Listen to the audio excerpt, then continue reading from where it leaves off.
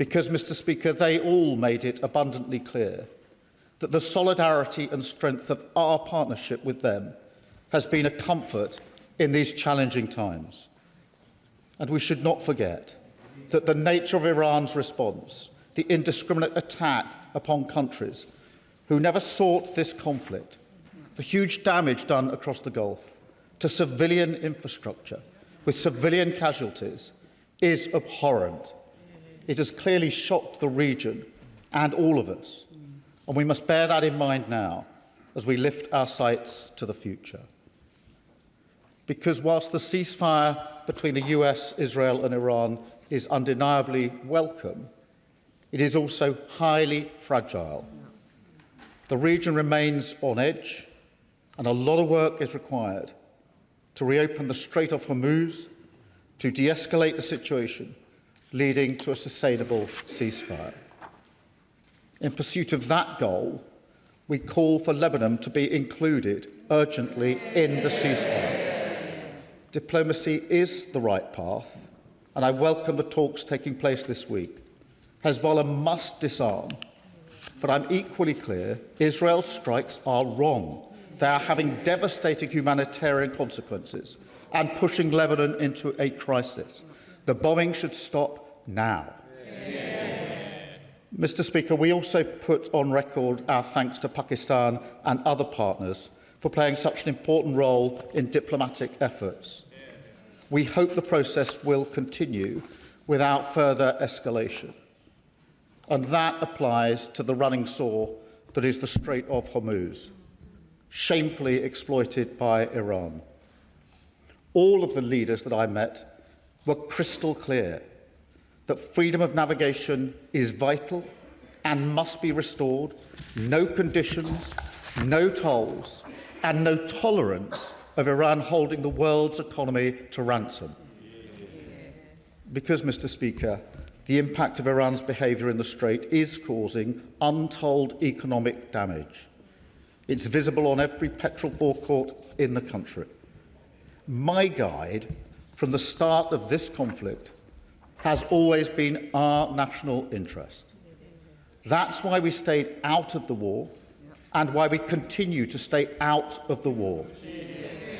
And that is why we are working now to restore freedom of navigation in the Middle East, because that is squarely in our national interest.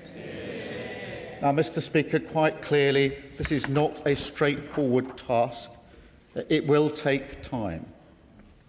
I met UK businesses in energy, shipping, insurance and finance, and they are clear that vessels will not be put through the Strait until they are confident that it's safe to do so. And that's why we're working around the clock on a credible plan to reopen the Strait. And, Mr. Speaker, I can confirm today that together with President Macron, I will convene a summit of leaders this week to drive forward the international effort we have built in recent weeks, bringing together dozens of countries to ensure freedom of navigation in the Strait of Hormuz. The summit will be focused on two things. First, diplomatic efforts to bring pressure to bear for a negotiated end to the conflict and for the Strait to be opened. Second, military planning to provide assurance to shipping as soon as a stable environment can be established. And let me be very clear, this is about safeguarding shipping and supporting freedom of navigation once the conflict ends. Our shared aim here is a coordinated, independent, multinational plan. This is the moment, Mr. Speaker, for clear and calm leadership. And notwithstanding the difficulties, Britain stands ready to play our part. Mr. Speaker, let me now return to the impact of this conflict on our economy. We all know that the consequences will be significant, and that they will last longer than the conflict itself. Now, we continue to monitor the effects, and I remind the House that energy bills went down on the 1st of April, and whatever happens in the Middle East, those bills will stay down until July. We're investing over £50 million to support heating oil customers, and fuel duty is frozen until September, all because of the decisions that this government took at the budget. But, Mr. Speaker, there's a wider point, because we can't stand here in this House and pretend that a global shock threatening to hit the living standards of British people is somehow a novel experience. Britain has been buffeted by crises for decades now, from the 2008 financial crash, through austerity, Brexit, COVID, the war that still rages in Ukraine, and the disastrous premiership of Liz Truss. The response each time has been to try to return to the status quo. A status quo, Mr. Speaker, that manifestly failed working people who saw their living standards flatline and their public services decimated. So this time, Britain's response must and will be different to reflect the changing world that we live in. That starts with our economic security, where during this conflict alone, we've capped energy bills, raised the living wage, strengthened workers' rights, and ended the two-child limit that will lift nearly 500,000 children out of poverty. But, Mr. Speaker, looking forward, it also means a closer economic relationship with our European allies, because Brexit did deep damage to the economy. And the opportunities we now have to strengthen our security and cut the cost of living are simply too big to ignore. It continues, Mr. Speaker, with our energy security, where I say once again, oil and gas will be part of our energy mix for decades to come. But, Mr. Speaker, we do not set the global price for oil and gas. And households across the country are fed up with international events beyond their control pushing up their energy bills, and I stand with them on that. So we will go further and faster on our mission to make Britain energy independent, because that is the only way we get off the fossil fuel roller coaster and take control of our energy bills. Finally, Mr. Speaker, we must strengthen our defence security. That means boosting our armed forces, as we have, with the biggest sustained investment since the Cold War. It means doubling down on the most successful military alliance the world has ever seen, the NATO alliance, of which this party in government was a founding member. But it also means strengthening the European element of that alliance, taking control of our continent's defence more robustly, deepening our partnerships, as we've done with our deals to build Norwegian frigates on the Clyde, Turkish Typhoons in Lancashire, not only, Mr. Speaker, creating thousands of secure jobs and opportunities for our defence industry right across the country, but also enhancing the way our armed forces can collaborate with our allies. Because, Mr. Speaker, as the Middle East conflict shows once more, the world in which we live has utterly changed. It is more volatile and insecure than at any period in my lifetime, and we must rise to meet it, calmly but with strength. That is exactly what we're doing at home and abroad. We are strengthening our security, taking control of our future, and building a Britain that is fair for all. And I commend the statement to the House. Kevin Badenoch, Leader of the Opposition. Thank you, Mr. Speaker. And can I thank the Prime Minister for advance sight of his statement. I would also like to pay tribute to our brave servicemen and women serving in the Middle East right now. Mr. Speaker, the Prime Minister is right that Britain did not start this war, but whether we like it or not, we are impacted by it, and this is likely to get worse. The cost of borrowing has jumped, petrol prices are climbing, inflation is rising, and living standards falling. It is time to take decisive action in our national interest. Britain must focus on what is in our power to protect British citizens today. First, we must rapidly solve the energy crisis this war has caused in our country. And second, we must make sure that Britain is ready to defend herself in this new age. A nuclear-armed Iran is an existential threat to the UK. We should be in no doubt whose side we're on in this war, our allies in the Middle East and the United States. So I welcome the Prime Minister meeting some of those allies, and I also welcome his support for diplomatic efforts and military planning to restore freedom of navigation in the region. But we will need to go further than just talking. He says Britain stands ready to play our part. We can all see that we were not ready for this situation. Here's what we need to do now. First, we must take rapid action to increase our energy security and keep bills down, not just until July, but longer than that, permanently. Britain is particularly vulnerable to energy price shocks because we are killing domestic oil and gas production in the North Sea. Labour's policy of more expensive energy and deindustrialisation at this time of crisis is dangerous and irresponsible. It is also harming the defence industry. We must start drilling our own oil and gas in the North Sea, grant licences for drilling in the Jackdaw and Rosebank fields, and restore British production before it is too late. The Prime Minister says this won't impact international prices. This is more than international prices. This is about the domestic supply, especially of gas, all of which is used in this country. Supply matters. And finally, the government must cancel the proposed rise in fuel duty. Hiking taxes on motorists for the first time in 15 years, while prices are surging, is a disgraceful decision. If Britain is to be a stronger country, it needs a stronger economy, not one being hammered by the highest energy prices in the developed world.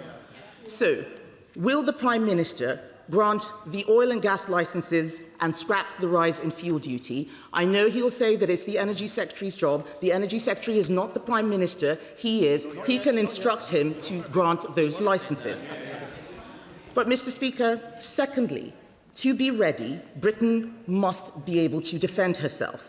And that means we must be ready for these situations before they happen. France and Greece, I don't know why they're laughing. I'm surprised they're laughing, because last time I checked, France and Greece sent ships to protect our bases in Cyprus while our destroyer was stuck in Portsmouth. It was a national embarrassment on their shoulders, and it should never happen again.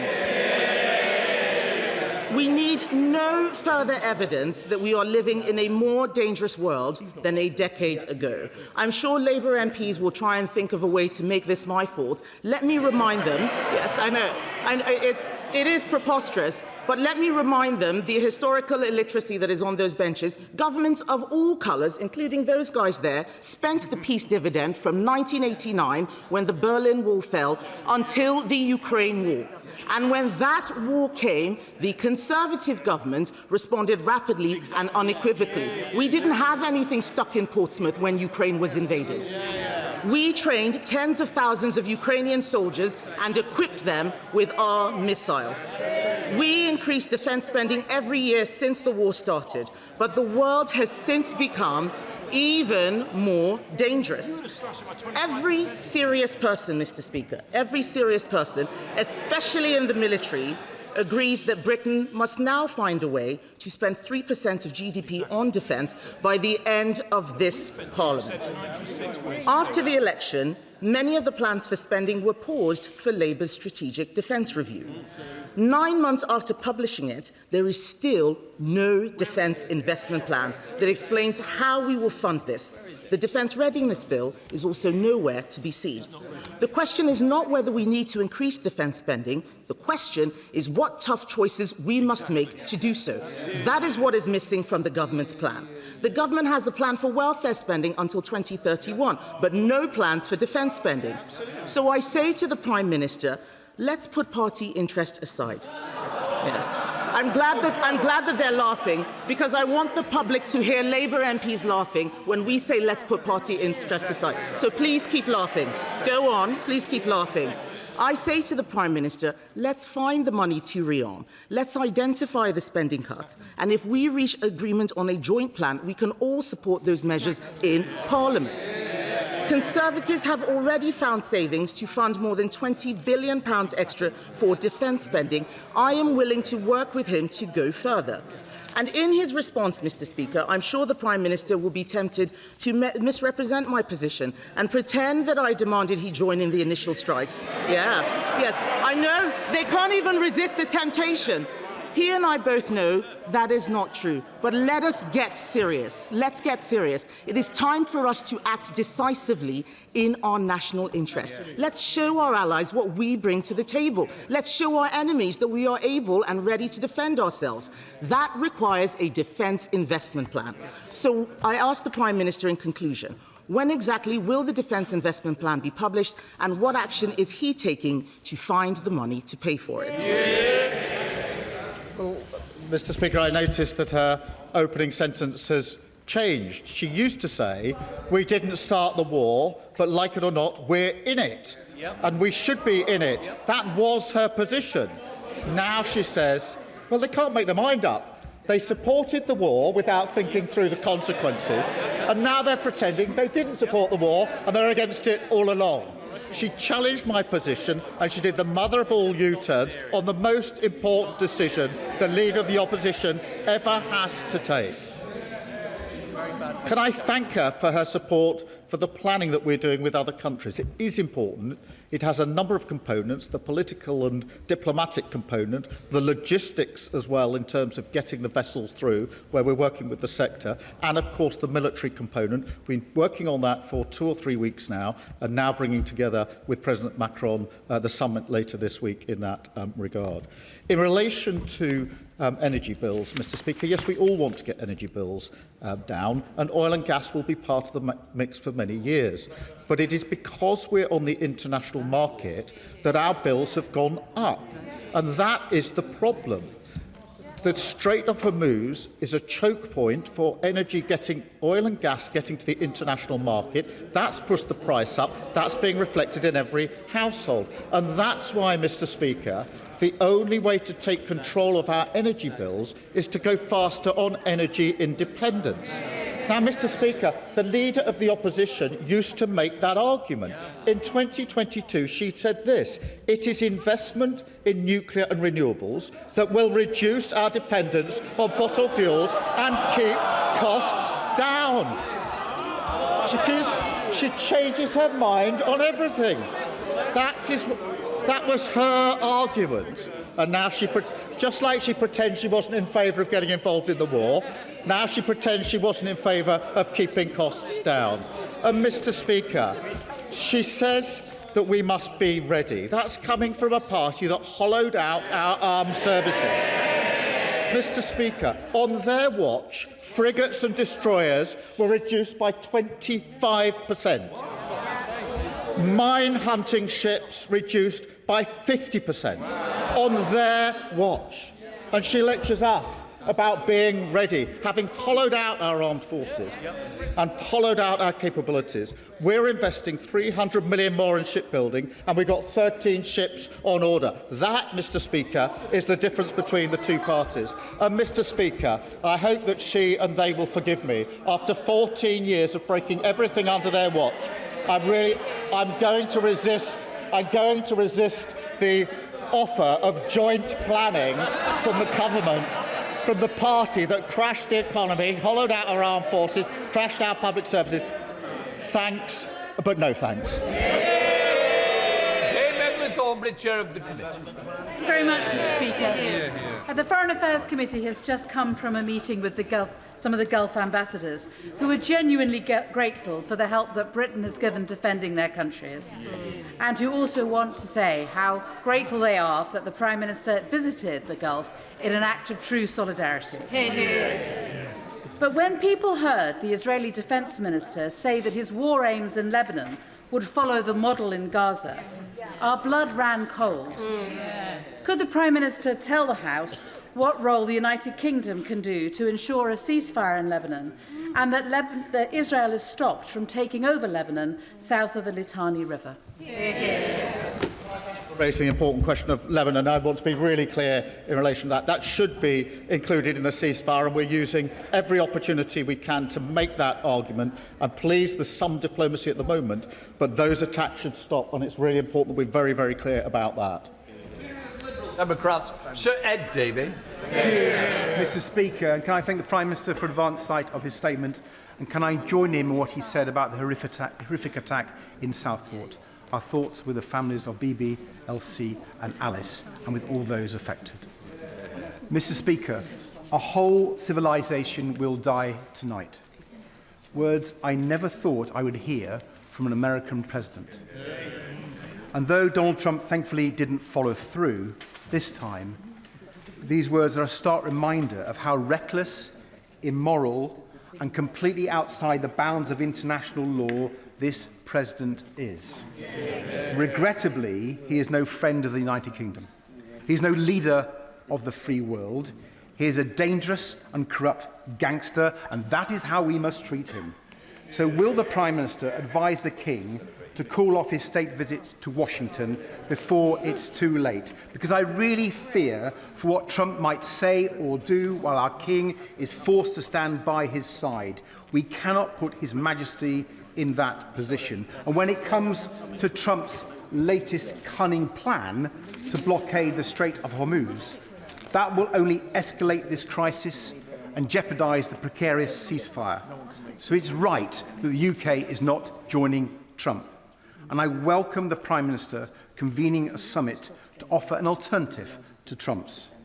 We must work with our reliable allies in Europe and the Commonwealth and our partners in the Gulf to bring this conflict to an end and keep open the Strait of Hormuz. That is critical for tackling the cost of living crisis that is getting worse and worse for people in the UK.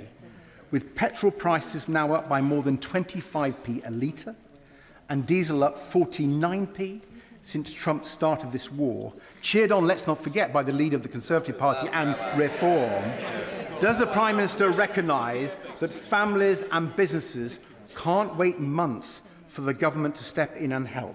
So will he use the windfalls the Treasury is getting from higher fuel prices to cut the cost of living and keep the economy moving, with action to slash bus fares and rail fares and cutting fuel duty by 10p today, bringing down the price at the pumps by 12p a litre? Can I thank him for his question? And in relation to the language about destroying a civilization, can I really be clear with this House? That was wrong. A threat to Iranian civilians in that way is wrong. These are civilians, let's remember, who've suffered immeasurable harm by the regime in Iran for many, many long years. And that's why they're words and phrases that I would never use on behalf of this government, which is guided by our principles and our values throughout all of this. Mr. Speaker, in relation to the King, the King's visit, the relationship between our two countries is very important on a number of levels, and often what the monarchy is able to do through the bonds that they build is reach through the decades in a situation like this. And the purpose of the visit is to mark the 250th anniversary of the relationship between our country and the United States, and that's why the visit is going ahead. In relation to the blockade, let me be clear, as I've been already in the last day or so, that we are focusing our efforts on opening in full the Strait of Hormuz because of the damage it's doing to economies around the world, including our own economy. That is why we've been working with other countries at various levels, and we'll bring them together in a summit later this week. And we, the UK, will not be joining the blockade that the President announced. In relation to the help that is needed to families and households, obviously we've put in place help for energy bills already and oil heating that is in place. But, Mr. Speaker, we're keeping this under constant review as the situation evolves. The single most important and effective thing we can do is to de-escalate the situation and work with others to get the Strait of Hormuz open. And that is why we're focusing so much of our efforts in that regard. Chair of the Select Committee. Thank you very much, Mr. Speaker. I thank the Prime Minister for confirming that despite the significant unwelcome trolling and pressure from President Trump and Israeli PM Netanyahu that the UK is not being dragged into this war and it is not in our national interest. Given that the US has now initiated the blockade of Iranian ports, can the Prime Minister confirm what steps are being taken to help de-escalate the situation, whether it's to reopen the Strait of Hormuz so that goods can transit freely and that we can ease the cost of living pressures for our constituents, and also what is being done to help de-escalate the situation in Lebanon? And can he also confirm that any future UK involvement in the region will be strictly limited to defensive purposes only? Well, can I thank him and reiterate that we will not be dragged into the war. In relation to the steps we're taking, they're across a number of levels. It was central to the discussions I had in the Gulf states last week in terms of what we can do together to de-escalate. Mr. Speaker, they are shocked and angry, frankly, that they have been attacked in the way that they have been attacked. They were not involved in the conflict, and it's clear to them that they were targeted within hours of the beginning of this conflict starting, and civilian infrastructure and civilians were targeted as well. And they're absolutely clear that that targeting was put in place before the conflict started. So we're working with them. We're working across the coalition of dozens of countries now to de-escalate and to get the Strait of Hormuz open just as soon as it's viable and credible to do so. Of the House, Sir Edward Lee. The Prime Minister may recall that on day one of this war, I supported his defensive attitude to it and said we couldn't change the regime from the air, and he agreed, he's been proved right. But with apologies to Leon Trotsky, we may not be interested in war, but war is interested in us. So we all agree we have to rapidly rearm. The trouble is that with the ever-increasing proportion of our entire economy taken by the state pension and by benefits, perhaps we can't afford to do it. So will you work with the Leader of the Opposition to take the necessary, perhaps unpopular decisions to return defence spending to what we spent in 1989, the end of the Cold War? Mr. Speaker, he's right to raise this, and we've already raised defence spending, as he knows, in the most significant way since the Cold War. I've been clear in the Munich Security Conference that I gave a few weeks ago that we need to go further and faster, and we will. I think in addition to the funding itself, I think it's really important that we take this opportunity to collaborate and cooperate with our partners, particularly in Europe, because if all European countries simply increase their spending without regard to the capability that they're using that spending on, we won't make the best of what we've got. And therefore, I'm making a dual argument, one in relation to the actual money we spend, but secondly, the way we need to collaborate in a way we haven't done, frankly, for decades in relation to this with our allies, particularly in Europe. Nora Ali. Mr. Speaker, I welcome the Prime Minister's call for Lebanon to be included in the ceasefire. 1,700 people have already been killed by Israeli attacks, and over 1.1 million people have been displaced. At a time when aid budgets have been cut, including by our own government, will the Prime Minister commit to playing that international leadership role, as he is doing in relation to getting a ceasefire, working with our European partners and others to support the humanitarian effort and increase support to those who are being displaced in the region, but also think about how we support countries in the global south that are now going to be hit very hard because of this crisis, because the impact of that will affect all of us if we don't take action at the international level.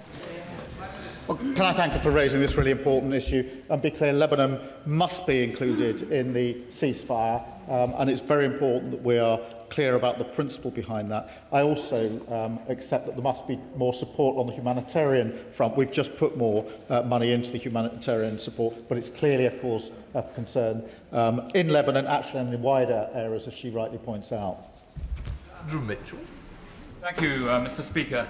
I think the Prime Minister should acknowledge, I'm sure that he does, that over the last 30 years our armed forces have been hollowed out by governments of all parties as they have sought to take a peace dividend. But I'm afraid the chickens have come home to roost on his watch. So will he now commit to a huge and immediate uplift in defence spending, not just by vaporising British soft power expenditure? We are talking of moving towards a 5% increase so that the government can play a full part in European defence and deliver on its first duty to its own citizens. Well, I agree that our armed forces now capabilities hollowed out over many years, in particular under the last government, I'm afraid to say. Ben Wallace, the Defence Secretary, then Defence Secretary, was very clear about that. But he's right to say now is the point at which we've got probably more conflict going on in the world now than most of us have seen in our lifetimes, and that's why we have to increase defence spending.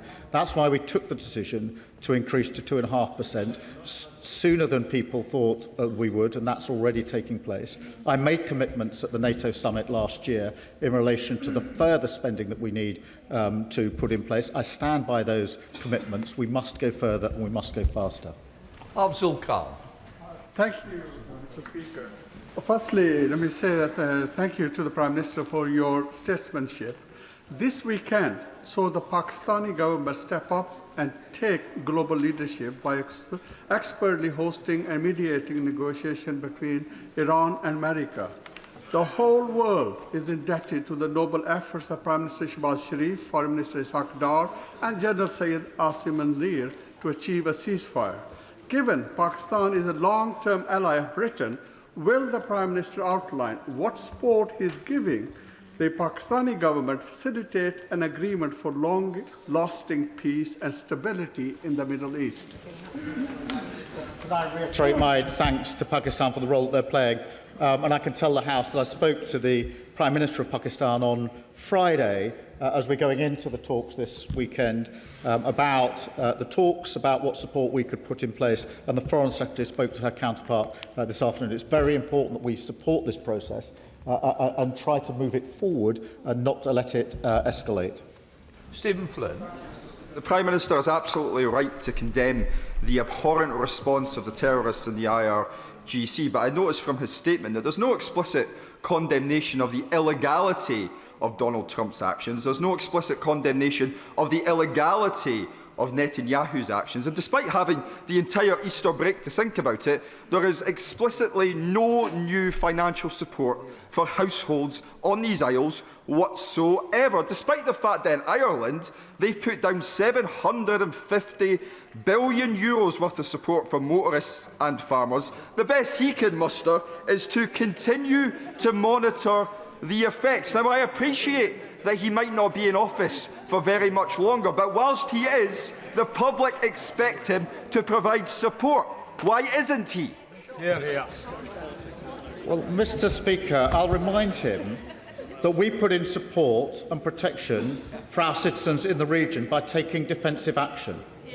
He opposed that. Protection for Scottish citizens in the Gulf, and they opposed taking any action whatsoever. It is only because we've stabilised the economy we're able to reduce energy bills. What did they do? They voted against the budget in which we put forward the money for this. So we will carefully do the work that we need to do, to reopen the Strait of Hormuz, which is the single most effective thing we can do in relation to household costs, and to work for de-escalation. I would have thought that he would have supported that, but unfortunately, again, he's on the opportunistic road rather than up the road to support what we really need to do. Debbie Abrahams. Thank you, Mr. Speaker. First of all, can I thank my right honourable friend for all that he's doing towards de-escalating the conflict in the Middle East, and also to agree with him in terms of not getting drawn into this conflict. But could I ask him about Palestine, and particularly the West Bank? Does my right honourable friend agree with more than 30 former UK ambassadors that any bidder for contracts to design, build or finance the E1 settlement expansions should endanger their business interests in and with the UK? Well, can I thank you for raising this, and it's very important that we don't lose focus on what's happening in the West Bank. It is deeply concerning and deeply worrying, and in relation to the E1 settlements, I made the position clear, I think, the week before last, and that remains the position. Thank you, Mr. Speaker. In a crisis, governments have permission to do things that are not possible in normal times. But I'm worried that what the Prime Minister is going to bring forward will not meet the measure of the moment. Can he commit to the House that when it comes to energy policy, he will dramatically change it so that it focuses as much on cheap energy as clean energy? And when it comes to the desperate need to increase defence spending, will he look at serious welfare reform that stops someone who is earning the national living wage working full-time, sometimes only getting half as much as someone on the three main benefits? Can I thank him for his question? In relation to the cost of energy, yes, of course, we have to focus on the cost of energy. And there's simply no denying the fact that it's because we're on the international market that our energy prices are going up and down. And families across the country are really fed up with the fact that international events happen which they can't control, and their energy bills go up and down, causing a cost of living crisis. That is because we're on the international fossil fuel market. There's no denying that. And that will be the case so long as we're on that market, because that controls the price. Putin and Iran control the price of the international market, and the longer we're on it, the more our families will be subjected to that. We have to take control of energy bills. The only way to do that is through energy independence. It's the only way to do it, and that's why I think we need to double down on going faster and further in relation to that. Yes, of course, oil and gas will be part of the mix for many years to come. I've been very clear about that, but equally clear that that won't have an effect on the price and the cost of energy bills. The only thing that will have an effect on the price and cost of bills is coming off the international market that we're stuck with. That's why the Strait of Hormuz is so important. We don't get that much energy in oil and gas coming out of or coming through the Strait, but it's because we're on the international market that we're impacted by the fact that others do. That is the source of the problem. That's why we're working so hard to resolve it. John Trickett. Sir, and can I echo the comments about the President's statement on Easter Sunday, that in an evening he could destroy a 2,500-year-old civilization. But on the question of the Straits of Hormuz, isn't it clear that the Straits were open before the President foolishly launches a legal war? And can I ask the Prime Minister to say quite clearly that no British military assets or brave personnel would be put at risk in a foolish idea to blockade the Straits even further, which came from the President yesterday? Thank you for that. It is, of course, Iran that's putting in the chokehold on the Strait. That is wrong, and the strength of feeling across the Gulf last week was very, very clear to me. I can assure him that we are not getting involved in the proposal to blockade the Strait. On the contrary, we're working with other countries to try and get the Strait open and fully open for free navigation, something this country has championed for years and years and years. Harding. Thank you, Mr. Speaker. Today, the US President impersonated Jesus Christ. Last week, he pledged to wipe out an entire civilization. His warmongering in the Middle East is piling on the pressure for my constituents in East and Wharton, from prices at the pump to mortgage increases in the midst of a cost of living crisis. So given the disturbing utterances from the occupant of the White House and the squeeze on our living standards, surely the future is across the channel towards Europe. And I note that the Prime Minister gave a line, presumably for the local elections, about alignment with Europe, but could he give more detail on what this means for defence and for security and for prosperity? Well, a close relationship with the EU and Europe was in our manifesto in 2024, which was a very successful manifesto. And we've been working to that end ever since, which is why we had the first UK EU summit last year with agreed 10 strands. It's why I've been clear that we want to go further this year, not just in seeing where we've got to on what we've already agreed, but going further than that, because it is in our interest, whether it's defence, security, energy or the economy, to be closer to Europe, and that's what we're endeavouring to do. Mr. Speaker, can I thank the Prime Minister for his statement and welcome his convening of a summit of leaders alongside President Macron. Mr. Speaker, the situation in Lebanon is devastating. Israeli escalation has led to a grave humanitarian situation. The images of civilians being carpet-bombed are horrifying. I want to reiterate what the Foreign Affairs Committee heard today. We met with ambassadors from the Gulf. They expressed their genuine appreciation for the Prime Minister's presence and Britain's continuing support. can I ask the Prime Minister to continue to represent the voices of our constituents and to resist escalation, include Lebanon in the ceasefire, and to press for peace? Can I assure her we'll make the case for Lebanon to be included in the ceasefire, and we will continue with our work to de-escalate and not get drawn into this war? Kit Moulton. Well, Mr. Speaker, we all hear the Prime Minister's words about Lebanon, but surely the lesson of the last 2.5 years is that his words and the words of anybody in this House have no impact on an Israeli government seemingly led by supremacist maniacs. Now, before Easter, I asked the Foreign Secretary how many Lebanese was an acceptable number to see killed over the coming weeks, and we've learnt over the Easter break that there's seemingly no upper limit before we're willing to act. So I wanted to ask the Prime Minister a simple question. Given that he proudly, quite rightly, proudly pointed to the part Britain is playing in defending other nations in the region, why have we not stepped forward to defend Lebanese civilians in the same way that we have others? And secondly, a simple question, if you can't answer that one, does Lebanon have a right to exist?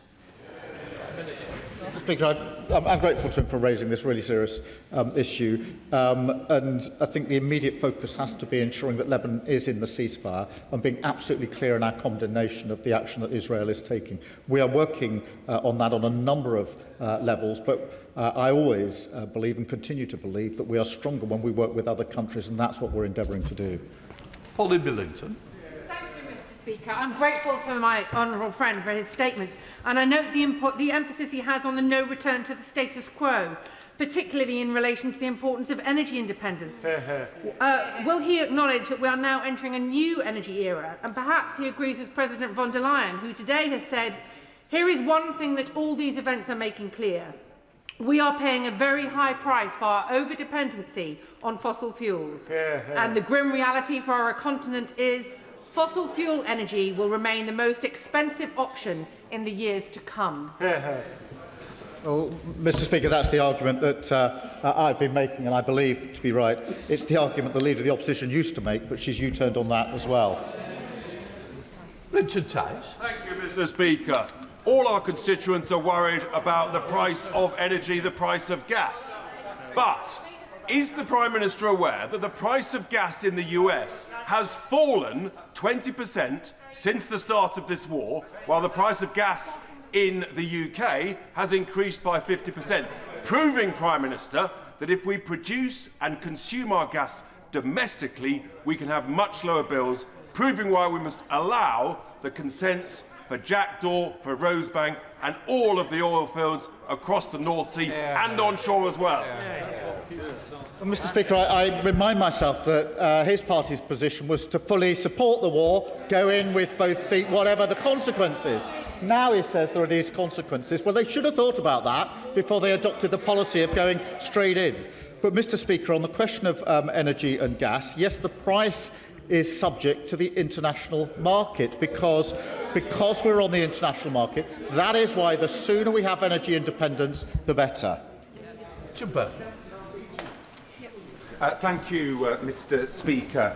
Trump's illegal war on Iran and his genocidal threat to kill a whole civilization are part and parcel of a dangerous new US security plan. The Trump doctrine is based upon yet more war and tearing up international law, making the whole world less safe. Prime Minister, given that, isn't it time for Britain to stop being a junior partner to the US and pursue a truly independent foreign policy? And shouldn't the very first step be to end all US access to British military bases for Trump's war on Iran? We have British civilians in the Gulf region, about 300,000, and they are at risk because of Iran's actions, and it's my duty to ensure that we protect them.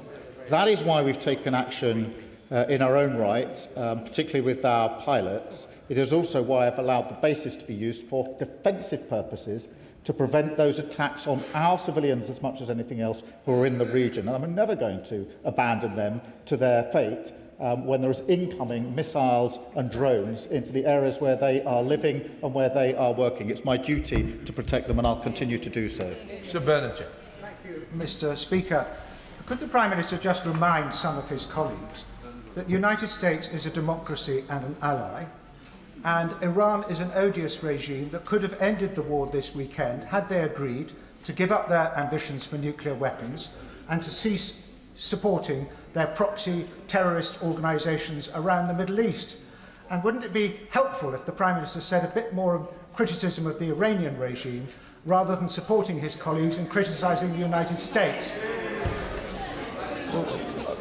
Mr. Speaker, in fairness, I've been very clear about the Iranian regime. It is odious, as he rightly points out. It is really important that they do not have the nuclear capability and that we deal with their proxies. And that has been the consistent position of this government and previous governments, to be fair, and it's been the way in which I put it from the dispatch box on many, many occasions. Thank you very much, Mr. Speaker. I commend the Prime Minister for his efforts to keep the UK out of Donald Trump's latest dangerous attempt to end a blockade by creating another. I also commend Pakistan's attempt to broker peace and the UK government's work with now over 30 countries to pursuit of a diplomatic solution. But if the strait remains closed, what plans does the government have to protect UK households and businesses from impact on energy supplies, trade and rising costs?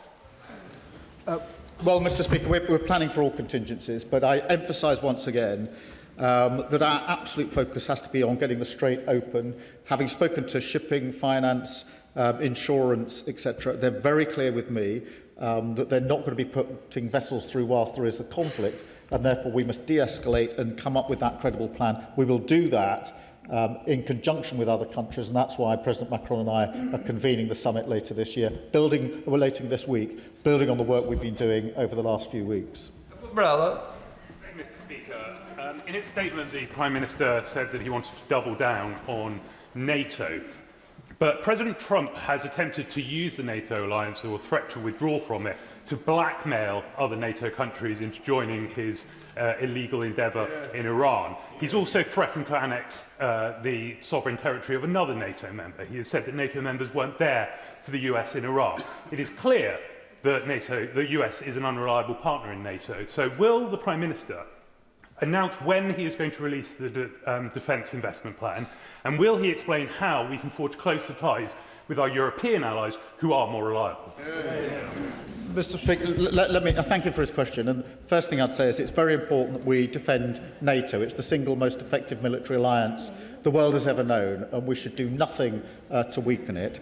I do think that there should be a stronger European element on defence and security. It's an argument I've been making for some time. It's particularly important now that Europe steps up with a stronger European element, and we're working with our allies to do that. Alison Newell. Thank you, Mr. Speaker. I thank the Prime Minister for his statement and his positive efforts on the issue of the Straits of Hormuz. Last week, I met with farmers in Whitby who are deeply concerned about the skyrocketing price of red diesel.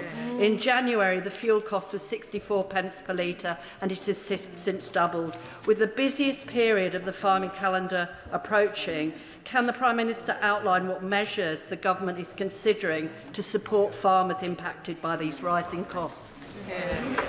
Can I assure her that we have been looking at that in the various meetings we've been having, particularly the red diesel question, and looking at contingencies.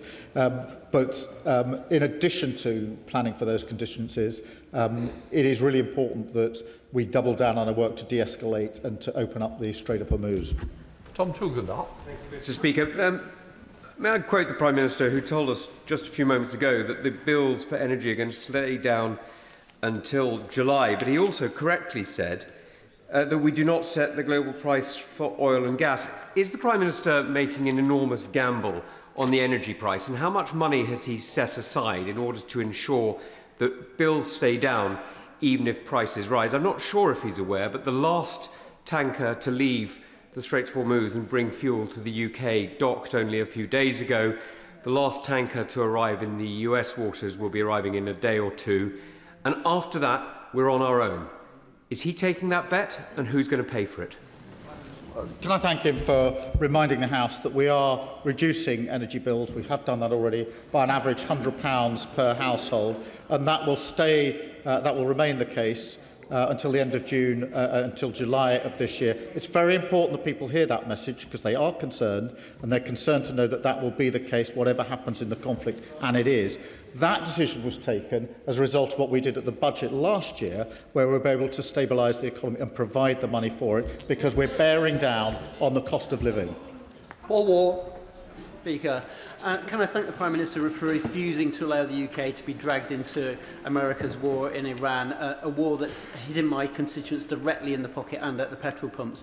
But he rightly mentioned the people of Palestine earlier, and can I remind him that last week the former heads of Shin Bet and Mossad security services and former IDF chiefs of staff described the ongoing settler violence against Palestinians in the West Bank as, I quote, government-sponsored Jewish terrorism, which is not only a moral disgrace but a fatal strategic blow to Israel's own national security. So can I urge the PM to condemn the settler violence, condemn Israel's refusal to tackle it, condemn Israel's expansion of illegal settlements, and also to back the Pope, who said that peace should be the priority? Can I thank him for raising the question of settler violence, because it is disturbing, it is wrong, and it's escalated, as he knows better than most, and that's been our clear position, to call it out and to do everything we can in relation to that settler violence, which is getting worse by the day, not better by the day. Mike Martin. The crisis has laid bare the parlous state of the British military, and, Madam Deputy Speaker, the three main parties of government should put aside the blame game and accept that we all have played our part in getting the British military into the state that it's in now. For over a year, the Liberal Democrats have been asking for cross-party talks on how to get to 3%. I'm glad the Conservatives have now joined us. We've spoken about defence bonds. I'm sure the Conservatives have got ideas. I'm sure the government has ideas. Can we please, Madam Deputy Speaker, this could be the Prime Minister's legacy, can we please get together in the national interest and talk about how to increase defence spending? Well, Mr. Speaker, we do need to increase defence spending. I've been clear about that. But can I just make the case that our military have been hard at work throughout this conflict from within about 2 hours of the conflict starting. That means hours and hours of the pilots taking incoming missiles to safeguard our citizens, our interests and those in the Gulf. And when I was there last week, all of the leaders I met were at pains to thank us for what our military is doing. And we're too quick sometimes to run them down. They've done a lot of brave work, particularly in the last 6 to 7 weeks, and I thank them for that work. Derek Twigg. Thank you, Madam Deputy Speaker. Can I thank the Prime Minister for all his efforts, not least, of course, in the last few days. I'm a little concerned that because many of us have a difference with the way President Trump talks and the actions he's taken in terms of Iran, and obviously it's something we don't agree with on this side of the House, I am a little concerned that we shouldn't get mixed up in the fact between what President Trump says and his view and what the Congress and Senate think in the United States of America. Because when you talk to them, there is significant and overwhelming support for NATO and for Europe. And I think it's important we actually remember that, because our relationship in America is very, very important, not least in terms of NATO. And I hope that the Prime Minister will comment on that. Can I thank him for that? And he's right to draw attention to the broad support there is for NATO in the United States, and always has been. And whilst it is true we should do more for a stronger European element in NATO, we should never pull away from NATO, which, as I say, has been the single most effective military alliance the world has ever known. Afra Brandreth. Thank you, Madam Deputy Speaker. The war in the Middle East is having a real effect on my constituents in Chester South and Eddisbury. From fuel to fertiliser, prices are increasing and action needs to be taken to alleviate the consequences. While there are immediate steps that the Prime Minister and the Chancellor should be taking, not least reversing the planned increase in fuel duty, the bigger picture involves reopening the Strait of Hormuz. What thought has been given to the role the UK can play in clearing the Strait of mines? And in particular, did the Prime Minister raise the potential deployment of our autonomous minesweeping capabilities, which are already in the region, during his discussions? Can I thank her for her question? And she's absolutely right in relation to opening the Strait and playing our part. There is the political and diplomatic element, but there is also the military capability. What we're doing with the countries that we've brought together in a loose coalition and will meet in person later this week is to look across those capabilities and draw them together. We do have capabilities when it comes to minesweeping. I won't go into operational details, but she knows what they are. And obviously, as we look across the board with President Macron and others, part of that exercise will be, and the military planners have been looking at this, to look at how we can pull together the capabilities of all the countries that are prepared to work with us on this. We've got at least a couple of dozen that we've been working with for the last 2 weeks, and we'll be doing that further this week. Calvin Bailey.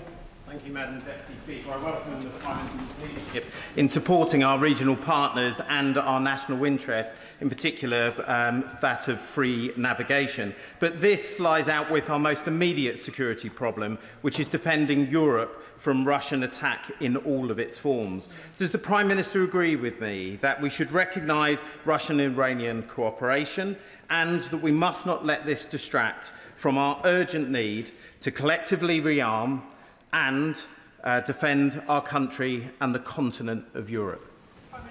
Well, can I thank him for drawing attention to this really important issue, which is the relationship between Russia and Iran and the assistance that Russia has given to Iran in relation to the intelligence that's being used during the conflict. And we must never lose sight of the fact that we're facing a war on two fronts, and Russia is a huge threat to our continent and to our country. Lincoln Job. Thank you, Madam Deputy. Will the Defence Investment Plan be signed before the local elections on the 7th of May? Mr Speaker, we're working to finalise the Defence Investment Plan. It's really important that we don't make the mistakes the last government made. We inherited plans which were unfunded and not deliverable. And it's really important, therefore, that our plan is robust. We're finalising it, but it will be a robust plan that serves for the future defence and protection of this country. Yasmin Qureshi. Thank you, Madam Deputy Speaker. We now know that an agreement was about to be reached on the uranium enrichment by Iran. However, Israel decides to bomb Iran, as did the USA, joining and doing an illegal, immoral, dangerous war of choice. And even during the ceasefire, which included Lebanon, Israel continues to bomb South Lebanon and Beirut, displacing millions of people. This is typical of Israel. Just before an agreement is reached, it kills negotiators and bombs the countries. Now, these are not faraway conflicts. My constituents of Bolton South and Walkden are paying the price for it by higher fuel costs, raising mortgages and household bills. So can I ask the Prime Minister what additional steps is he taking to help the constituents of my area, but also the country and the world to bring peace, unlike, of course, members opposite who seems to be finding it very amusing? Madam Deputy Speaker, that is precisely why we're working with other countries to de-escalate the situation and get the Strait of Hormuz open. As I said in my statement, that is not going to be easy, but notwithstanding that challenge, we'll continue to do so. Any chance? Deputy Speaker, in the Prime Minister's 17-page statement, there was not one word of condemnation of the actions of the US, despite the fact that they started this illegal war and that last week Trump threatened to wipe out an entire civilization. Now, the Prime Minister did rightly condemn the horrific Israeli attacks on Lebanon, but we all know that the war criminal Netanyahu just ignores what we say because there are no consequences. So will the Prime Minister take action, sanctions on Netanyahu, withdraw all permission for the US to use UK bases and UK airspaces to make clear that we will not be an accomplice to the rogue actions of Donald Trump, which endanger us all? The US are using the basis to attack the Iranian capability to fire missiles into the region, including at our citizens and our nationals. You'll have seen the images going into hotels, going to the bases where our military are based. Is she seriously suggesting that we should reduce the protection for our people in the region and expose them to attacks they wouldn't otherwise be exposed to? That, to me, is a dereliction of duty, and I will never do that. John McDonnell. I actually think the House is at one with the Prime Minister with regard to the inclusion of Lebanon in the ceasefire. The problem that we face is that today there's been more airstrikes against the Lebanese, and the Israeli artillery are now shelling Lebanese cities and towns. And for many of us, we feel it is because Netanyahu actually is out of control. And Donald Trump is not willing to exert that control or influence to bring him into line. So can I suggest to the Prime Minister, in his next discussions with the European leaders that he's successfully convening, can he place on the agenda now a comprehensive European sanctions strategy so that we can exert some influence on preventing Netanyahu, as I say, running out of control and actually creating problems for the globe, not just the Middle East? Can I thank him for his question? And clearly Lebanon should be included in the ceasefire. And let's be clear, these attacks must stop, and we need to be really clear about that. And we will work with our allies on both those issues. Doughty. We know that the Defence Investment Plan was originally due to be published last year. As it's a 10-year plan, will it be a 10-year plan from publication in this financial year, 2026-27? And does that change the cost envelope? Is it a 10-year plan now or a 9-year plan in terms of the way it's being financed? Mr. Speaker, Madam Deputy Speaker, I'm so sorry. It's a 10-year plan, and it mirrors our strategic review. But of course, obviously, it sits alongside the defence spending commitments that we have made and we're implementing with the 2.5%, and the commitments that I made at the NATO summit last year. Absana Begum. The House has repeatedly been told that the government has permitted the US to use British military bases for defensive purposes only. But amidst the widespread US targeting of civilian infrastructure in Iran, including schools, hospitals and bridges, we have not been told how these restrictions work in practice. Could the Prime Minister confirm whether the US military aircraft have taken off from RAF Fairford or Lakenheath carrying heavy munition payloads? If so, whether there is any US operational policy for action from our bases in place approved by this government? And if not, is it the case that the working definition of defensive action here is simply don't ask, don't tell? Well, let me assure her in the House that isn't the position. It's for defensive action only. I'm particularly concerned to make sure we take every measure available to protect our nationals in the region, and very many of them. Not only is it defensive action, but it's monitored and has been monitored since the bases began being used. Dr. Al Pinkerton. Madam Deputy Speaker, the Prime Minister is absolutely right to suggest that the tremors provoked by this conflict will reverberate long after the kinetic fighting has finished. And there's perhaps no greater example of that than in Cyprus, where government officials, all the way up to the level of the Prime Minister, have questioned Britain's continuing sovereignty over our sovereign base areas in Cyprus. So can I ask the Prime Minister what he has done to reassure the Cypriots, to reassure the Cypriot government that Britain is a trusted and reliable neighbour and partner, and that our continuing sovereignty is immutable?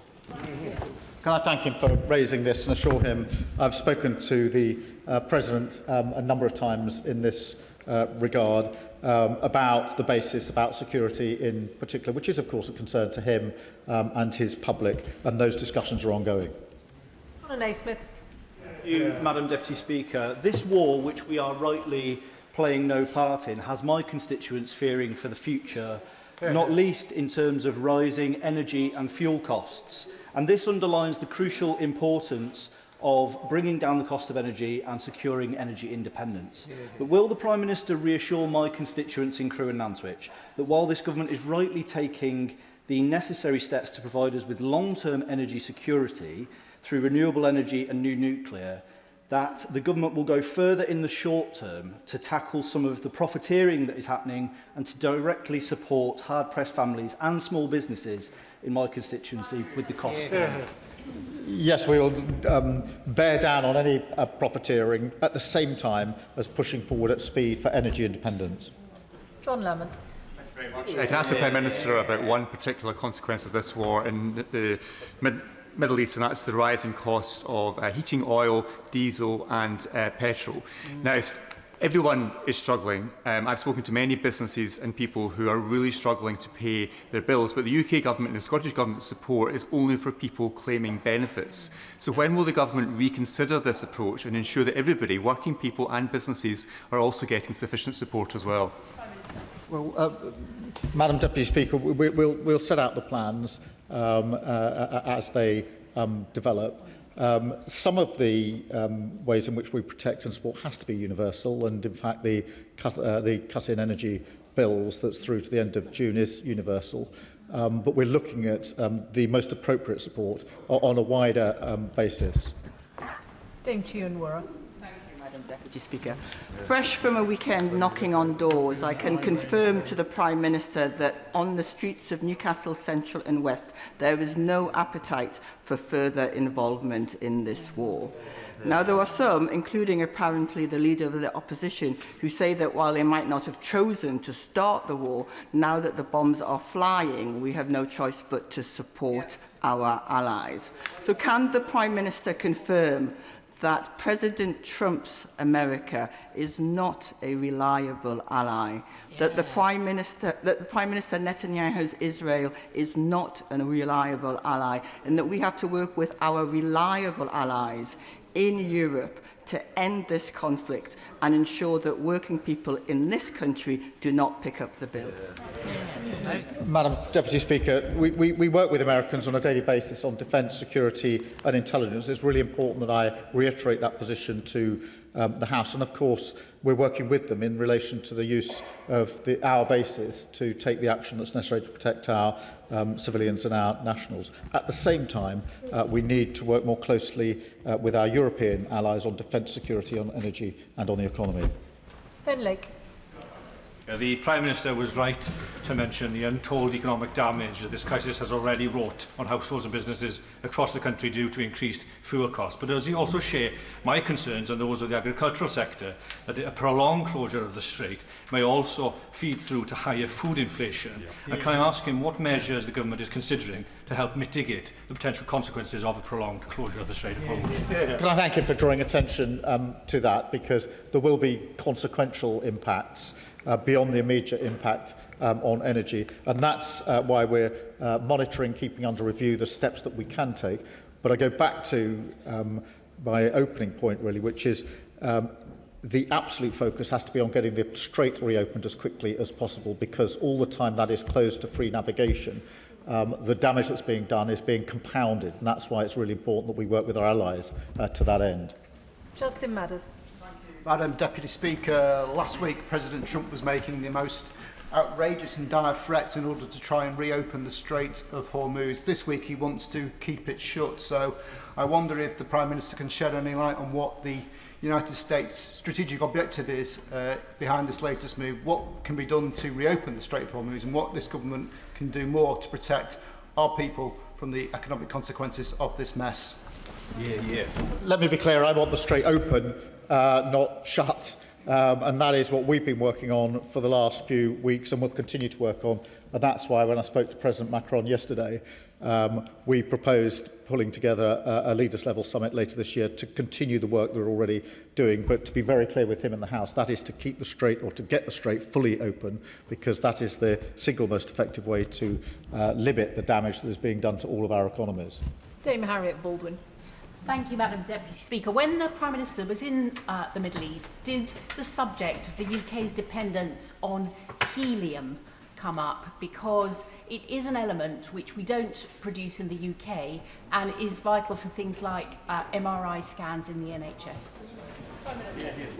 Well, we did discuss a range of issues. I won't go into all of the details, but we did agree that where we're working together already, we should double down and do even more in relation to resilience in particular, which goes to her question, both economically and defensively, and we'll take forward that work. Melanie Ward. Thank you, Madam Deputy Speaker. And I welcome the Prime Minister's continued clarity on the need for Lebanon to be included in the ceasefire. But Israel's tactics in Lebanon, forced displacement, evacuation orders, 165 children killed and 87 medical workers killed, are straight out of their Gaza playbook. Does the Prime Minister agree that in Lebanon, as in Palestine, there must be proper accountability for these war crimes, because this age of impunity puts us all in greater danger? Well, I'm grateful for her question. It absolutely shows why we must keep pushing for Lebanon to be included in the ceasefire. It's vitally important that we do so. And of course, there must be accountability for all the actions that are taken in any respect in this conflict. Christine Jardine. Thank you very much, Madam Deputy Speaker.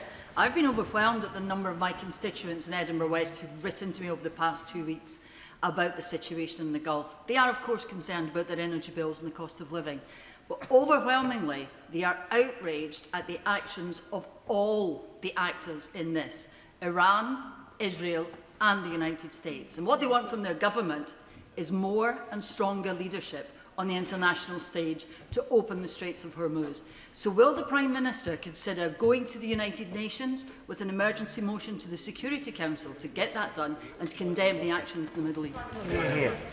Well, as she probably knows, we have been supporting measures in the UN over the last 2 weeks, particularly some of those that were put forward by our Gulf allies, and I had the opportunity to discuss those last week in the Gulf. We will continue to work with them and others on building the necessary coalition to do all that we can to get the Strait open. Stella Creasy. Thank you, Madam Deputy Speaker. May I welcome the tough stance of the Prime Minister in response to the demands of President Trump to get involved in this conflict, and his commitment that Lebanon must be part of the ceasefire. Our constituents need us to give them hope that they will not have to continue to live in a world which is driven by the uncertainty of when the White House takes to Truth Social. We can do things to de-escalate conflict, and one of those things is to support the two-state solution in Israel and Palestine, which he knows is at the heart of much uncertainty in the Middle East. Given that the conduct of the settlers on the West Bank directly undermines the possibility of peace and the possibility of a Palestinian state, will he commit to including their conduct in his conversations about the ceasefire and how we can give hope to people in the Middle East and peace to the people around the world? Can I reiterate to her in the House our support for the two-state solution as the only way for a viable long-term peace in the region? And, of course, the settler violence is a threat to that. It's wrong in principle, in addition to that, and we'll continue to bear down on it. Rick Smith. Thank you, Deputy Speaker. For years, well before this conflict took place, members from all sides of this House have called on the government of the day to prescribe the IRGC. Whether it's been the Prime Minister answering or other ministers, there has always been a pivot to economic sanctions against the IRGC. We know that the Iranian regime have found ways through cryptocurrency and fake corporate structures to evade those sanctions. So what assessment has the Prime Minister made of the effectiveness of UK sanctions against Tehran, and on the presumption that those sanctions are failing, what precise action is he going to take to strengthen them? Can I thank him for his questions? The IRGC has been sanctioned in its entirety. In relation to what more we can do, obviously we've been looking at state-based threats, which will almost certainly require legislation. He will be familiar with the review in that regard. So I think there are further things that we can do, and hopefully we can work across the House on some of those issues. Liam Conlon. Thank you, Madam Deputy Speaker. It's clear now there was no plan behind this reckless war, and the resulting energy crisis is going to have huge impacts, both here in the UK and around the world. Can I thank the Prime Minister for his cool-headed approach in the face of pressure from the leaders of Reform and the Conservatives to follow the US blindly into this war? And does the Prime Minister also agree with me that it demonstrates how important it is that we finally get off the fossil fuel roller coaster and continue our record investment in green energy? Thank you on both fronts. It was very important from the start that we made clear that we wouldn't be playing any part in this war, not least because of the consequences. And what the war has flushed out is the need to get off the international market and to have independence of energy bills in this country. Iqbal Mohammed. Thank you, Madam Deputy Speaker, British drones flew over Lebanon hours before and after the Israeli massacre, which killed at least 18 people in Bekaa Valley City, among 300 people across the region that day.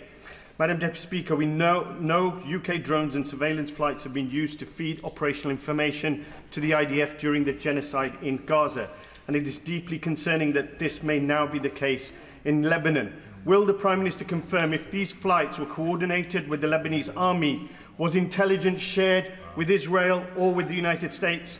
What is our armed forces' role in this land grab and ethnic cleansing? And have any weapons supplied by the UK to Israel been used in Lebanon? Madam Deputy Speaker, I've been clear throughout, and I'll be clear with him. This government is guided by the principle that any action we take anywhere in the world must have a lawful basis, and that's the principle I've applied throughout this conflict and throughout the time this government has been in power. Matt Weston. Thank you, Madam Deputy Speaker. And can I commend the Prime Minister and also the leadership from the Foreign Secretary and also the NSA, I'm sure, in the work that's being done.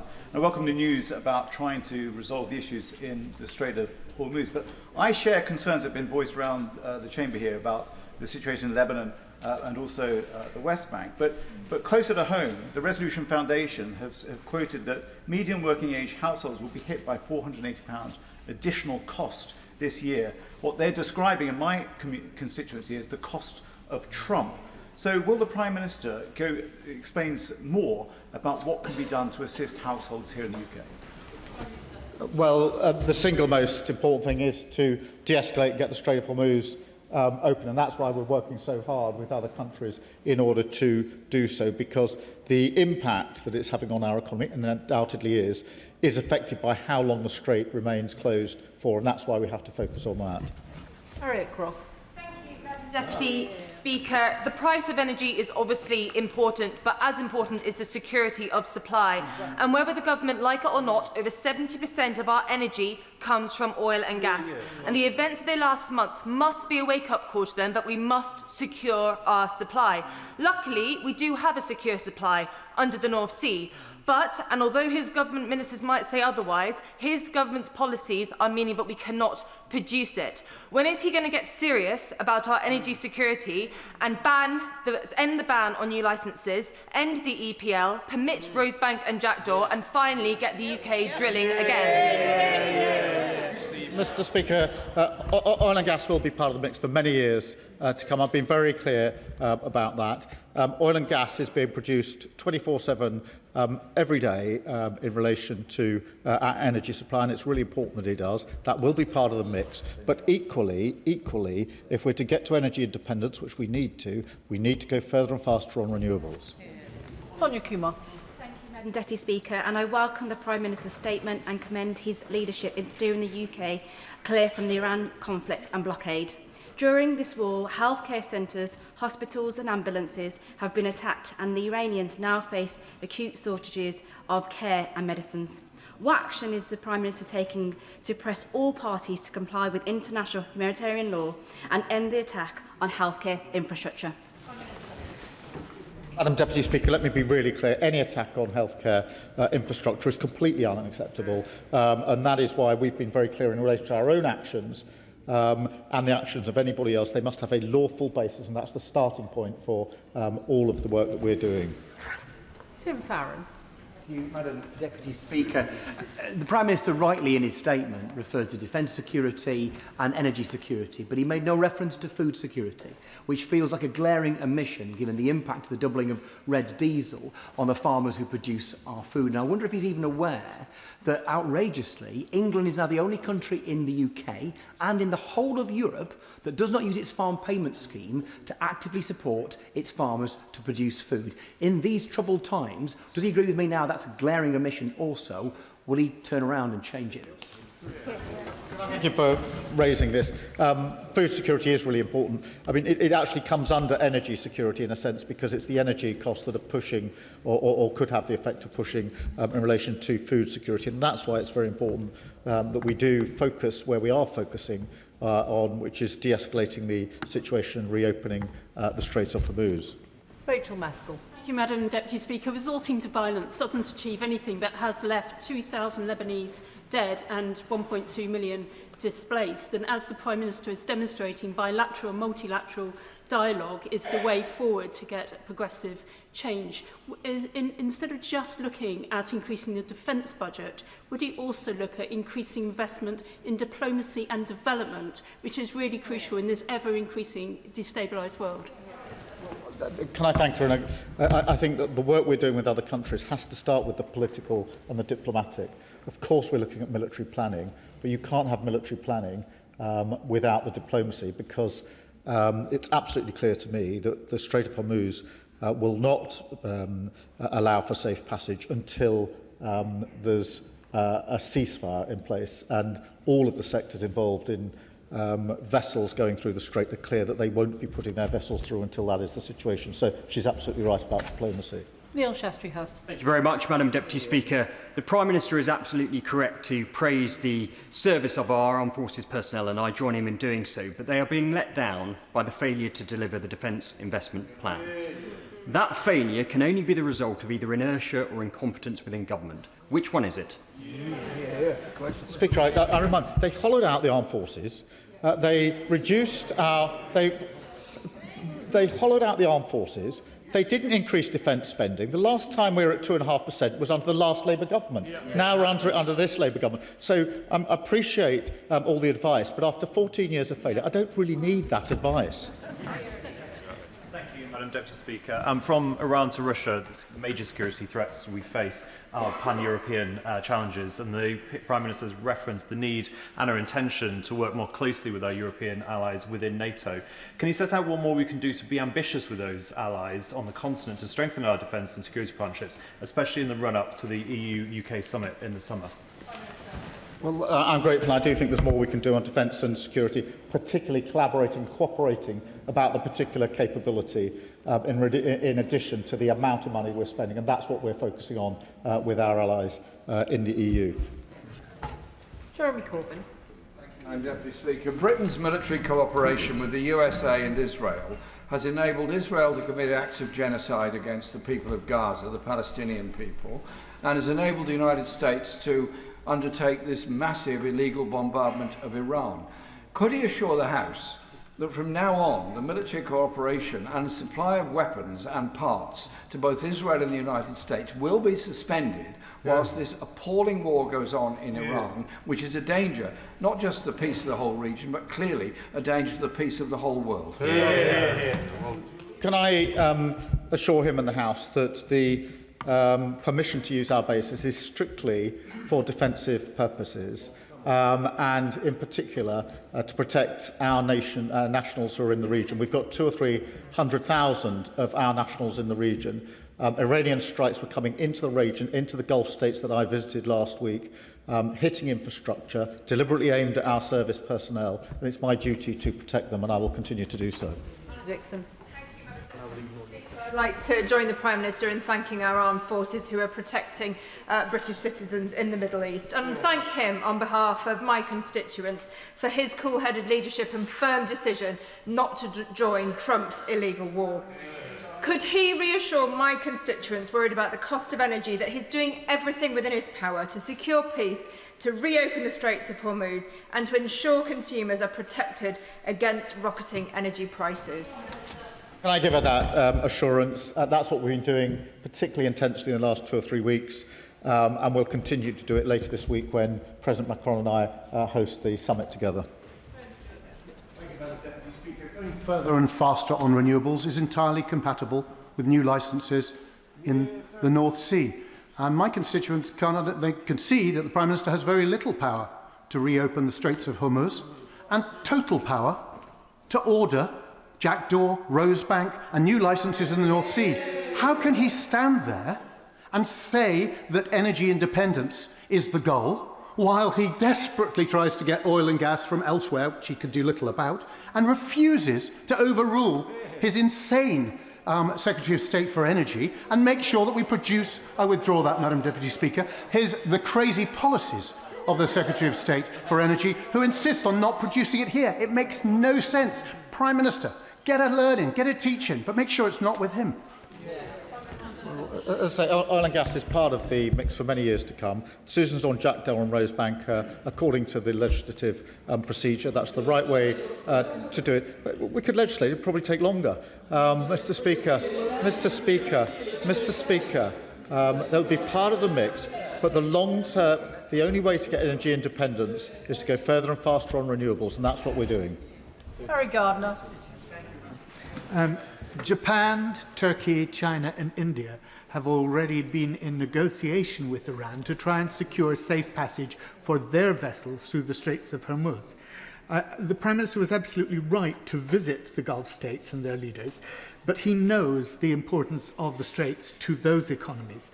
Did he receive any assurance from them that they would not try and negotiate with Iran to salvage their own economies, because any tacit acceptance by them of the right of Iran to control the Straits would set a terrible precedent and empower Iran's leverage towards its nuclear ambitions? Can I assure him on that front, because this came up in all the conversations I had, and there's absolute clarity amongst all the leaders that I spoke with, that there mustn't be any conditions, mustn't be any tolls, or anything that increases the chokehold in relation to the Strait of Hormuz. In relation to that strait in particular, very important to the Gulf, but also we fought for the principle of freedom of navigation for many, many years, and for good reason. Manuela Pertigella. Thank you, Madam Deputy Speaker. At the beginning of Trump's illegal war in Iran, we witnessed the bombing of the school, which killed at least 168 people, including 110 children. So, can the Prime Minister tell the House whether the UK government has agreed a no-strike list of civilian infrastructure that must not be hit by US planes launching missions from UK military bases? Let me be really clear about that, because there must be a lawful basis for anything we do, and that includes what happens from our bases, which is why we've been very clear about the use of the bases and why we're monitoring the use of the bases on the terms that we set out. Thank you, Madam Deputy Speaker. Since we last met in this place, the President of the United States has had at least 3 positions in relation to the Strait of Hormuz. First of all, he said that it was not in his interest because the US didn't need it and didn't use it. Then he speculated that actually it might be a good idea to have tolls on ships passing through the Strait with Iran in a joint venture, and now today he is overseeing a blockade. Given those incredibly erratic comments, can I commend the Prime Minister for his consistent and calm leadership, which stands in such clear contrast? And can I ask the Prime Minister if he agrees with me that ultimately this conflict will be concluded not by posts on social media, but by patient and persistent diplomacy? Well, can I agree with him? And I think that is precisely why we're pursuing that patient diplomacy, which is an essential first step to getting the Strait open, and will continue to do so. Alan Johnson. Thank you, Madam Deputy Speaker. Madam Deputy Speaker, I'd like to ask the Prime Minister about food security. In a response to an earlier question, he suggested that the answer to food security was to have further and faster on renewable energy. But does he recognise that carpeting some of the country's best, indeed some of the world's best farmland in Lincolnshire in solar panels is counterproductive to that aim? Prime Minister. I don't think it's counterproductive, but just to be really clear, the most important thing on food security is getting the de-escalation and the Strait of Hormuz open, and that's why we're convening a number of countries, have been for the last 2.5 weeks and will do again later this week, to operate at all levels to try and get that done as quickly as possible. I understand the impact on the farmers in her constituency and across the United Kingdom, and that is why we have to have that absolute focus in the work that we're doing. Ruth Jones. Thank you, Madam Deputy Speaker, and I thank the Prime Minister for his statement today. He will know that Yom HaShoah, a Jewish commemoration of 6 million Jews murdered during the Holocaust, begins tonight. We must never forget. But as this powerful memorial begins, Benjamin Netanyahu continues to flout international laws by bombing innocent civilians in Lebanon and intimidating Palestinians in the West Bank under the cover of the US-Iran situation. So what can the UK do to support the victims of Netanyahu and stop his ongoing destructive actions in all areas? Well, I thank her for her question. That's why it's so important that we stay anchored in our principles and our values, foremost of which is that any action that we take or support must have a lawful basis. Brendan O'Hara. Madam Deputy Speaker. Following his ill-conceived illegal war in Iran, President Trump has now sent the US Navy to block the Straits of Hormuz.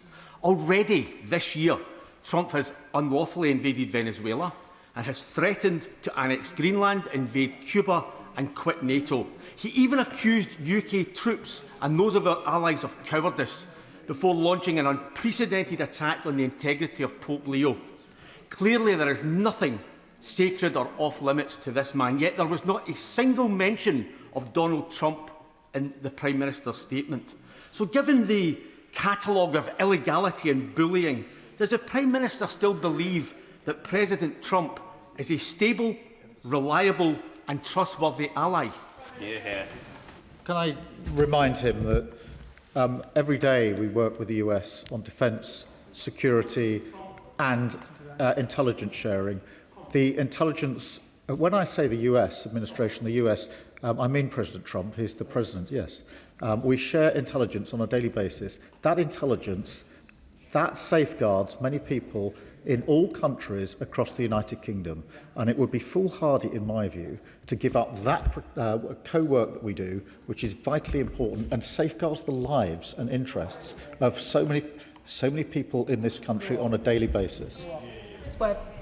Thank you, Madam Deputy Speaker, and I thank the PM for his statement today.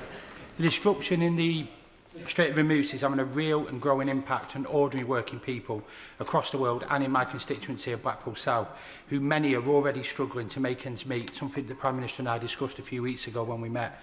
So can the Prime Minister update the House and my constituents in Blackpool South what steps he is taking to resolve this issue as quickly as possible? Yes, and I know this will be of interest to his constituents, many of whom are worried by what they're seeing on their screens, but also the knowledge that it may impact them on the cost of living. And I can assure them that that is the reason that we are working with allies to seek de-escalation, to get the Strait of Hormuz open. That isn't a remote issue, it's an issue which affects them, their cost of living and the bills in their households, and that is uppermost in my mind as I take these actions. Lee Dillon. Madam Deputy Speaker, the Lebanese Health Ministry earlier today confirmed 2,055 civilians have been killed since the start of this latest crisis, including 167 since Friday alone. So I join the Prime Minister in calling for that urgent ceasefire to include Lebanon. But also, since this crisis has started, the Treasury have received over £200 million in additional VAT from fuel.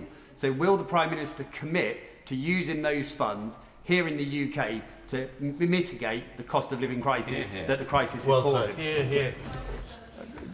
On Lebanon, his question underlines again why it's so important that Lebanon is included in the ceasefire. And of course, we're looking across the board at all contingencies in relation to the support that we can put in.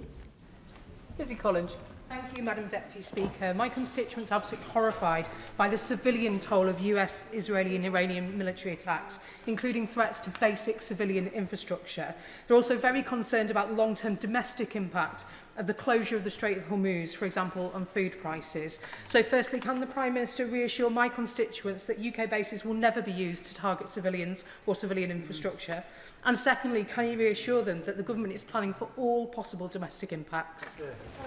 Let me give that assurance on both fronts, and they're both very important points, and I give that assurance. Shawkat Adam. Thank you, Madam Deputy Speaker. Oxfam has warned that the Gaza playbook is being repeated. The Israeli military is demolishing villages in south of Lebanon, displacing over 1.3 million people, killing over 2,000 and injuring over 6,400 people. Prime Minister, journalists are being killed by the Israelis. NGOs are being killed by the Israelis. The United Nations peacekeepers are being targeted by the IDF. So it's all good and well for the Prime Minister to say it's wrong. Can I ask what he's going to actually tangibly do to stop Israel's war machine in its tracks this time, and do what he failed to do during the genocide in Gaza, and say no to Israel and say no to Benjamin Netanyahu?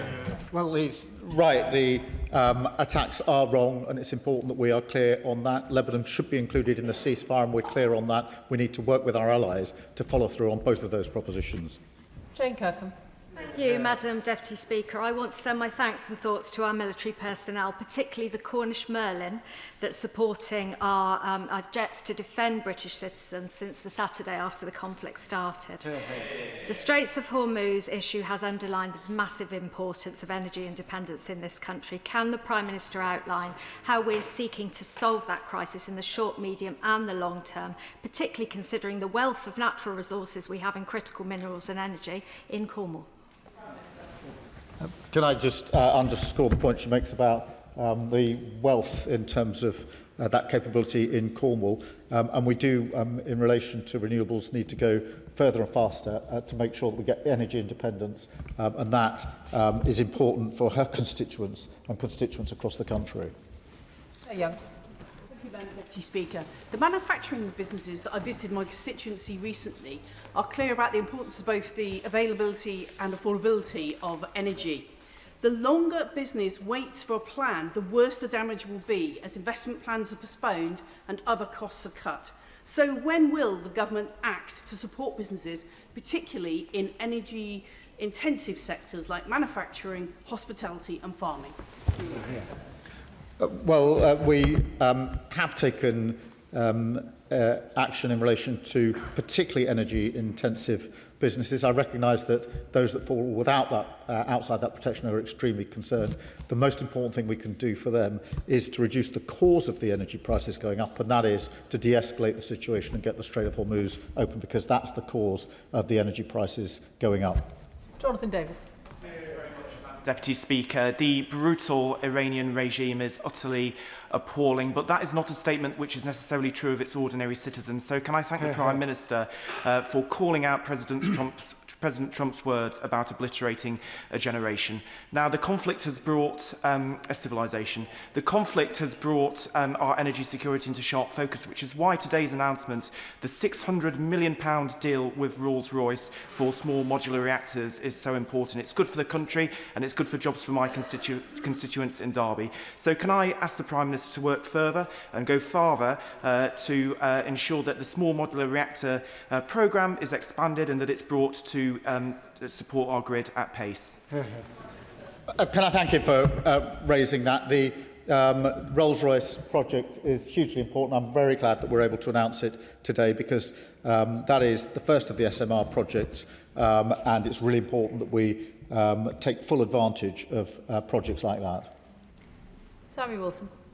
Thank you, Madam Deputy Speaker. Given the threat that the Iranian regime and its terrorist proxies in Lebanon present to world peace in the Middle East and beyond, does the Prime Minister not accept that action against that regime was inevitable to cut back their military ability and also their ability to blackmail the rest of the world through illegally stopping an important waterway? It has economic consequences for our own country, but would you accept that, given the additional tax revenue which the government has brought from the increased fuel prices, that there is room to give extra support and, in the longer run, of course, extract our own oil and resources, get the tax from that and have a secure supply which can't be interrupted? Can I thank him? Look, the nuclear capability and the development thereof and the proxies is a threat, of course, that has to be dealt with. And the question is how that is dealt with. I've made my decisions based on the twin questions of whether any action that we take is got a lawful basis and a viable, thought-through plan. And those are the principles that have guided me. But it doesn't take away from the fact that those threats are there and we have to deal with them in the most effective way possible. And of course, we need to look at the support that we can put in for both businesses and individuals who are impacted by this conflict. Josh Fenton-Glynn. Madam Deputy Speaker, can I commend our ongoing refusal to be drawn into this conflict? And can I ask the Prime Minister what steps we're taking to ensure that UK bases aren't used for offensive operations and furthermore won't be used for any ill-advised US blockade which would be economically ruinous of the Strait of Hormuz? Can I thank him for that question? The bases are strictly for defensive purposes, and we monitor that in order to make sure that that is and remains the case. Brian Matthew. Madam Deputy Speaker, I thank the Prime Minister for his comments on Lebanon. We're seeing an Israeli military playbook from Gaza, collective punishment, forced displacement and attacks on health being used in Lebanon without meaningful action from the UK government. Will the Prime Minister please outline the specific steps his government will take to ensure an end to Israel's chronic immunity and impunity? Thank you. Well, in relation to Lebanon, I think the immediate focus has to be on ensuring the ceasefire does extend to Lebanon. That is crucially important. Obviously, there's some diplomacy going on at the moment, but we need to keep that firmly in mind and work with others, not only on the question of Lebanon, but on accountability, which goes with the principle that any action should have a lawful basis. Peter Swallow. Thank you, Madam Deputy Speaker. And can I thank the Prime Minister for his leadership on this? Unlike certain other world leaders, it's clear that he recognises the consequences that international crises have on the cost of living at home.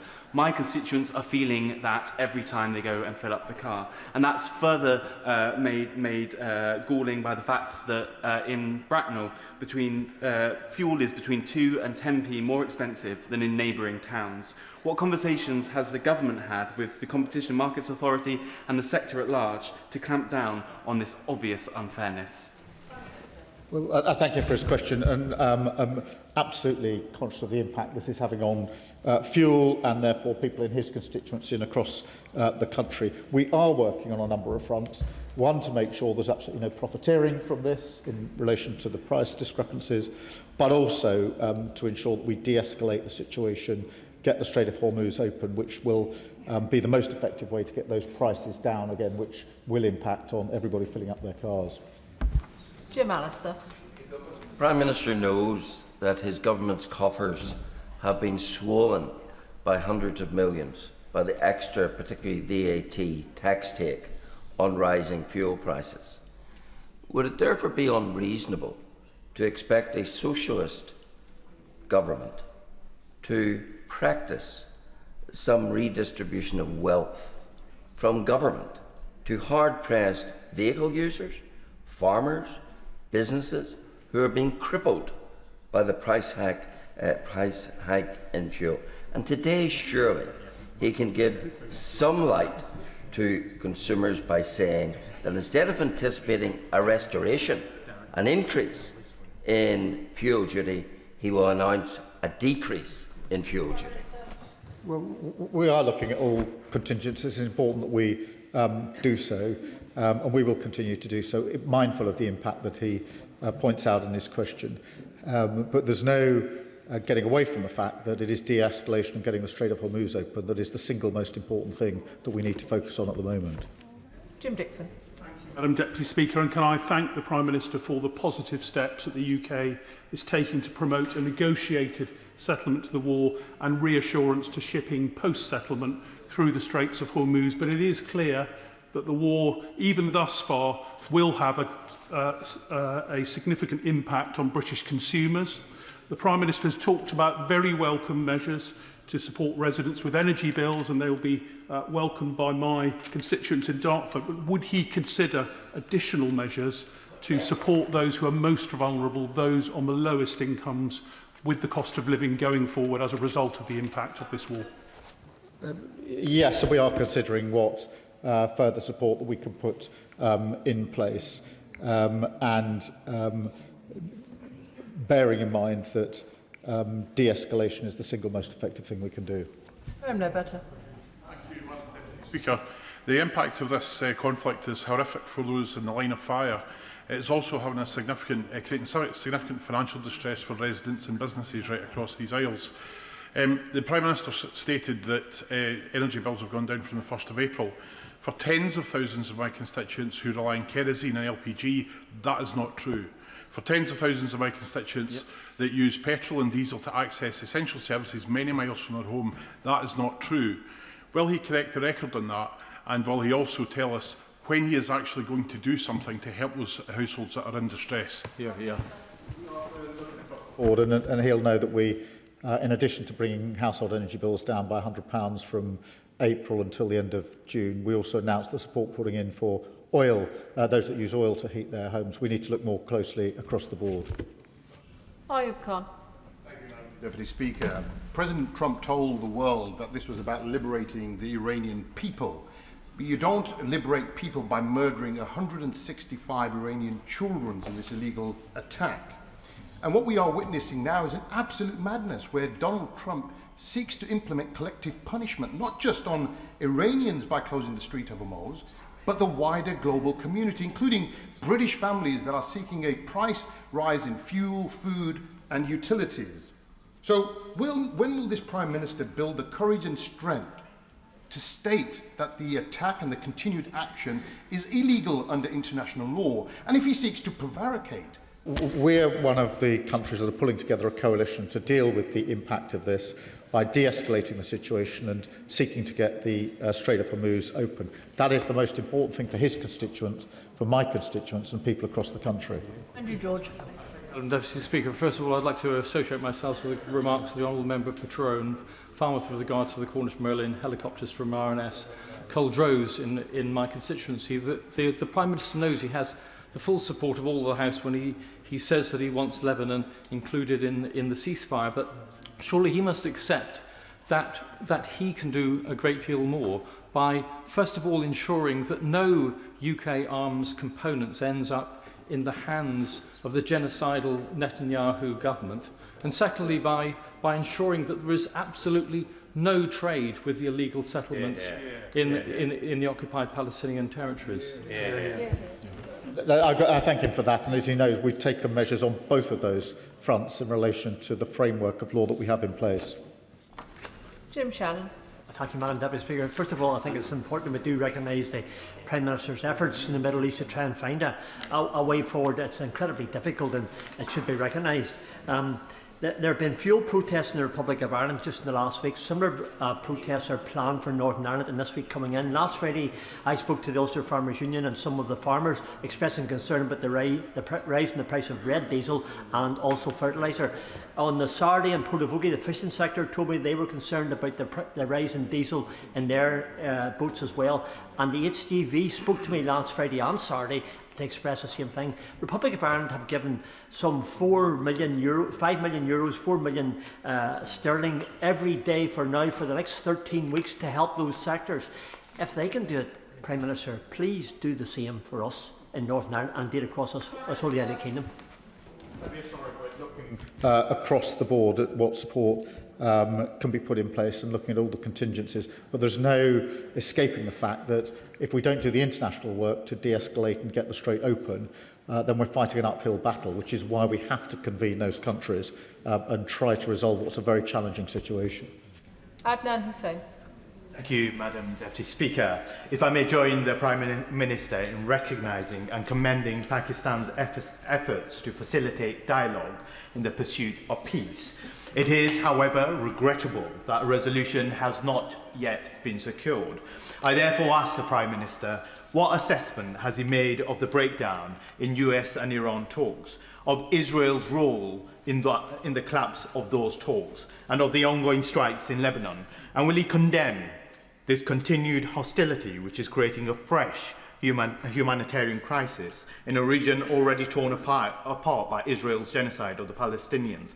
And finally, does the Prime Minister acknowledge that it is long overdue that Israel's aggression in that region be forced to stop through sanctions and cutting of diplomatic ties? In relation to the talks, as I mentioned earlier, I spoke to the Prime Minister of Pakistan on Friday ahead of the talks. We've been in touch again since the talks broke down about the very issue he raises, which is the prospect of still trying to find a way forward.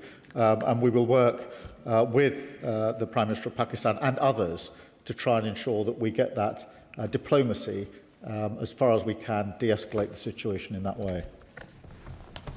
I thank the Prime Minister for his statement this afternoon. I'll allow a couple of moments for the front benches to swap over.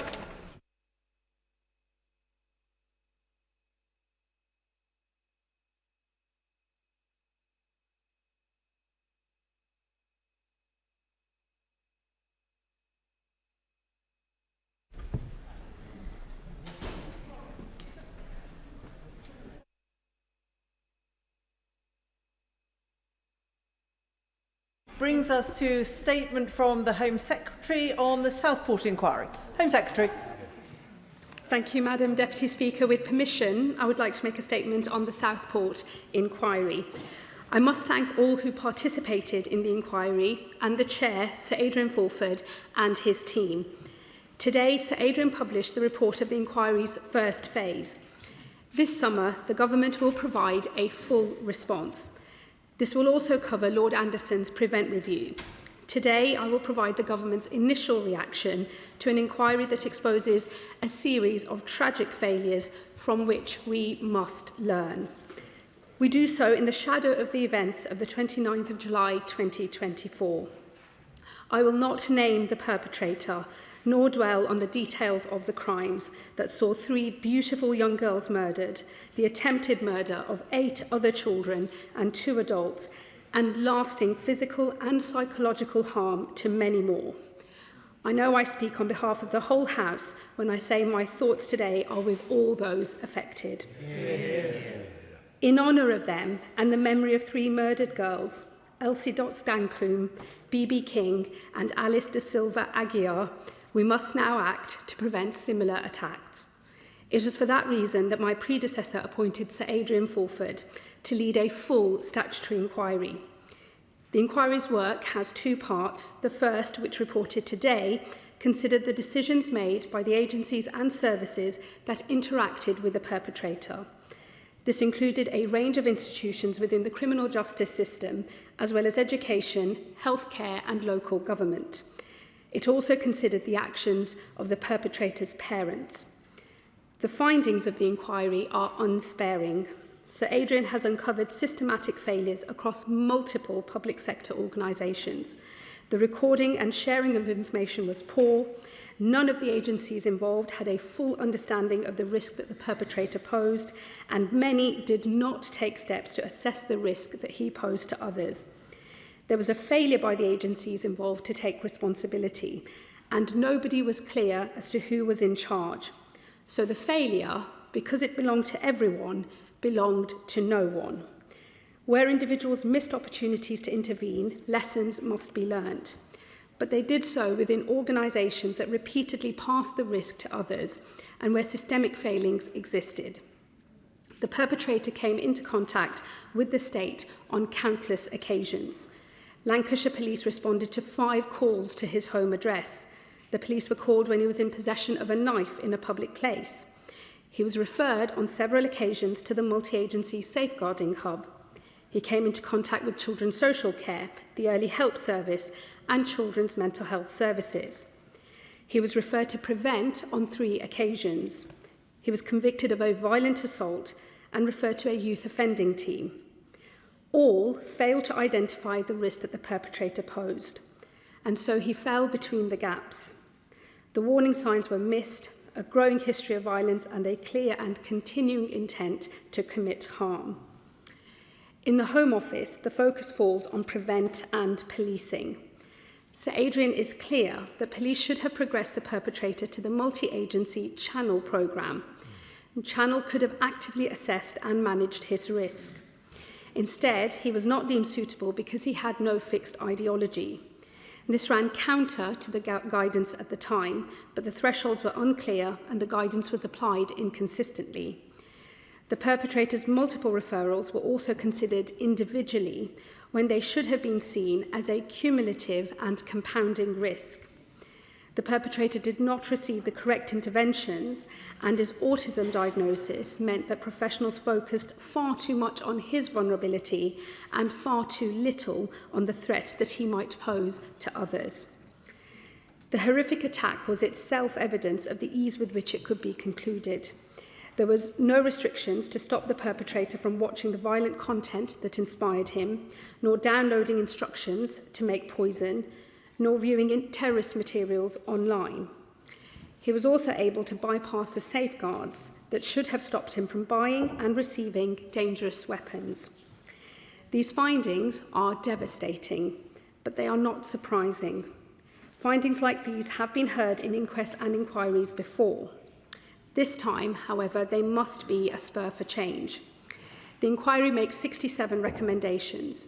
The Government is reviewing these and will respond to those which relate to national government this summer, and I expect local agencies to do the same. Since this awful crime, the Government has already acted. And that begins with prevent. Since the Southport attack, the Home Office and counter-terrorism policing have reviewed historical cases to ensure that similar instances were handled correctly, with cases reassessed for any change in risk and managed accordingly. This Government has reviewed the prevent thresholds and published updated guidance. We've introduced a new prevent assessment framework with mandatory training for counter-terrorism case officers. Oversight of repeat prevent referrals has been strengthened, ensuring that cumulative risk is not missed and that senior sign-off is required before a case is closed. And to prevent independent oversight of the whole system, we created an independent Prevent Commissioner, and I would like to thank Lord Anderson for so ably taking on that position on an interim basis. His term ends today, and I am pleased to say that I've appointed Tim Jakes as the new Prevent Commissioner, who begins his role tomorrow. This Government has also begun to place greater controls on a dangerously unregulated online world. The Online Safety Act requires companies to remove illegal content from their platforms.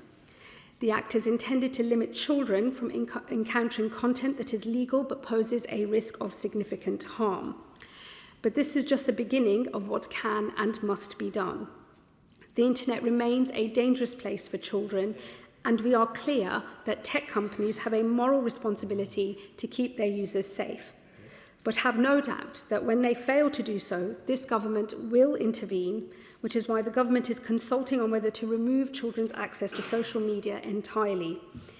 I can also announce today that we will legislate to prevent the spread of extreme violent content online. We've also made it harder for people to purchase weapons. The Crime and Policing Bill places new controls on the online sale and delivery of knives. We have banned the manufacture, purchase and possession of ninja swords and zombie-style machetes. And earlier this year, we published new guidance mandating that any child caught with a knife must be referred to a youth offending team.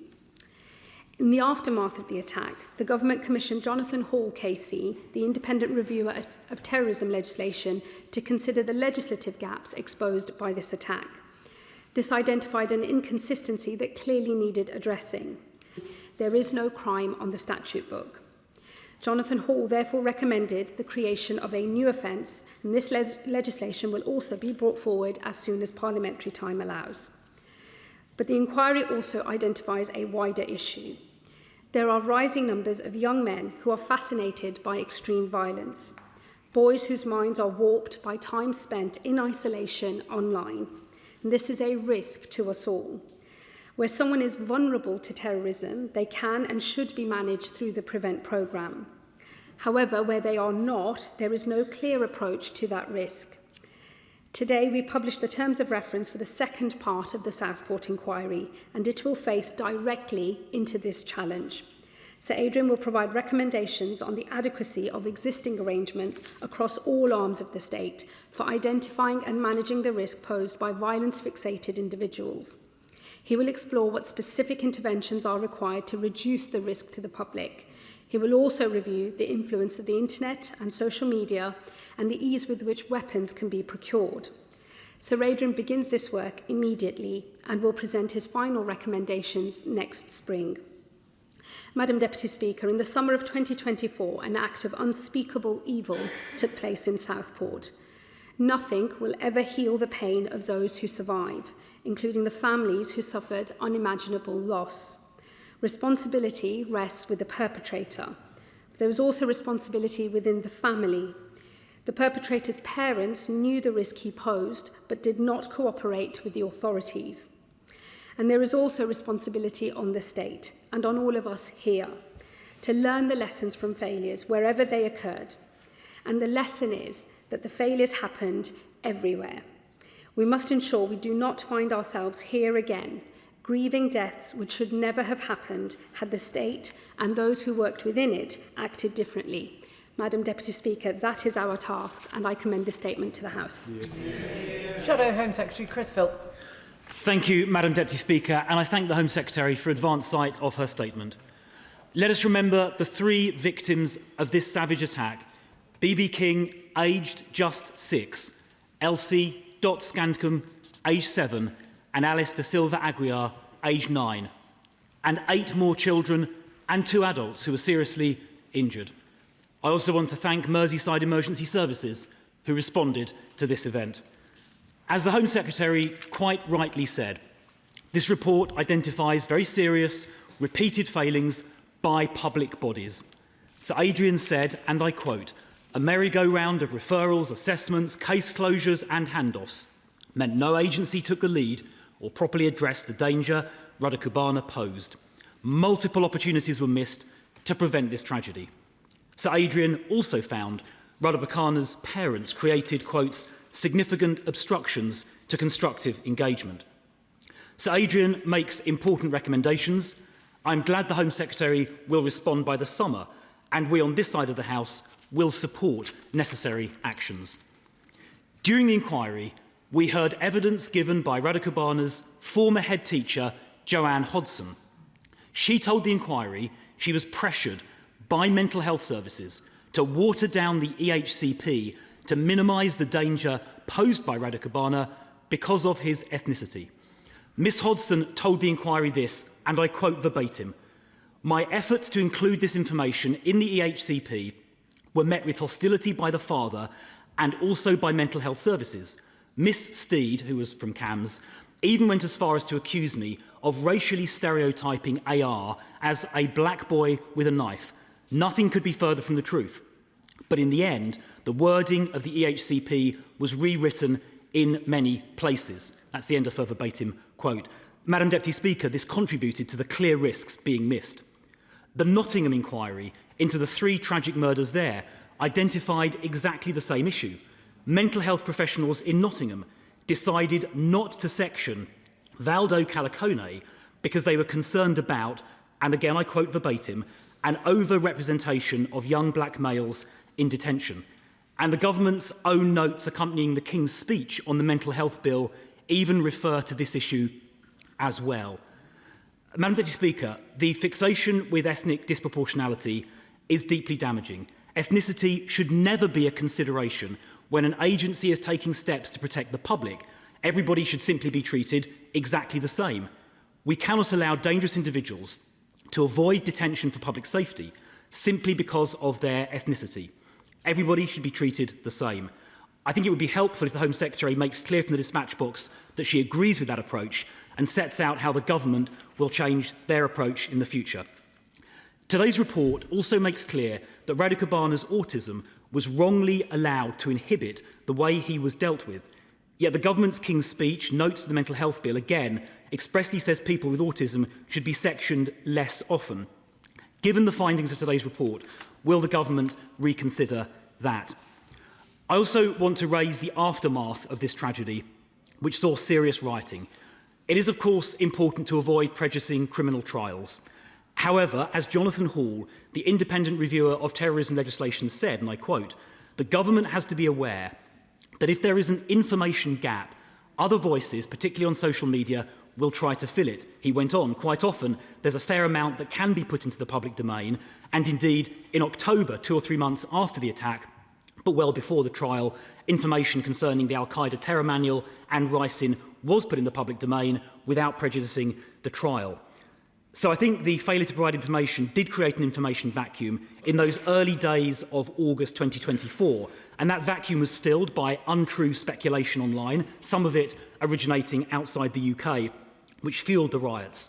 So, having regard to that, will the Home Secretary commit to making sure such information is routinely released in cases of public interest in the future?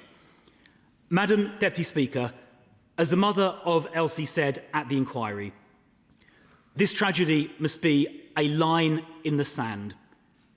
We owe it to the victims, to the survivors, and to their families to learn the lessons from this tragedy and to make sure it never happens again.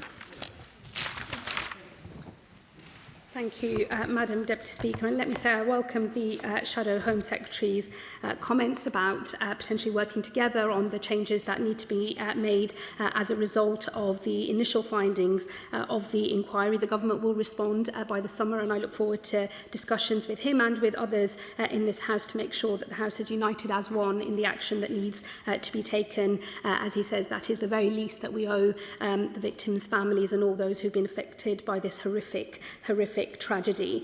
Let me just say on the issue of Mrs Hodson, the head teacher, whose specific testimony he referred to, she of course gave evidence, and I believe that the position that she took was vindicated very strongly by the Chair in the findings of the inquiry. And let me be absolutely clear, the only factors that should be taken into account are the potential risk posed by an individual and how best to manage that risk. No other factors are relevant, and it is clear, not just in relation to the experience that Mrs Hodson had, but actually the failures that existed across a multiplicity of public agency. That was the failure to appropriately assess the risk that the perpetrator posed to others, which was at the heart of the problem, and that is how he managed to slip through the cracks, because no one agency took responsibility for the assessment of that risk and ultimately for the managing of the risk that the perpetrator posed to others. Those are the only factors that should ever be taken into account, and I will be working closely with government ministers from other departments as we formulate our full response to the findings by the inquiry and setting out what our expectations are of professionals, not just in health but in other public services as well. Let me also say on the diagnosis of autism, Sir Adrian in his report did make it clear that it would be wrong to make a general association between autism and increased risk of violence to others.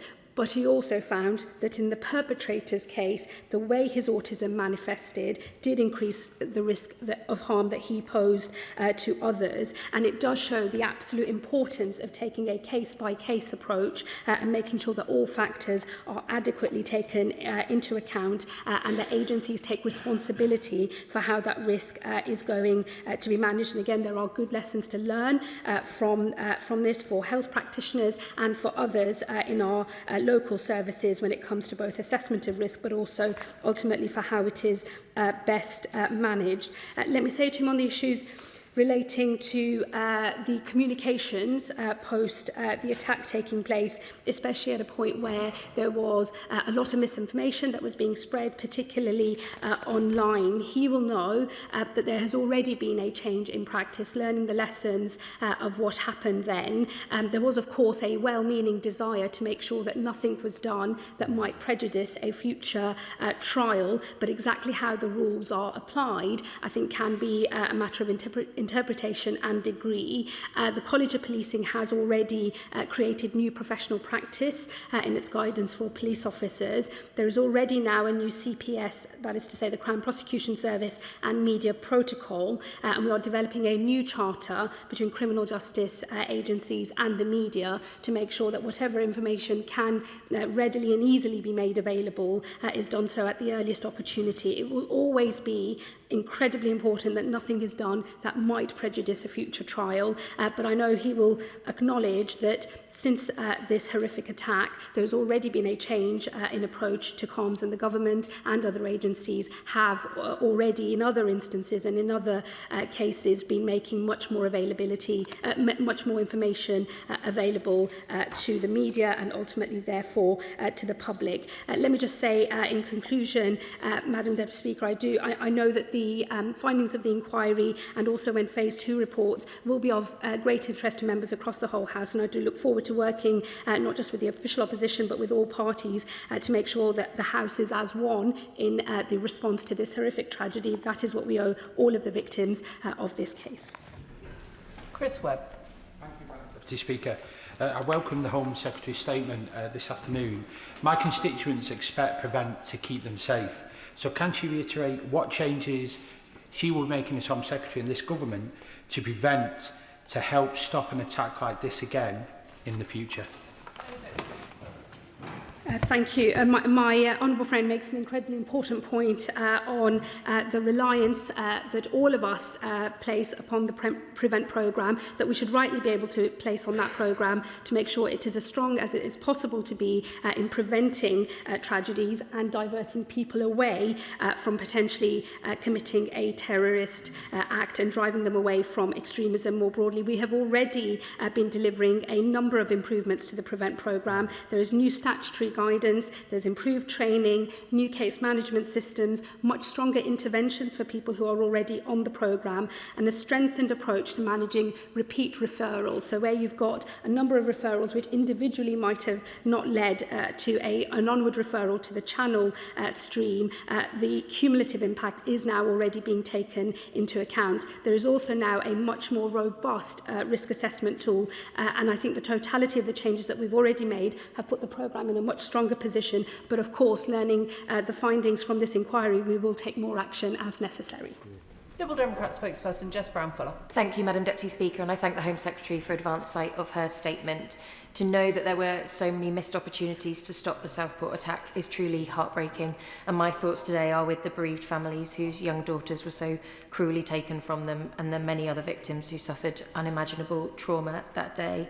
We owe it to them to make every attempt to prevent a senseless attack like this from ever happening again. And the report today lays bare that agency after agency failed to step up and take ownership of the risks that the perpetrator posed. There are monumental failures across a number of authorities: the police, PREVENT, NHS mental health services, children's social care, youth offending services, and the perpetrator's parents. This is simply not acceptable. So can the Home Secretary please confirm how soon she plans to report back on whether the government will be accepting all 67 of the recommendations, and will she commit to providing Parliament with an update on progress every 6 months? Today's report exposes serious oversights also by online giants that allowed the perpetrator to collect an arsenal of weapons without effective age verification checks.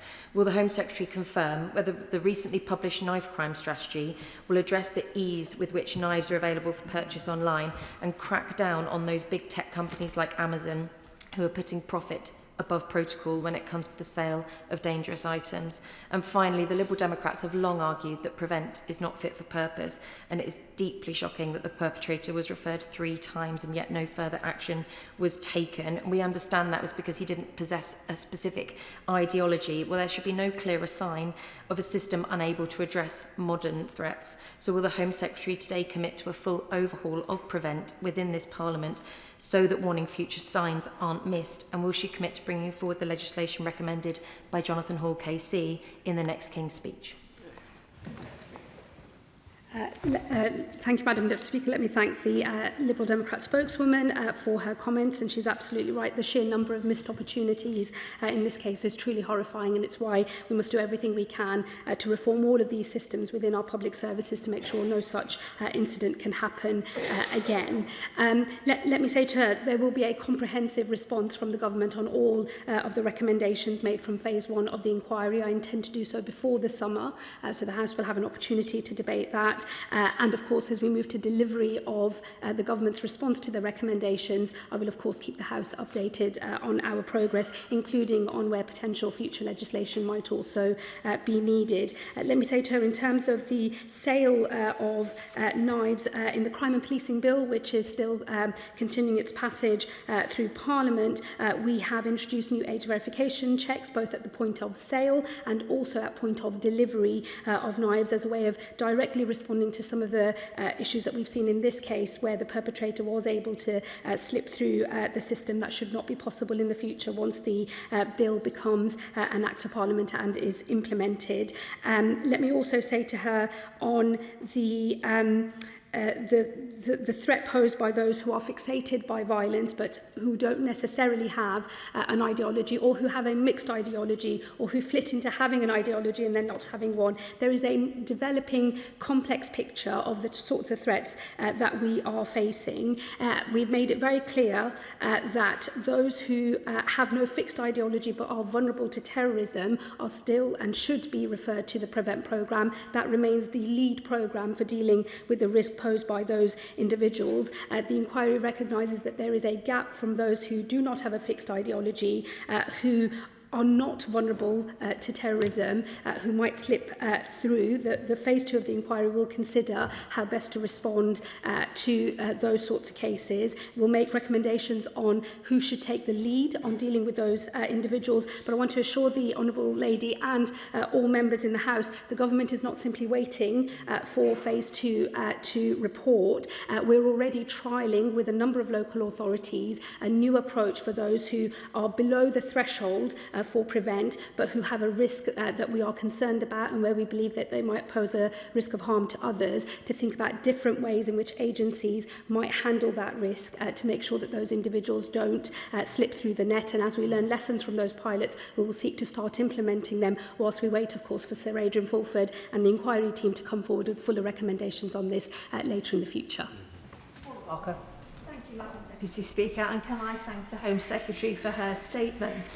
I'd like to place on record my sympathies to the families of Alice, Elsie and Bibi, who are living with the most unimaginable loss. The Southport attack has been ruled a disaster waiting to happen after the perpetrator was referred to prevent on 3 separate occasions, and other multi-agency failings have been highlighted by Sir Adrian Fulford. On the 20th of June 2020, my constituents, Gary and Jan Furlong, lost their son James, who was murdered during the Forbury Gardens terrorist attack. I'm also thinking of them today, Madam Deputy Speaker. Like Southport, the perpetrator of the Forbury Gardens attack had been referred to prevent 4 separate times, and multi-agency failures were also highlighted by Sir Adrian Fulford. And like the deaths of Alice, Elsie and Bibi, the deaths of James Furlong, Dr David Wales and Joseph Ritchie Bennett were ruled as probably avoidable.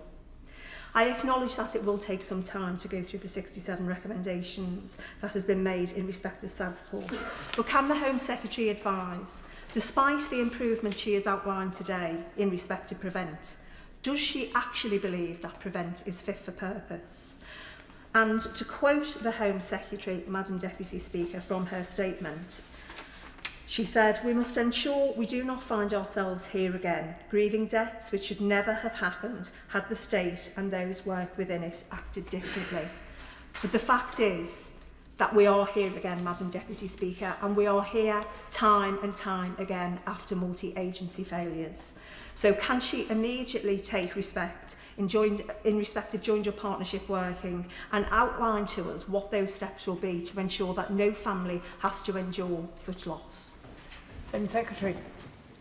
Well, can I thank my honourable friend for what she has just said, and also associate myself with her remarks about the victims and the families of those who died in the Forbury Gardens attack. She is absolutely right. We have been here far too many times. This must be a moment of change. I'm very hopeful that with such a thorough report from Sir Adrian Fulford, with such clear practical recommendations for action to prevent such a tragedy occurring in the future, that we can and will make progress. And I do ask her, and I know she will accept that this is what we owe the families, and this is the very least that we owe all of the families. And I do look forward to working with colleagues across the House to implement recommendations as we move forward. We all have to do more, and government agencies all have to do more as well. Let me assure her that I'm standing up a task force to bring together all government ministers with relevant responsibilities to make sure that we are beginning work immediately on improving the systems and the processes that are in place at the moment, and that we're not still simply waiting for the final phase of the inquiry to report. So there will be more progress. We have taken steps on reforming Prevent. I know that the Prevent strategy, the work that it does, has been of interest in this House for many years and has been scrutinised very, very thoroughly. Let me say to her, an intervention programme of this kind is always going to have to move very quickly to deal with changing threat patterns. So even if we just look at Islamist extremism, for example, the way that might have presented in the era of Daesh and ISIL in Syria, sort of becoming prominent, is different to how it presents now. And practitioners have to be able to adapt as quickly as the presentation of extremist ideologies is developing as well. So it will always be a work in progress. I think that is something that we should acknowledge, just because the nature of the threat is changing so quickly and so regularly. But we can and we will have strong mechanisms in place to make sure that it does the job that we all know it needs to do. Dr. Caroline Johnson. Thank you, Madam Deputy Speaker. Madam Deputy Speaker, as a consultant paediatrician, I have to undertake prevent training at regular intervals.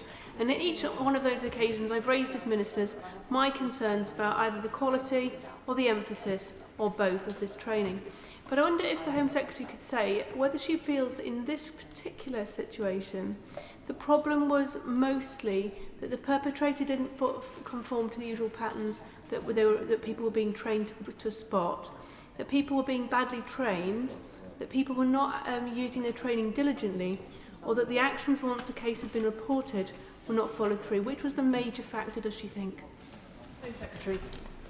Well, let me say to the Honourable Lady, I'll be happy to hear her personal experiences of the quality of that training. I think this is the first time she and I have had an interaction on this matter. I'll be very happy to pick those issues up offline. Well, let me say on the substance of her point, we must follow the findings of the inquiry chair, who said that there were 5 major failures here, that no single agency took ownership of the risk that the perpetrator posed, that there was poor information recording and management, but also that sometimes the behaviour was excused on the basis of his perceived or diagnosed autism spectrum disorder. So there are a range of factors in place. I think we should follow the evidence and the findings of the inquiry chair, and we will respond based on the failures that have been found.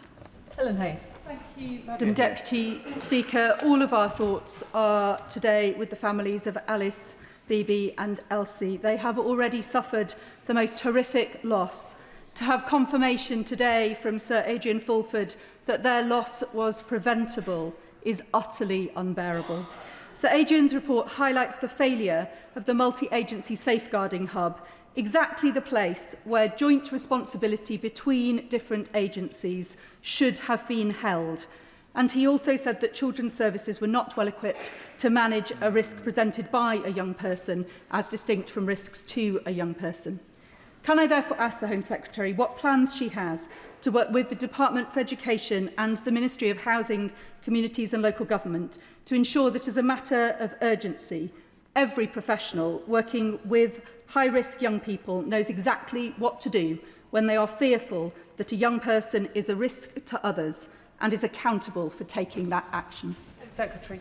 Well, my honourable friend notes one of the absolute key failures, which is on who the risk is to, and in this case, too much of the internal assessments were on the risk to the perpetrator himself and not on the risk that he posed to others, and that must change. There were practical recommendations from Sir Adrian Fulford for the individual agencies, but I think it speaks to a need for a cultural shift, I think, in the way that these cases are looked at and managed. That will be a cultural shift for colleagues in the health department, in education, as well as in housing, communities and local government. Where a prevent referral is made because there is a vulnerability to terrorism, there are already systems in place that would enable those risk assessments to be made on the basis of risk posed to others. Of course, here it should have been made but was not made, the onward referral to channel, as should have happened. But we have to make sure that even where the onward referral to channel doesn't take place and somebody doesn't quite fit the threshold for prevent, that they are still picked up, and that cultural shift for management of risk, assessment of risk and dealing with it is taking into account all of the findings that Sir Adrian Fulford has made. Sir Bernard Jenkins.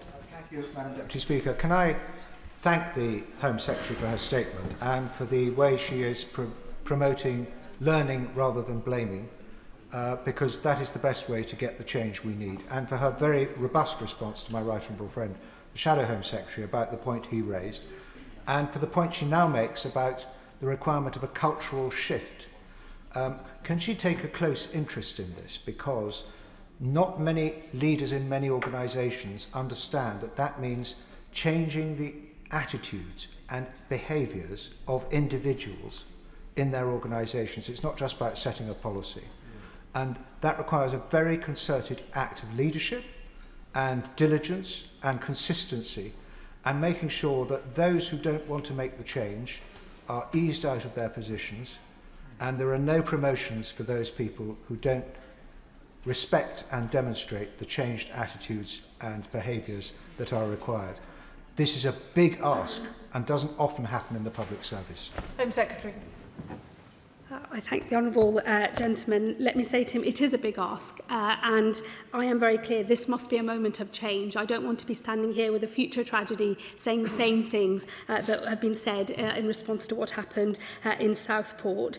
We owe the families a true moment of change for the way that public services are delivered, and he is absolutely right. The cultural shift is absolutely critical to the ability to make onward progress here, whether that is agencies that don't normally consider risk posed to others because they're primarily concerned about the risk of harm a person poses to themselves and their clinical need that is different to a wider societal need to protect others from harm. And I do think that that is now something that we are going to have to look at very closely as a government and to bring forward real change within our health service, within education and within local government as well. Let me assure him and the House I will take a close personal interest because at the end of the day, preventing harm and keeping our people safe is my responsibility. Where people meet the threshold for being dealt with through the prevent strategy and onward referral to channel. I will make sure we do everything we can to have those mechanisms as robust as possible, but where they are below that threshold, as a society we still need an answer, and of course I will take a very close interest in that myself. Sarah Russell. Thank you, Madam Deputy Speaker. I know that the whole House's thoughts are with the family and of course mine are too. One of the many aspects of what has gone wrong here relates to children's mental health services. And could the Home Secretary please outline what we are doing about the workforce for children's mental health services, because there is a real shortage of people who are skilled in this area. Home Secretary. Yes, my honourable friend makes an absolutely important point. The government's obviously already taken steps to shore up the provision of mental health services within the National Health Services. I'm joined by colleagues from the Health Department today who I know are listening very closely and will be absorbing the findings that Sir Adrian Fulford has made in phase 1 of his inquiry, and I will be working with all ministers across government before we formulate our fuller response to all of the 67 recommendations, but let me assure her the provision of mental health services will be absolutely critical to the work the government does as a result of this inquiry. Adnan Hussain. Thank you, Madam Deputy Speaker. The Home Secretary's statement confirms the core failure that when everyone was responsible, no one was accountable. And we have seen this pattern before. The same passing of the book in safeguarding, the same passing of the book in grooming gang cases and in mental health. We have heard today about reviews, frameworks and guidance, but not enforcement. So I'd be grateful if the Home Secretary could tell this House plainly, if recommendations are not followed to the letter, what consequences will follow? Well, the honourable gentleman is right that, of course, it's one thing to bring about changes and to change professional practice, but of course these things should be enforced properly. When the government responds in full before the summer, in terms of our response to all 67 of the recommendations, I will lay out what our expectations are going forward. I think it's important to recognise Sir Adrian Fulford doesn't make individual findings of fact in terms of individuals and those failings because there was such widespread system failure. So I do think it is right that in the first instance the government looks at the wider systems that we have in place. But of course, within those systems, ultimately, if there are failures and there are individual failures, there should be accountability. Chris Vince. Thank you, Madam Deputy Speaker, and I thank the Home Secretary for her statement today and her continued leadership on this issue. And can I join the whole House in sending my sympathies not only to the victims, to their families. This is absolutely a dreadful crime, and I'm sure any parent in the room, I am one, is rightly appalled by it. Having worked both in education and also in the charity sector, I saw an awful amount of buck passing when it came to mental health support and also safeguarding issues. And my view was always, if in doubt, report it. And clearly in this case things have been reported, but they haven't been taken forward, which is hugely concerning. What can the Home Secretary do to ensure me that this buck passing, as mentioned by the member opposite, will stop and actually there will be accountability and people will be responsible for these issues? Home Secretary. Well, my honourable friend raises a really, really important point. He's absolutely right. The failure of any one organisation or group of individuals to take responsibility for the perpetrator is one of the key failures that has occurred in this case. what phase 2 of the inquiry will consider is what is the best mechanism for managing people who pose these sorts of risks going forward, and recommendations will be made about the proper structure that should be brought forward. I think where somebody meets the prevent threshold, prevent will remain the lead institution for referrals, and of course that referral and onward progression to the channel stream should have happened here, and if that had happened then we would be in a different position today.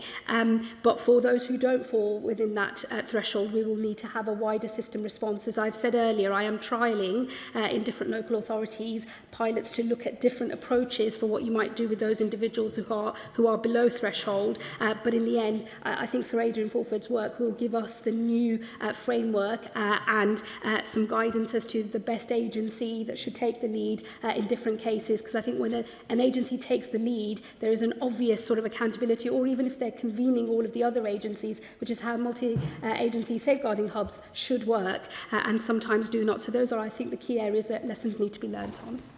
Bradley Thomas. Thank you, Madam Deputy Speaker. I thank the Home Secretary for her statement. Does she plan to provide any additional resource or funding to the Prevent programme?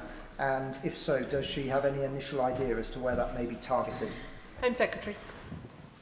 Let me say to the Honourable Gentleman, he raises an important point. When the Government responds in full to the recommendations, I will set out any resource implications that there are, not just for the work of the Home Office, but for other agencies as well.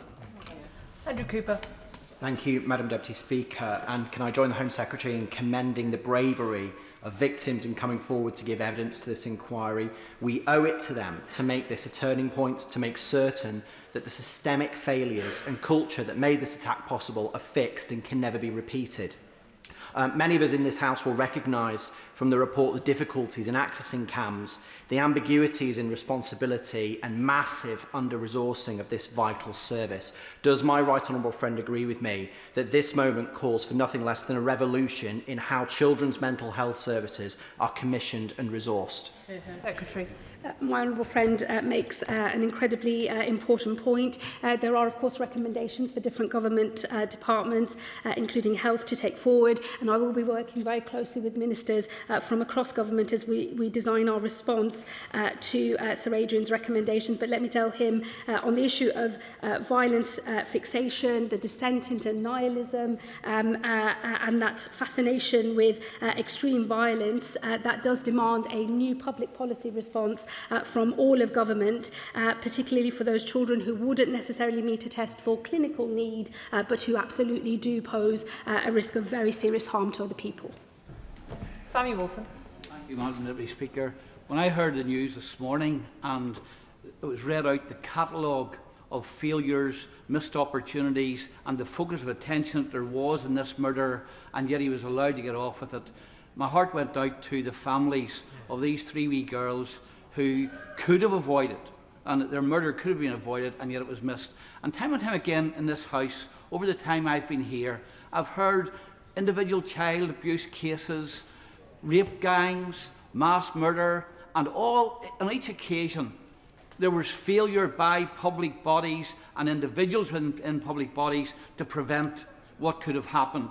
And unfortunately, and as has been highlighted here again today, there seems to be this attitude that, look, if there's colour or ethnicity involved in it, that's an additional factor and fear of racism. I welcome the assurances that the Secretary of State has given today.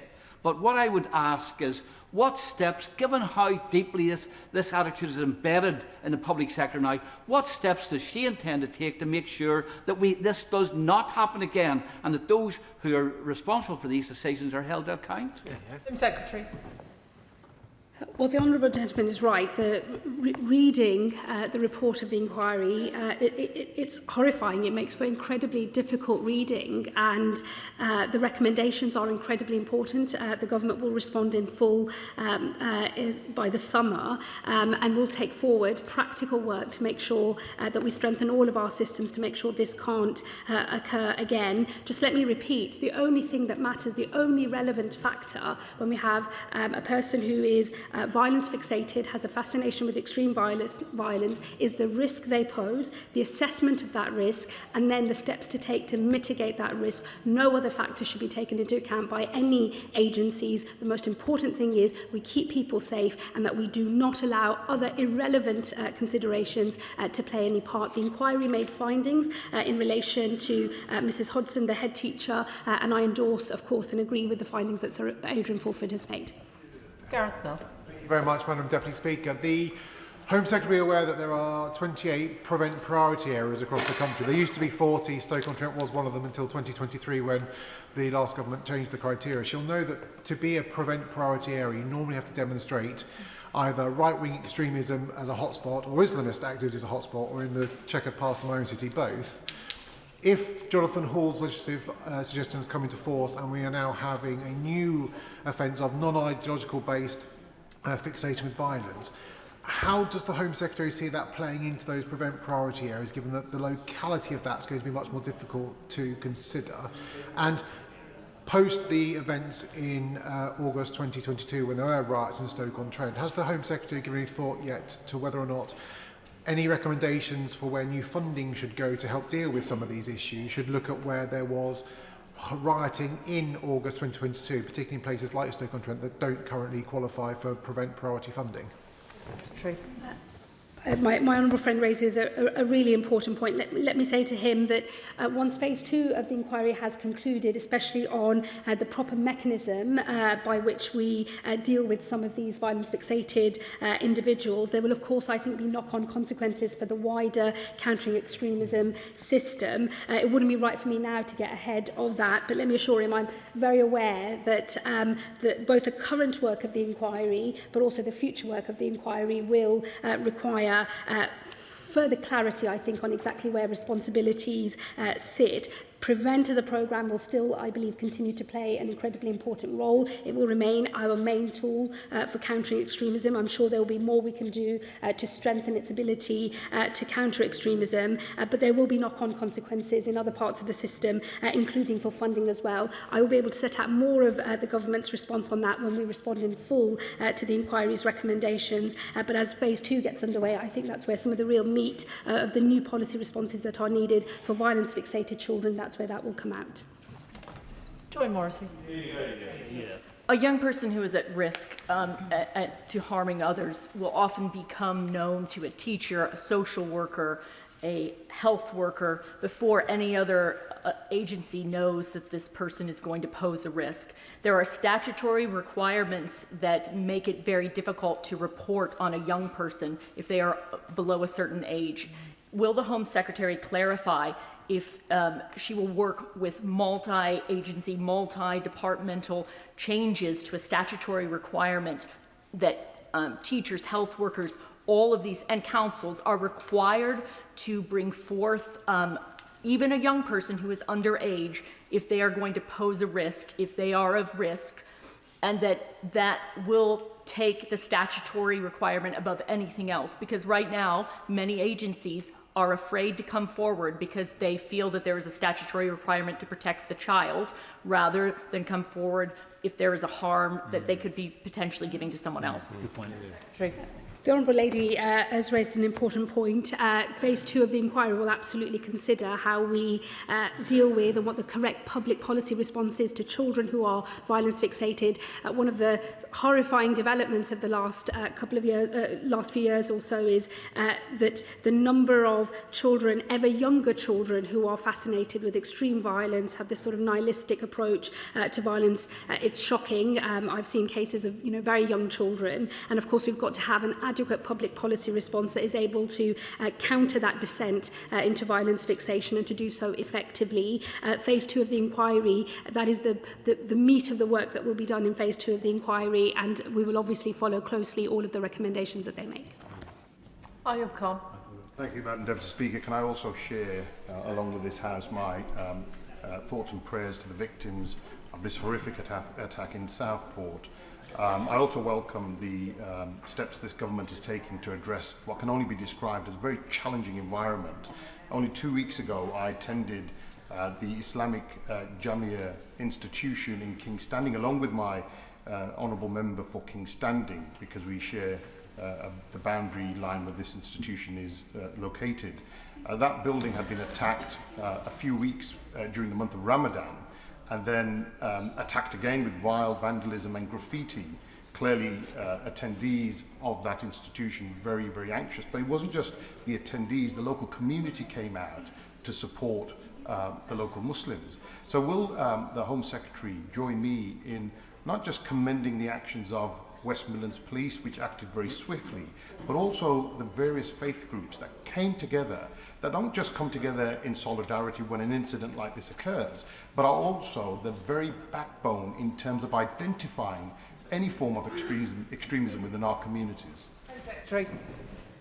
Thank you. Well, the Honourable Gentleman is right that solidarity between people from different communities, it's something that we don't often talk about in this House, or only do so when a horrifying incident has taken place, but it is the absolute backbone of how we function as a society, and I pay tribute to all of those who spend their time working with people from different backgrounds to themselves, whether that's race or faith, in order to hold our communities and ultimately our nation together. Let me say to him, he's right that there is a very challenging environment when we look at the overall threat picture. The issues that we're dealing with today relate to somebody with no fixed ideology, who's clearly vulnerable to terrorism, but had no fixed ideology, but had this fixation with extreme violence.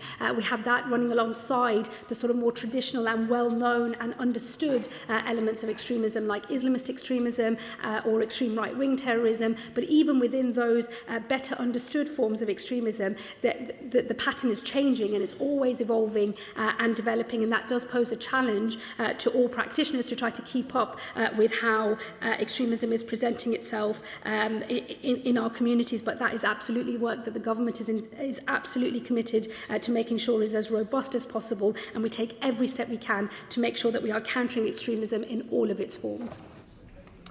And finally, Jim Shannon. Thank you, Madam Deputy Speaker. Can I thank the Home Secretary for a very positive statement, and associate myself with the events of a year ago when this nation mourned for the 3 children. And I think everyone has recognised the horror of what took place, and our prayers and our thoughts are very much with the families even today, especially with the parents, and I think that's how we all feel, Home Secretary. The report is full, and I commend the author for his determination to ensure that political correctness does not influence the document. It is clear that a sea of change is required in departments to be less concerned about offending innocent people and should be more concerned about protecting our innocence. What lessons can be learned to inform new procedures that must be accountability within the intelligence and the security services in particular? Thank you so much. Secretary. Well, the Honourable Gentleman is right. It is cultural change that is needed, and that is what Sir Adrian Fulford's initial recommendations from phase 1 of the inquiry are designed to bring about practical measures as well to change the way in which risk is both assessed and then ultimately mitigated. The government will ensure that we respond in full to those recommendations, but that we bring together every part of government, every part of the state to make sure people are doing everything they should be doing in order to assess risk. The only factors that matter are the risk that is posed by an individual to other people of significant harm of the type that we have seen in this case, and that is what the government will make sure happens in the future. Can I thank the Home Secretary for her statement this afternoon? I'll allow a few moments for the large front benches to swap over.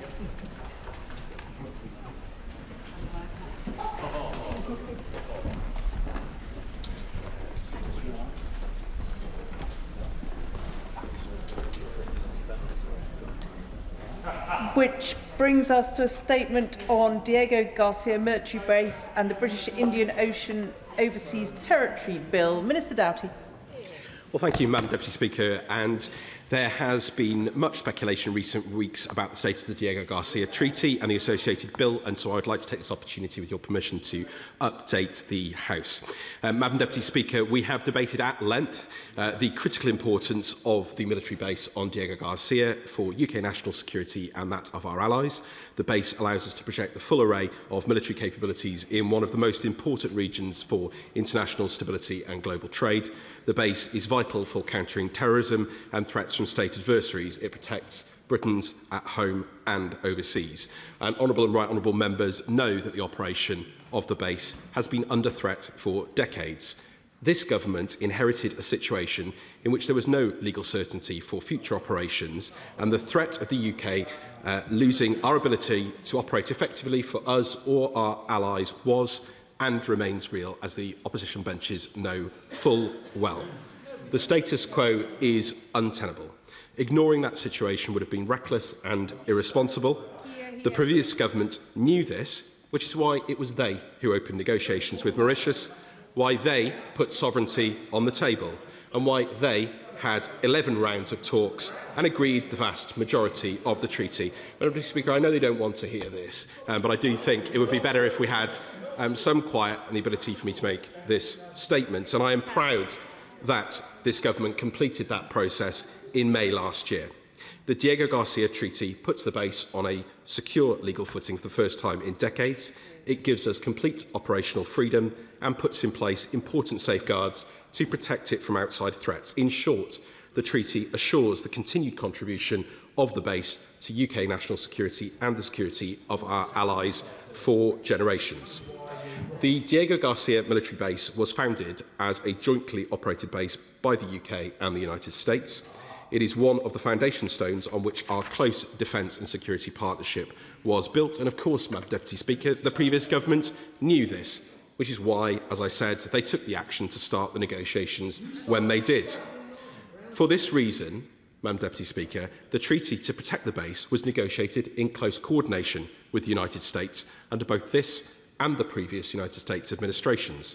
The treaty was tested thoroughly at all levels of the United States system under 2 administrations and found to be robust. Throughout this process, we have also been clear that we could not let the treaty enter into force without US support, and we had that support when it was signed and consistently since. President Trump called it very strong and powerful. Secretary Rubio welcomed it as a historic agreement that secures the long-term stable and effective operation of the joint US-UK military facility at Diego Garcia. Madam Deputy Speaker, nothing in the treaty has changed since then, and United States support has been consistent in viewing the agreement as the best means of protecting operations on this vital military asset. However, in recent weeks, the position of the United States President appears to have changed, and this means that in practical terms it has become impossible to agree at political level an update to the 1966 UK-US agreement concerning the availability of defence purposes of the British Indian Ocean Territory, known as the Exchange of Notes, which is also necessary in order to ratify the treaty. Honourable and right honourable members will know that updates to the Exchange of Notes are nothing unusual. In fact, they have been updated periodically to ensure the governance arrangements of the base remain fit for purpose in a changing world. They were updated previously in 1972, in 1976, in 1987, 1999, and were rolled over in 2016. They now need a further update in light of the Diego Garcia Treaty. We have debated this previously in this House, and I know my counterpart, Baroness Chapman, has similarly discussed it in the other place.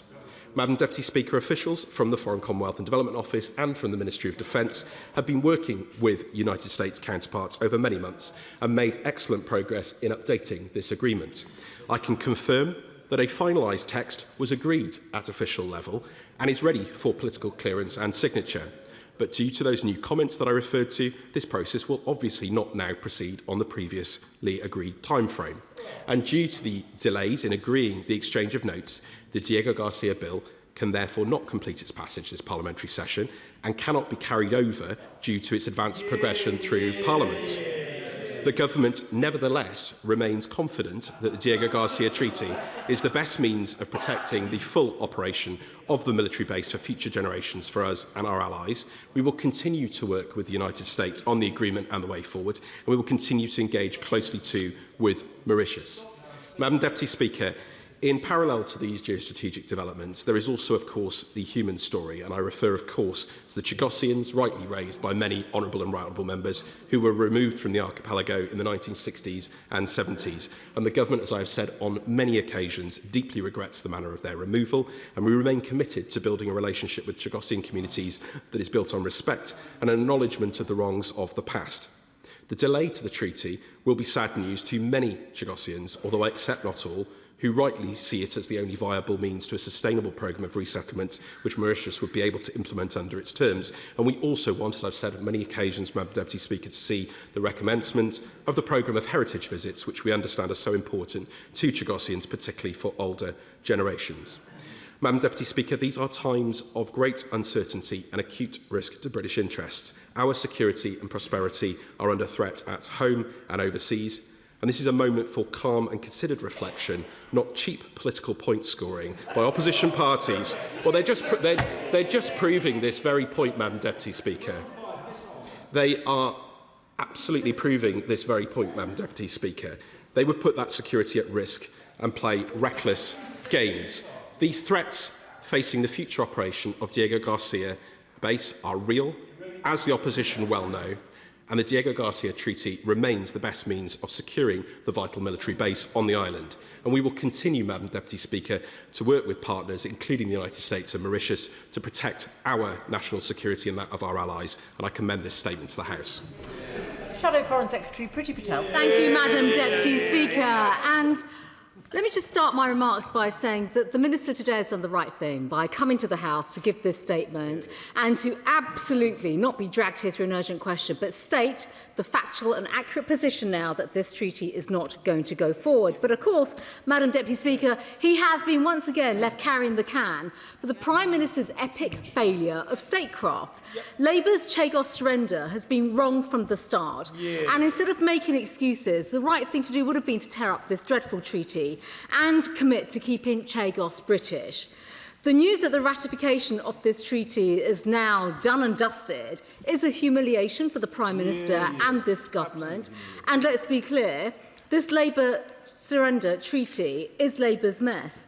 And as the House knows, within days of coming to office, the Prime Minister's top foreign policy priority was to exceed the wishes of his left-wing lawyer friends and surrender the Chagos Island at an enormous cost to British taxpayers. He met the Mauritian Prime Minister, appointed Jonathan Powell to conclude negotiations, and rushed and blundered into this treaty.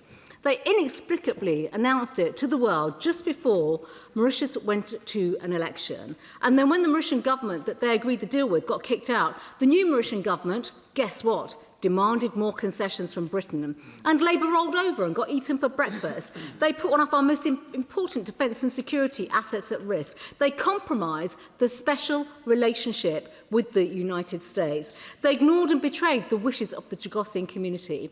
And they were prepared to hand over £35 billion of taxpayers' money to lease back a land that we own.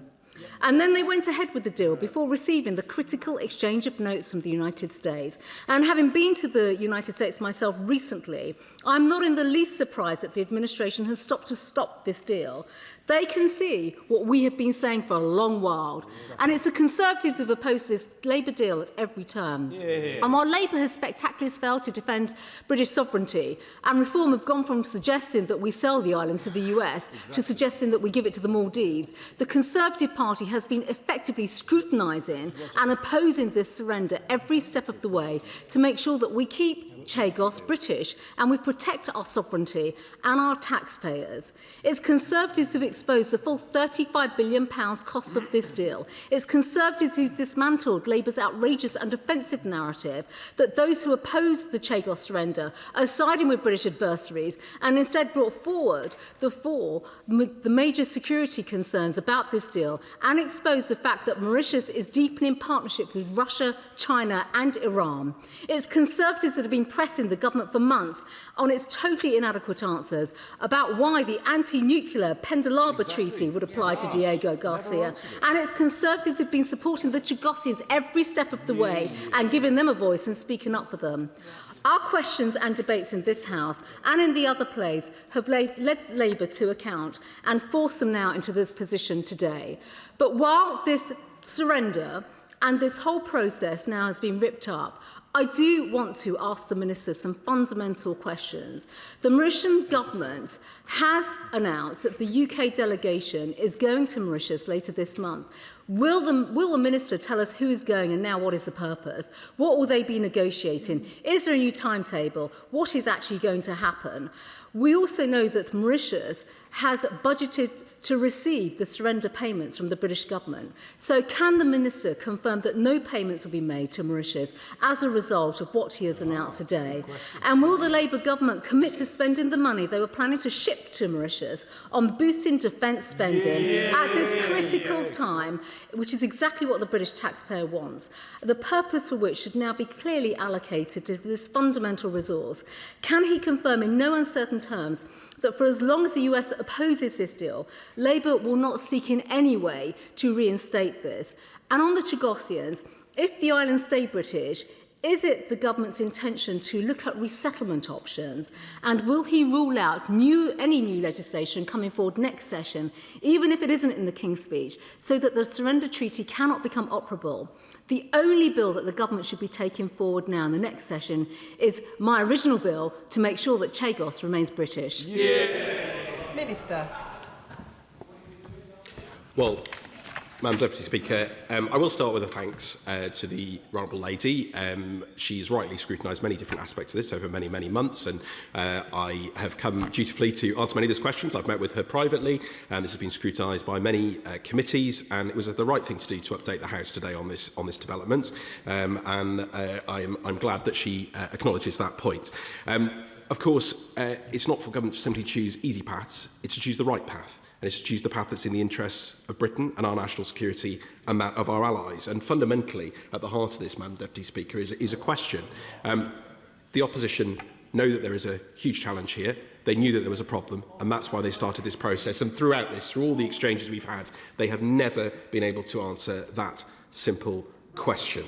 And I cannot recall a time, Madam Deputy Speaker, when we have seen so much misinformation and, quite frankly, negligent disregard for the national interests and security of the British people.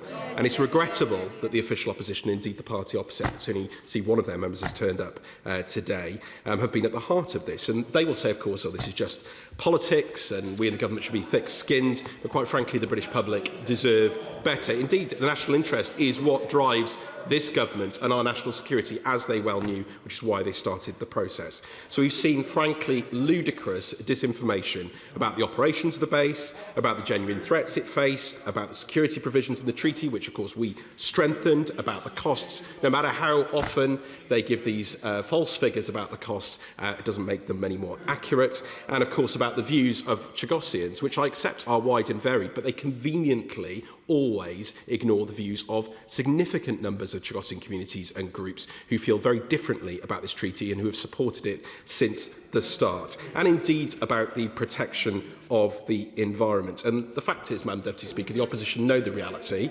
They operate in a state of convenient amnesia. They knew the jeopardy facing the base. They knew that they presided over 11 rounds of negotiations. They published it in ministerial statements, in records of meetings with the Mauritian Prime Minister, and they know too that the treaty signed by this government was born of their policy choices and their negotiation mandates.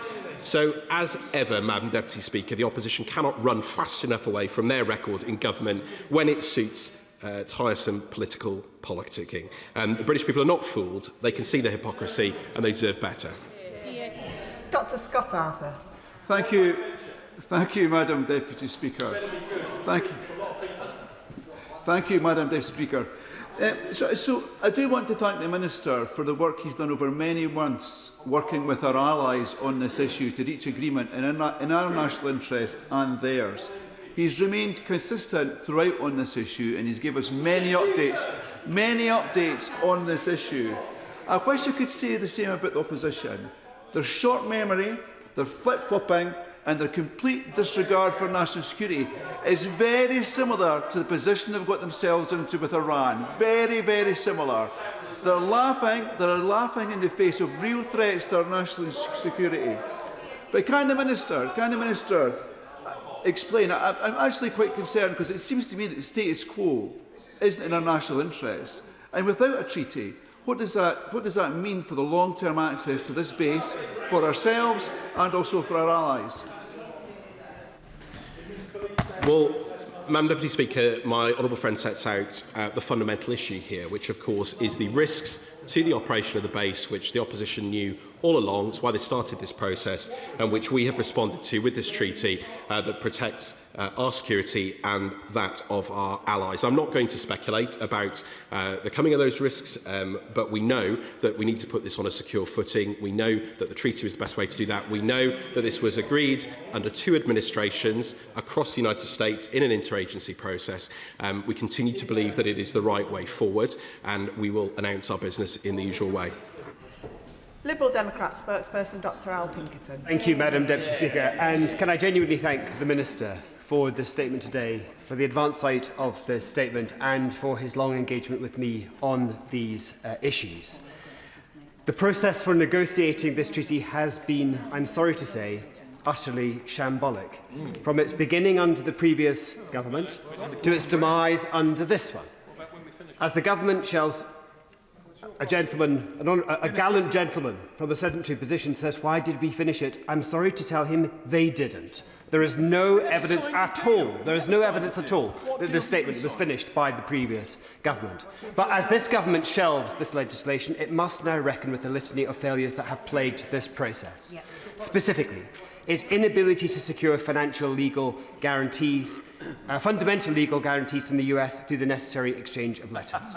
Its reluctance to adopt measures which would enable genuine parliamentary scrutiny over the planned vast sums of money that would be sent to the government of Mauritius. And its willful reluctance to work with or to secure the rights of Chagossians, including but not limited to the right of return to the Chagos Islands. Aside from the government's apparent ignorance of the legal prerequisites for the passage of this treaty, the most objectionable aspect of this process has been the woeful engagement with the Chagossian community. The British state has long denied Chagossians a meaningful say in their own future, and the provisions of this treaty shamefully failed again to affirm those rights. So if this treaty ever does return to this House, the government would do well to observe and understand the amendments submitted by the Liberal Democrats in the other place, securing genuine rights for Chagossians and helping to buck the historic trend of that community being left out of the decisions about its own future. But I only have one very simple question for the Minister. Given that the government has now abandoned its proposed deal with Mauritius over the Chagos Islands, can the Foreign Secretary set out what this means in practice for the long-promised right of return for Chagossians? Will the government now commit to supporting resettlement under continued UK sovereignty? And if so, how does he assess the implications of that return for the evidential and legal basis underpinning the 2019 ICJ advisory opinion? In conclusion, Madam Deputy Speaker, British citizens physically located on the islands would constitute a resident population who would be very difficult to remove. Order. Minister. Well, thank you, Madam Deputy Speaker, and I thank him for his comments and his continued engagement in good faith throughout this process, and I can assure him that in due course we will obviously return to the issues that he and I and his honourable and right honourable colleagues were discussing with us and the concerns they expressed in amendments in this place and indeed in the other House, and I can absolutely assure him of that. But I have to, of course,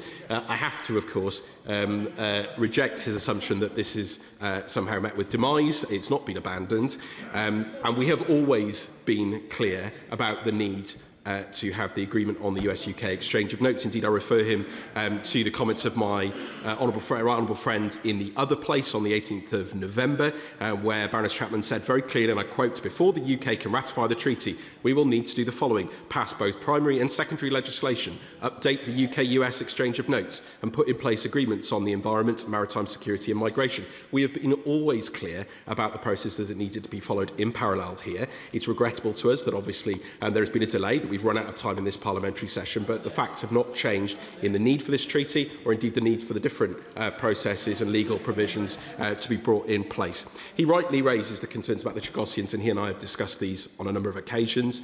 Of course, we have engaged extensively with Chagossian communities. There are a range of views in the community. There will be many Chagossians who will be deeply disappointed by this delay in the treaty, not least for the very reason that he refers to, which is that we believe that this is the best route under Mauritius's guidance to lead to resettlement. And of course, I want to re-emphasise our commitment to restarting at an appropriate time those heritage visits that are so important. He'll understand why the current situation does not allow that to take place, but we will obviously seek to do that at the earliest opportunity. We know how important it is, particularly for those heritage reasons, to do so.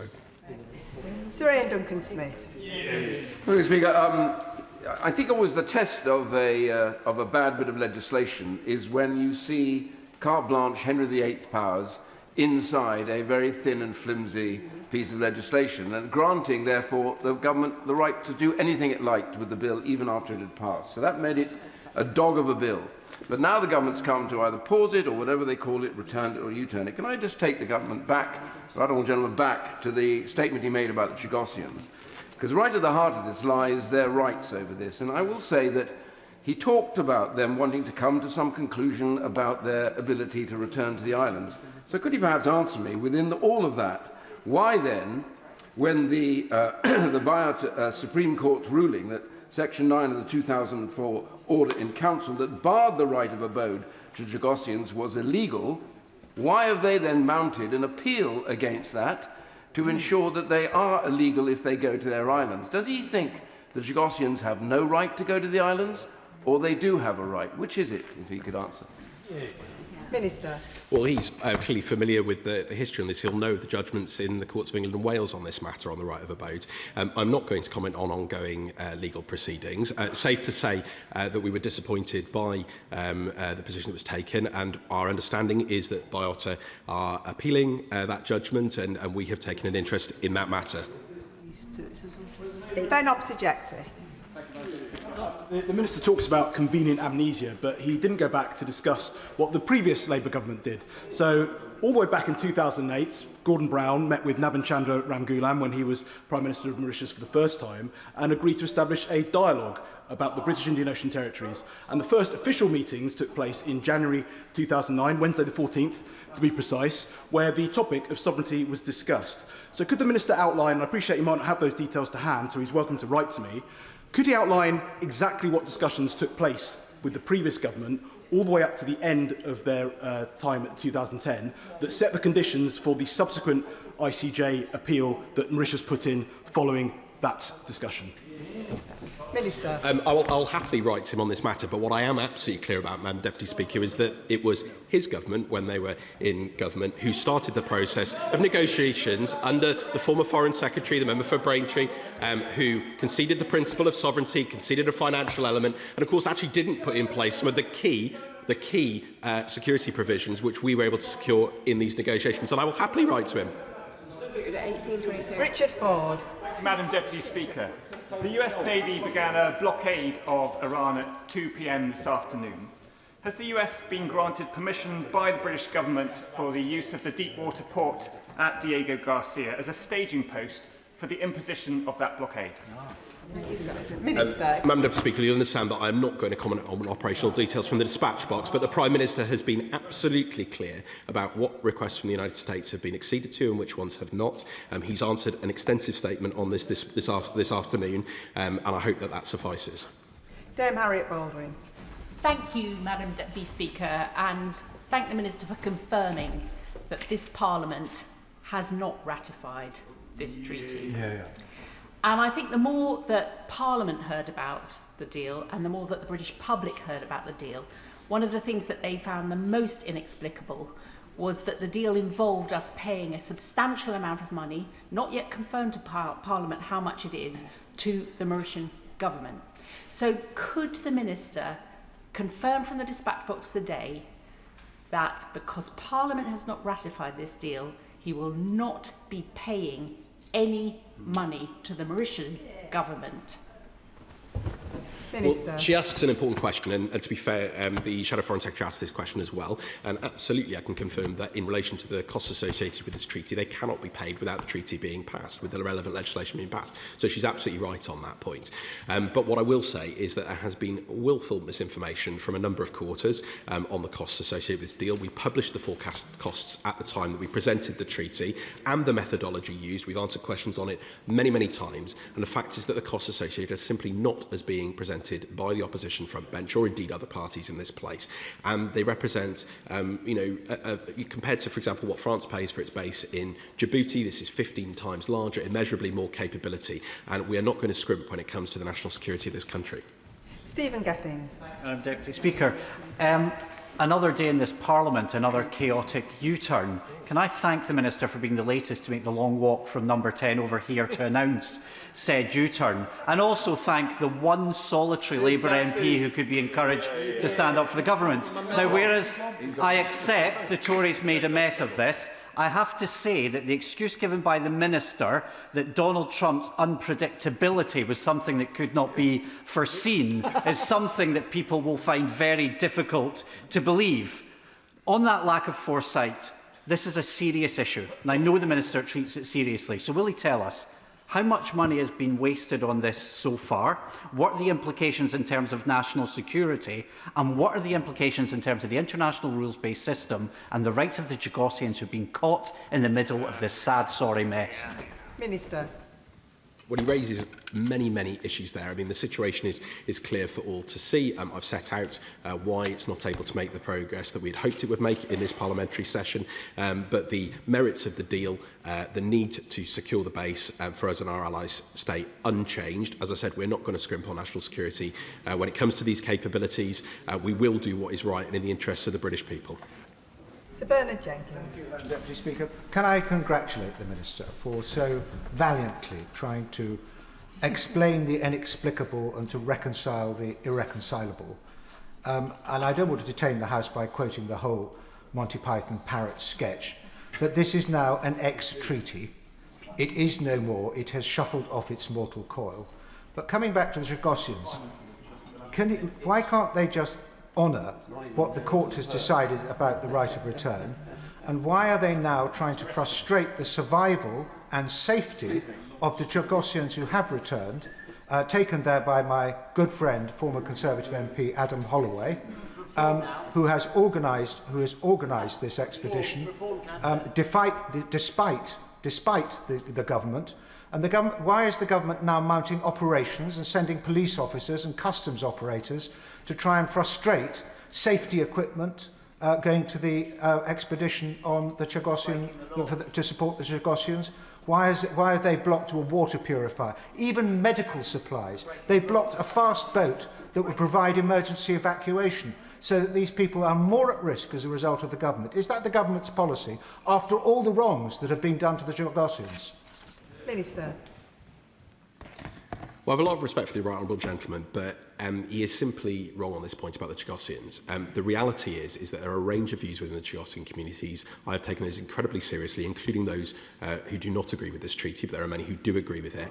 I'm afraid the incident he refers to in terms of the illegal arrivals on Peros Banhos, they are illegal and they are not appropriate. It is a dangerous environment. It is not appropriate for them to be on there. We are disappointed by the judgment that was made. Biota are appealing that judgment and their interest. If he wants me to provide him with the list of items that were sought to be provided on that island, I think he would be quite shocked, and he would, I'm sure, agree with me that it was not appropriate to be having a drone flying on those islands or indeed other items that are not necessary. This is a dangerous and unsafe environment, and I'm quite frankly astounded that not only the opposition but indeed the other party, we've got one representative here, are attempting to support people arriving illegally by boats on an island which is not safe for them. That is quite frankly extraordinary.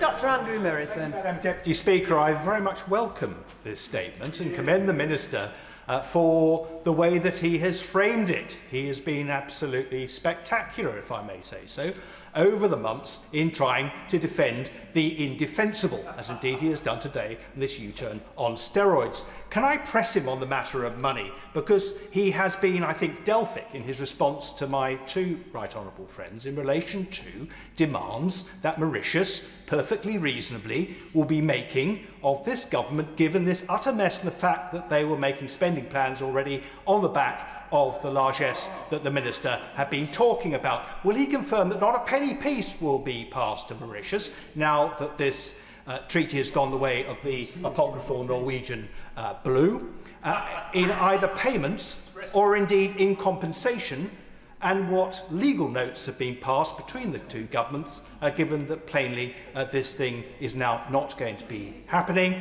in relation to monies in compensation that Mauritius, perfectly reasonably, will now be demanding of the UK. Minister. I answered the question very clearly a moment ago to his right honourable friend. Joy Morrissey. Thank you, Madam Deputy Speaker. Will the FCDO be consulted and will the British Chagassians be brought into that discussion prior to their mission to on the 22nd of April? And will they accept a British Chagassian on the actual delegation so that they'll be represented when you go on the 22nd of April? And also, is there, will the government be speaking to the Chagassians who have just come on the boat and seem to be the only small boat that the government are interested in stopping? So will they actually be helping rather than hindering? Minister. I mean, on the last point, I'm sure she can see the absurdity of what she and others appear to be supporting.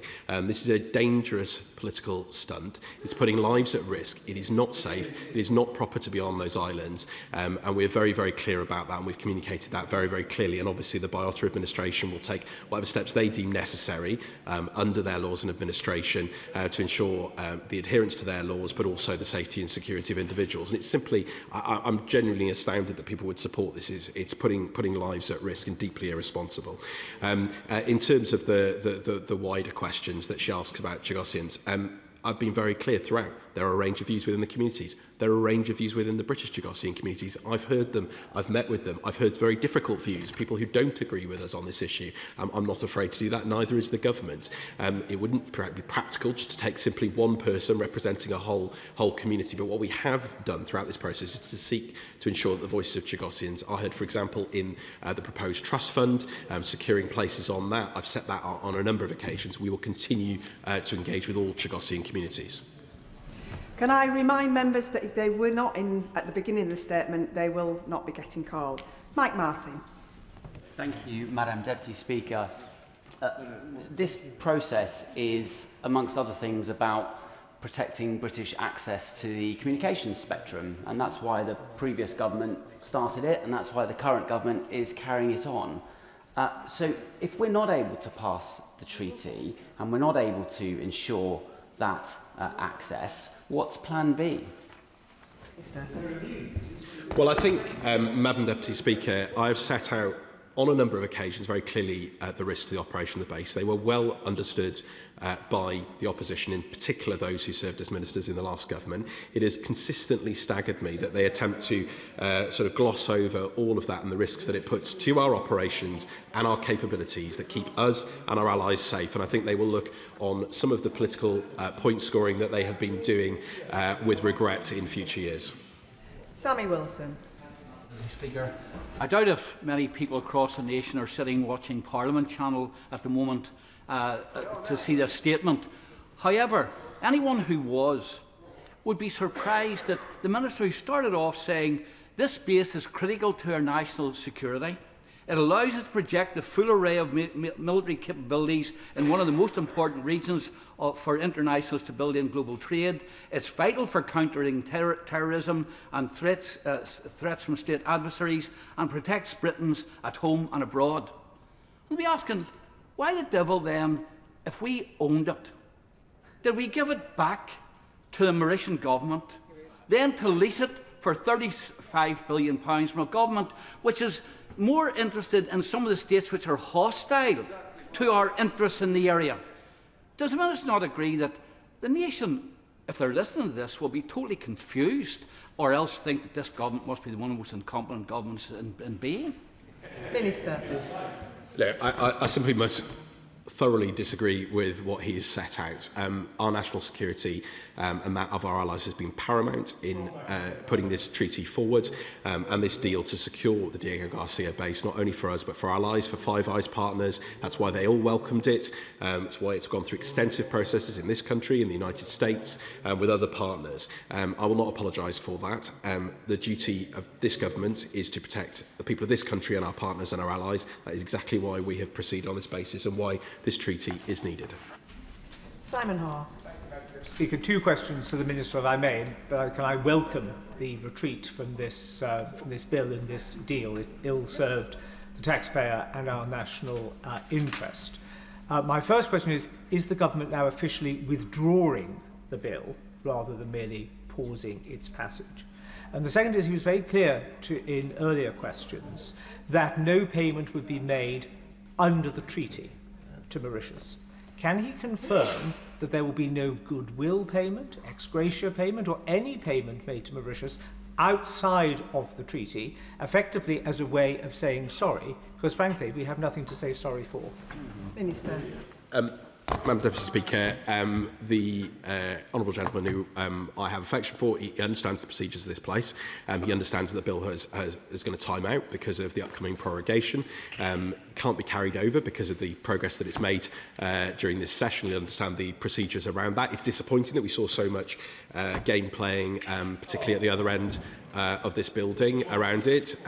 And that is the position. I've set out the position on the costs. Danny Kruger. I very much welcome the government's withdrawal of this bill. I have two questions about the future commitment of this country to the Tragosian people and to the Chagos Islands. The first is with respect to any future constitutional change. Will the government commit that if there is to be any constitutional change to the status of the islands, that the Tragosian community here in the UK is given the chance to express its view in a referendum of that community? And secondly, with respect to the heroic landing by my new friend, Reform member Adam Holloway, who made the brave journey to Reform, but also went to the Chagos Islands with a group of islanders. Can I remind the Honourable the Minister that those people were forcibly removed from their homes by a Labour government in the 1970s? The infrastructure that they left behind is now descending into jungle. Why will not the government recognise that they do have a right of abode there? And why is the government frustrating the very legitimate efforts of philanthropists to support them to re-establish their community? Again, I am genuinely shocked, Madam Deputy Speaker, that the honourable gentleman would be supporting a reckless political stunt of this nature, indeed his party as a whole, promoting arrival on an island that is not suitable for human habitation, where lives are at risk, and they would support and encourage people to be put in that position, I think is quite frankly shameful, and quite frankly, again, absurd in terms of their commentary on many other issues in this matter in relation to irregular migration. I just find it absolutely astounding. So I'm really not going to take any lessons from him. Lincoln Job. Thank you, Madam Deputy Speaker. Can I thank the Minister for his statement today? There have been many discussions over the amount of money that was going to be paid and discussions over the methodology and how it was come to, and I'm prepared to park those on the basis that provision has indeed been made in the government's budget lines to pay for this treaty, which is now in abeyance. And so for the period of time that it is in abeyance, would the Minister be able to tell us that 100% of that amount that would have been paid to Mauritius will now go into the defence budget and pay for hard power? Minister. Madam Deputy Speaker, he well knows that I am not a part of the Treasury team. It's not to me to respond to these points. Obviously, in the interim, we remain responsible for the administration of BIOT.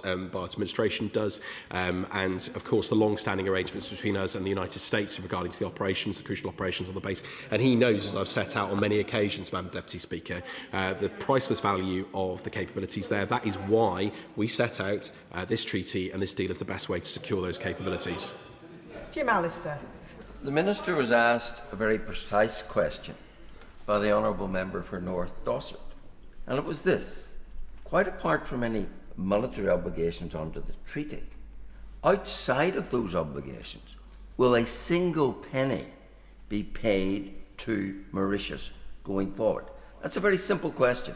It's nothing to do with the treaty. The treaty's gone in that sense. But outside of any obligations that were under the treaty, will there be a single penny paid to Mauritius? Surely the Minister can answer that rather than continue to dodge it. We have relationships with many different countries around the world, including through our ODA programmes, through different multilateral programmes, through our investments, through all sorts of things that are in the British national interest. But what I can assure him is that the costs associated with this treaty cannot be paid without the treaty. I've been very clear about that from the beginning, and he can impugn all he likes, but that is the facts. Jim Shannon. Thank you, Madam Deputy Speaker. I thank the Minister very much for his statement, and he has outlined the reality of where we are today, and I think it's important that we do understand what that means. The Minister has also made clear the feelings of where we are, but can I ask the Minister this? How those Circassians who asked us to retain the island control due to the human rights consideration and other issues, and whilst the future of the treaty is uncertain, what will Government and the Minister do to engage with those who are disenfranchised and uncertain due to the treaty failure? Minister. Well, I thank my honourable friend for his question. Of course, we will continue to engage with Chagossian communities. I'm absolutely committed to that, as I have been throughout, including those who disagree. But there will, as I said, be many Chagossians who will be deeply disappointed by this delay. And I think it's important that their views are understood and respected, as well as those who oppose this treaty. And that concludes the statements. I'll just give the front benches a few moments to swap over for the next statement.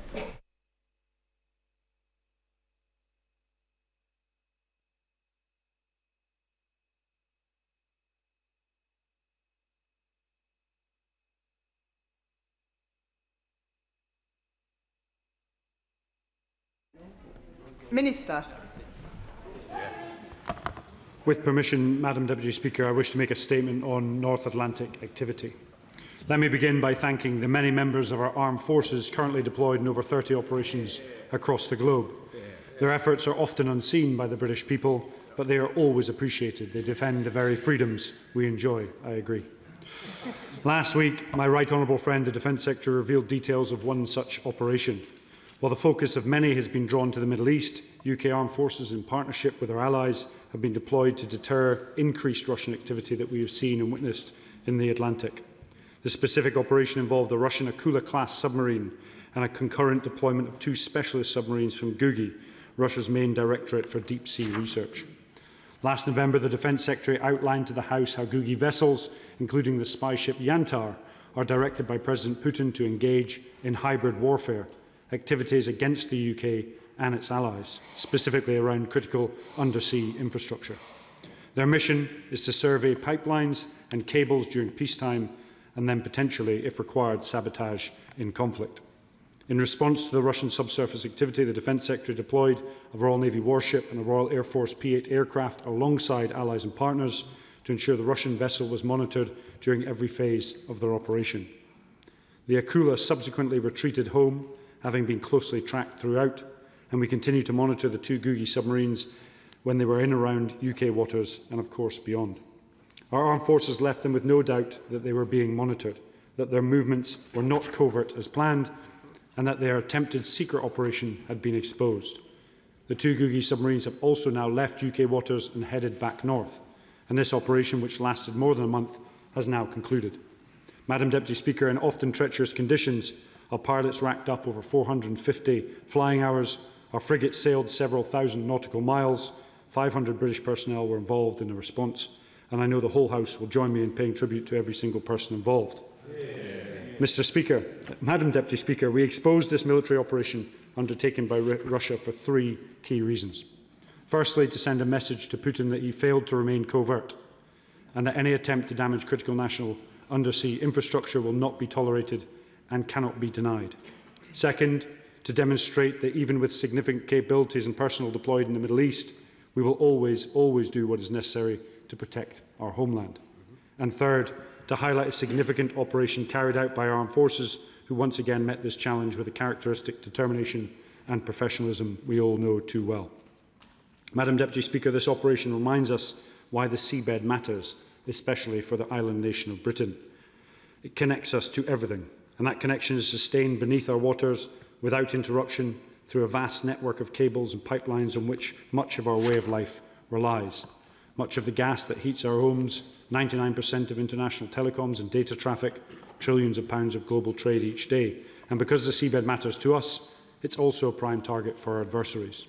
The UK's undersea network is highly resilient, but the threats are increasing, and so we're stepping up our action to defend it, including providing an extra £100 million for our vital P-8 submarine hunting aircraft, launched our Atlantic Bastion programme to combine the latest autonomous technologies with the best warship and aircraft to create a British-built hybrid naval force, and making the biggest sustained increase in defence spending since the Cold War, after years of hollowing out and underfunding from various governments. Madam Deputy Speaker, the threat is clear, and our resolve to confront it is absolute. And that's why this year we're deploying our carrier group where it is most needed, the North Atlantic and the High North, and why we're supporting NATO's new mission, Arctic Sentry. I also want to put on the record our thanks to our allies with whom we have cooperated closely throughout this operation, including Norway. Our shared commitment to confront Russian aggression in the North Atlantic is at the heart of our Lunar House Agreement, and together we are now building a combined fleet of new submarine hunting frigates and new uncrewed systems. And let me say a few words on Ukraine from where I've just returned last week. Today, 2 wars on 2 continents are being fought at the very same time, and Putin wants us distracted while he steps up strikes on Ukraine, relentlessly and indeed at enormous scale, with around 7,000 attacks a day on the front line and 55,000 drone and missile strikes last year alone. We must always remember our duty to Ukraine and recognise Russian aggression is growing across Europe once more. Madam Deputy Speaker, let me finish where I began, with praise for our people. We have the very finest armed forces a nation can hope for, second to none. As I speak, we have personnel deployed across every domain, every moment of the day, in every part of the world, and they're in constant confrontation with our adversaries from the depths of the seabed to the reaches of space. When a crisis erupts, as it has done in the Middle East, I understand people questioning why all UK military assets and personnel haven't been sent to deal with it. Well, as demands on defence rise, we must deploy our resources to best effect across multiple priorities. Because of an increase in defence investment, we'll be able to call on more and more resource in the coming years. As we defend our interests and partners in the Middle East, we will tackle increasing threats in the High North. We will stand with Ukraine. We will meet our NATO obligations. Above all, we will always fulfil the first duty of government, to protect our homeland and keep the British people safe. And I commend this statement to the House. Shadow Minister David Reid. Thank you, Madam Deputy Speaker, and I thank the Minister for advance sight of his statement. Now, with all eyes on the Middle East, let us not forget that Russia remains the most acute, persistent and active threat to the United Kingdom. Putin's goal of conquering Ukraine is unchanged, and the fact continues to place our entire European continent in jeopardy. His ongoing nefarious activity, most notably in our own territorial waters, should be a stark wake-up call. We must start acting on the threats that are visible and right in front of us. Now, we may be critical of the government's tortoise-like approach to giving defence what it needs. And, Madam Deputy Speaker, slow and steady does not win this race, and it certainly does not keep us safe.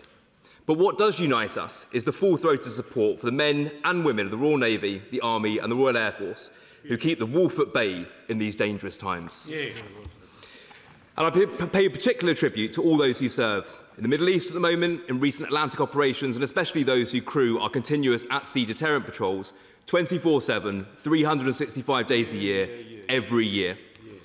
When the Secretary of State came to this House last year, Madam Deputy Speaker, to highlight the actions of the Russian spy vessel Yantar, he told Putin, "We see you, we know what you're doing, and we will not shy away from robust action." Now, that was the right message. But at some point, simply saying, "We see you," is not enough. Words must be backed by action. This is not just a question of traditional defence. There is a growing and underappreciated threat to our national resilience, to our way of life. Just 65 undersea cables carry 99% of global communications, and a far smaller number of pipelines and interconnectors link our gas and electricity suppliers to others. So can the Minister guarantee there are no hostile devices, kinetic or otherwise, on, near or underneath any of those cables, pipelines or interconnectors? The reality is he cannot. The Secretary of State spoke of confidence that there was no sabotage on this occasion. But what of the many other incidents in UK waters, in the Baltic, in the cables running to North America west of the British Isles, where monitoring capacity is limited at best? The truth is, we don't fully know how secure our critical underwater infrastructure is. That is why we are dismayed that the much-touted Defence Readiness Bill has been delayed by a full year. Worse still, at a time of demanding cross-party unity, it was deeply disappointing to hear the Prime Minister flatly reject the Leader of the Opposition's offer of greater engagement earlier today. That was the wrong call. On Russia's shadow fleet, Madam Deputy Speaker, when the Prime Minister announced on 25th of March that British forces would be permitted to board sanctioned vessels transiting UK waters, we rightly supported that decision. And the Chief of Defence Staff, when asked at the recent London Defence Conference, said plainly, we are ready. And yet no action has been taken. We set a red line and we have watched Russia repeatedly cross it. Worse, Russian military vessels are now accompanying shadow fleet ships, deliberately escalating the situation. Madam Deputy Speaker, this is deterrence in reverse. The Minister and I know better than anyone else in this chamber the very real challenges of boarding vessels at sea and the serious legal questions surrounding what happens to a ship and its crews once the decision is made to seize them. These are the same challenges that I faced personally while serving in the Royal Marines boarding pirate vessels off the coast of Somalia. Back then, those legal and logistical hurdles were just as real, but it was clear that the global economy was being directly impacted by piracy, that we had to act, and we found a lawful way to do so. So why can't we now, when the situation is far more grave? Now, it's been reported that the Attorney-General has denied the legal basis for interdiction. If that's the case, I ask the Minister directly, what is the current position of the government? And can he tell this House how many sanctioned vessels have transited UK waters unchecked? Russia is brazenly moving military supplies through our own waters. That must be met with robust action, not statements. To conclude, Madam Deputy Speaker, today's statement is a start, but only a start. And it's clear the government is not moving fast enough to deter our adversaries. Deterrence requires capability, and capability requires funding. Now, I know the Minister has not had sight of the Defence Investment Plan, but I can at least tell the country when it will be published. 7 months delayed, this is simply becoming a farce. Does he agree with us and the Defence Select Committee that this government must commit to 3% of GDP on defence within this Parliament, not the next? Now, the Conservatives have already identified saving, delivering over £20 billion in additional defence spending. We want to go further, and we renew our offer to work across the aisle to find them. Because the choice is simple. If we are serious about deterring Russia and other hostile states from the High North or our overseas bases, then we must reach 3% on defence now, not later, and give our armed forces the resources they need to keep us safe. Minister.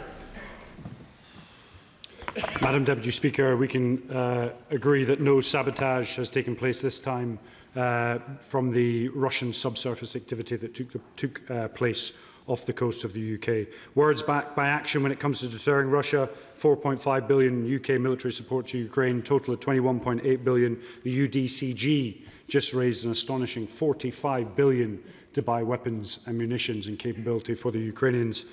The MOD stands ready to board any vessels that meet the criteria. There's a lot of misinformation out there. What I would also say is very expensive frigates escorting every vessel at such range is putting significant demands on the Russian fleet and is also degrading their capabilities. And what I would also say is that we've seen 5 billion extra spent this year alone on the defence budget. By 28-29, we'll spend circa 73 billion on the defence budget. Chair of the Select Committee, Tan Singh Desai. Thank you very much, Madam Deputy Speaker. And to increase public awareness about the growing threats that our nation faces, I thank the Minister for his statement and indeed the Defence Secretary's public statement. And on behalf of the Defence Committee, I want to pay tribute to all our armed forces personnel involved in disrupting the Russian activity around our critical undersea infrastructure. Madam Deputy Speaker, this incident also underscores the growing threats that Russia poses and also the need to increase defence investment now and the need to finally publish the Defence Investment Plan. But turning to the incident itself, I take on board the Minister's words just now, but it has been widely reported, including publicly at the London Defence Conference, that Putin had explosives planted on are undersea cables. So, for the record, can the Minister confirm, were Russians involved in either sabotage or precursors to sabotage on or around our undersea cables? Minister. I'd like to thank the honourable friend for his questions. The reality is Russia failed on this occasion, and they failed because we exposed their activity, meaning that there was no way, shape or form they could deny their activity in the first place.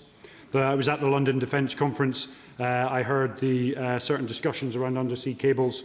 I can confirm that no sabotage took place this time. What I can say is that the Russians put a lot of effort into mapping and understanding our undersea critical national infrastructure, and we'll do everything to map, track and expose it should it take place.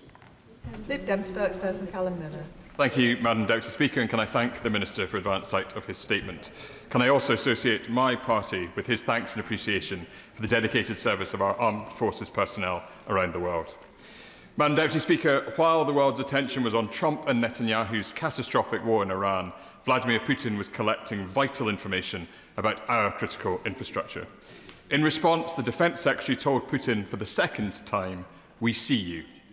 But we need much greater confidence that this government has the plan and resolve not just to observe Russia's activities, but to meet and resist them should that be required.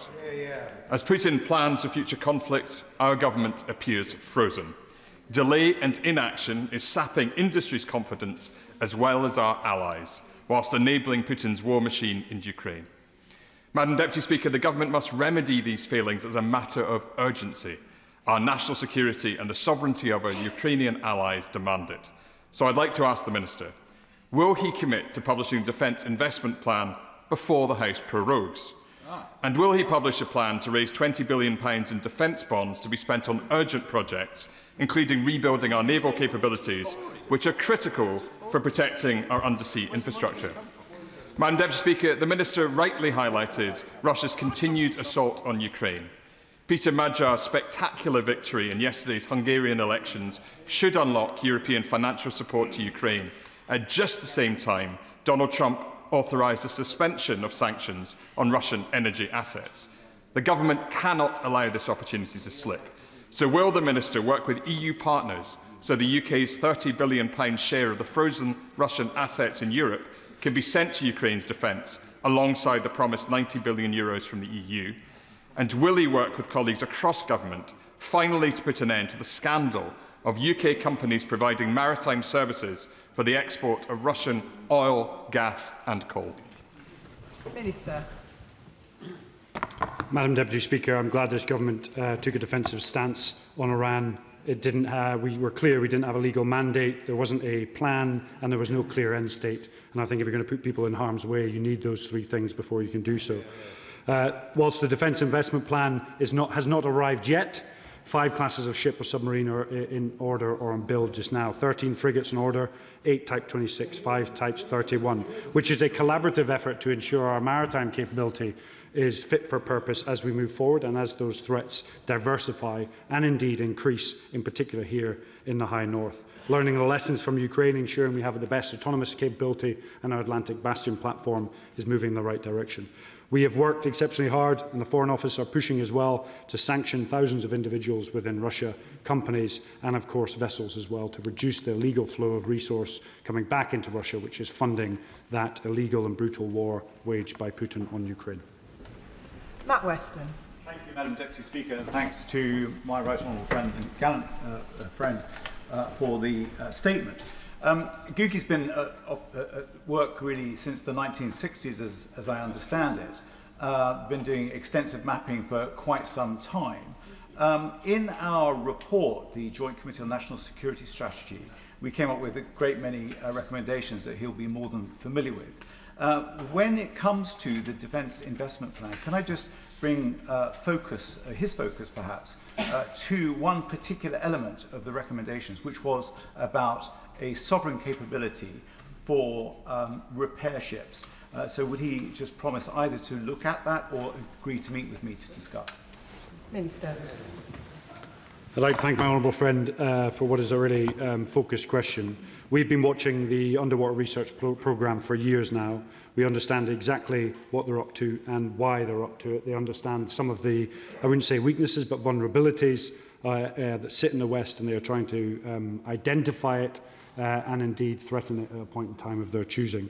I also recognise the report that was written around sovereign capabilities to fix cables. We're working with industry and partners, and of course we have a multitude of capabilities within defence that can support those types of operations that may need to take place should anything happen to our undersea cables. Jamie Stern. Thank you very much, Madam Deputy Speaker. I am delighted that the Minister has made the statement he has this evening, because I have raised this issue a number of times in this place. My constituency looks directly at the High North, and it's off the coast of my constituency that this Russian activity has taken place. Let's make no mistake about it. And my constituents find this deeply, deeply worrying. The point I want to make, Madam Deputy Speaker, to the Minister is this, as he has himself admitted, we only have so many surface ships. They are based mostly in Devonport and Portsmouth. The sailing time from the south of England to Orkney, Shetland or my constituency is a matter of days. And we have to move very, very fast in this situation with Russia. And let's remember history. Before the First World War, Winston Churchill and others took the decision to relocate part of the fleet to Invergordon and to Scapa Flow in the Orkneys.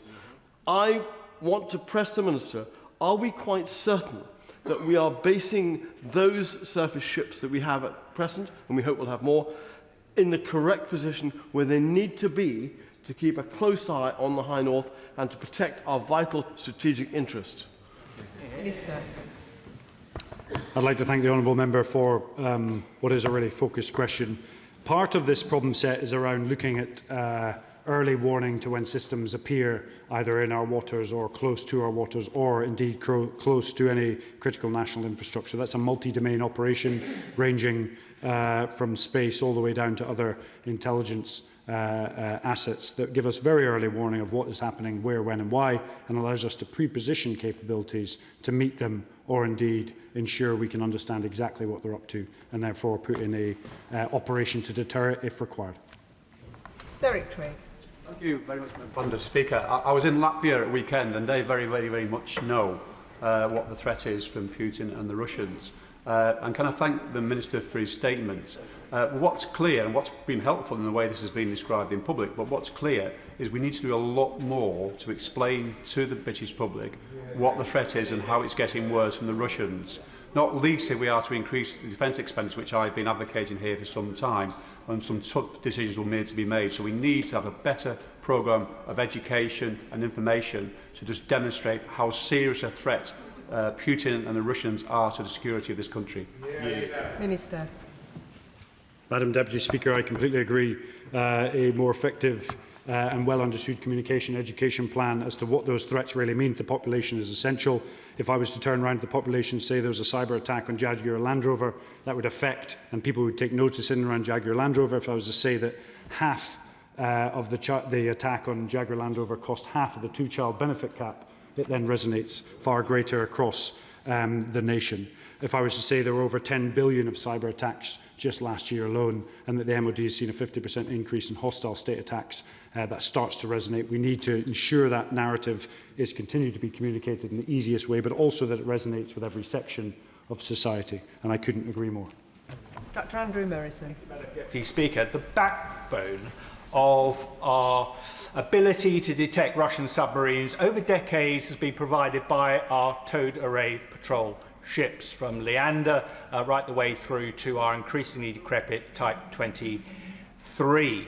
But does the Minister agree that the logic of what he has said, given that the threat has increased significantly over the past several months, couple of years, is that we should be looking again at the orders for 8 Type 26 with 2087 towed array on the back of them, and upgrade that in order to deal with the threat that we now face? Because where we are now is not where we were a few short years ago, when that order book for 8 Type 26s was constructed. Minister. So I recognise the right honourable member's experience in this space. I would say that 8 Type 22 towed array frigates is the right level. What I would like to see is our ability to cover the ocean expanded through the use of autonomy and some of the lessons that we've learned from Ukraine. And that's why I talk about the Atlantic Bastion. Major capability platforms matched with mass uncrewed systems will provide us a far more effective way to find, deter and indeed neutralise threats subsurface in the future.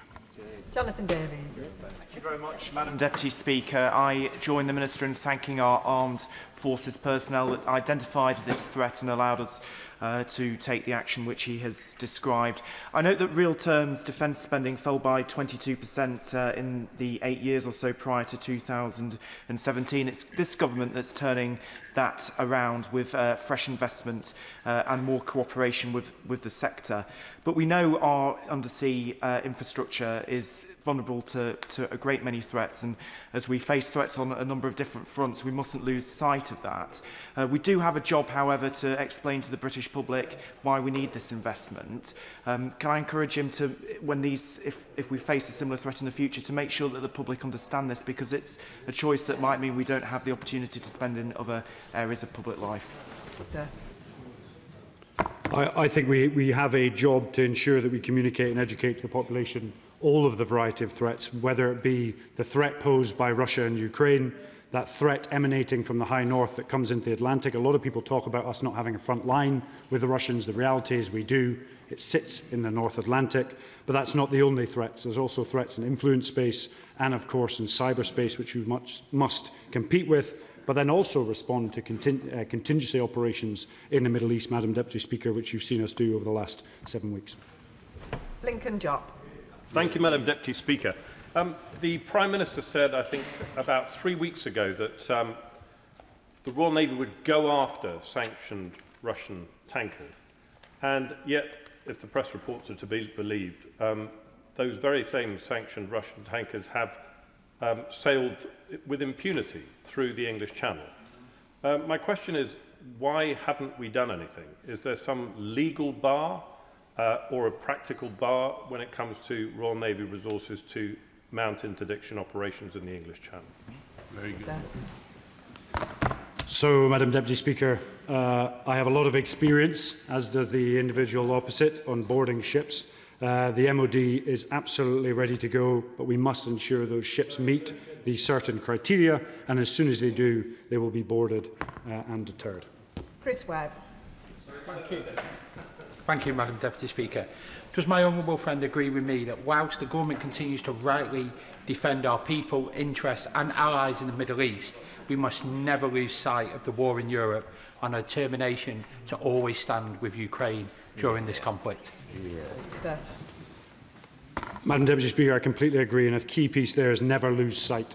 Over 1 million casualties Russia has taken, more casualties than America's took in the entire Second World War, 55,000 drones and missiles fired in the last year, thousands of tanks destroyed, and cities plunged into poverty, into the cold with no lights, no hospital services across an entire nation. Why? All to support an individual's ambition to rewrite history and indeed rewrite the rules or international borders through the use of brutal force. Unacceptable. Ian Room. Thank you, Madam Deputy Speaker. Back in February, former Royal Navy officers and other expert witnesses warned the Defence Select Committee that although tapping an undersea cable is very difficult, they are vulnerable to sabotage, and more than 3/4 of the UK's natural gas is imported via undersea pipelines from Norway. Does the Minister agree, given Russia's attacks on Ukrainian energy infrastructure, doesn't the UK need to press ahead faster with the Atlantic Bastion initiative? And in light of recent defence budget pressures, can the Minister confirm whether funding levels are adequate to maintain long-term submarine detection and tracking capabilities? Minister. I respect the honourable member's insight into this, especially with his constituency. What I would say is Atlantic Bastion is moving forward fast. We're using some of the requirements and the needs also in the Middle East to see what we can test and trial, and we're pushing forward as fast as we can, taking those lessons from Ukraine and ensuring they're inculcated into the slightly rougher and bigger seas in the North Atlantic is an exceptional challenge, but we're moving forward as fast as we can to do it. And when combined with our Type 26 fleet between us, Norway and hopefully others, we will have one of the most effective counter-submarine fleets in the world. Alan Strickland. Thank you, Madam Deputy Speaker. It was a privilege recently to spend a week at Camp Viking with our Royal Marines, seeing firsthand their work they're doing to defend the High North. Would the Minister agree with me that it's clear strategically that the security of the High North and of the North Atlantic are intrinsically linked because of the sea lanes, the data cables and also the presence of the Russian Northern Fleet around the Kola Peninsula? And can he set out, as well as the carrier group, what else we'll be doing as a nation to protect the Arctic and our interests there and allied interests in order to diminish and constrain Putin's war machine, but also to protect access to the North Atlantic? Minister. So, as my honourable friend will know, we have the carrier group deploying up there, which will be a NATO exercise with a multitude of different assets attached, which will be running through all sorts of mission rehearsals, but also deterrent operations. On top of that, we've had international engagement with our JEF partners, and that will increase over time. And of course, we have 1,500 exceptionally effective Marines deployed in the High North, protecting our NATO flank and, of course, our allies and partners. Sir Bernard Jenkins. Thank you, Madam Deputy Speaker.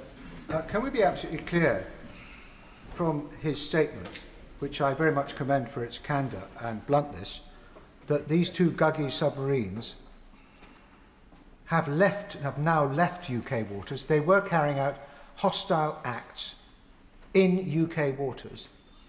And I cannot believe that the MOD, or many people in the MOD, are happy with the limp-wristed response of the rest of the government to this episode. Has the ambassador been summoned for a public dressing down? Have we expelled any Russian diplomats in retaliation?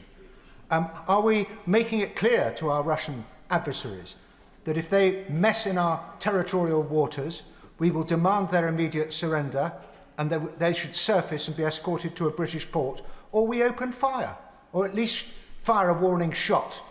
Because just saying we see you is not going to be enough. That's not going to bother President Putin one jot. And he'll carry on doing exactly what he's doing until we're prepared to escalate ourselves and show we are prepared to deter what he is doing to our country. Minister. I can confirm the submarines were not within 12 nautical miles of UK territorial waters, and the Right Honourable Member will know the rules of the sea have all sorts of rules and regulations around the use of force. What I would say is we have been watching and observing those vessels, and actually by calling it out and telling the world about exactly what they're up to reduces their ability to do something and then deny it and blame it on someone else, which in itself is probably the most effective deterrence that we've done. Luke Charters. Thank you, Madam Deputy Speaker. While the member for Clapton talks down our Royal Navy, I think the House today is united in praising the Royal Navy for their work to deter Russian activity at deep sea. Through Atlantic Bastion and with emerging defence SMEs, does my right honourable and gallant friend agree with me that defence companies should get the finance they need to be able to thrive and protect our deep sea assets?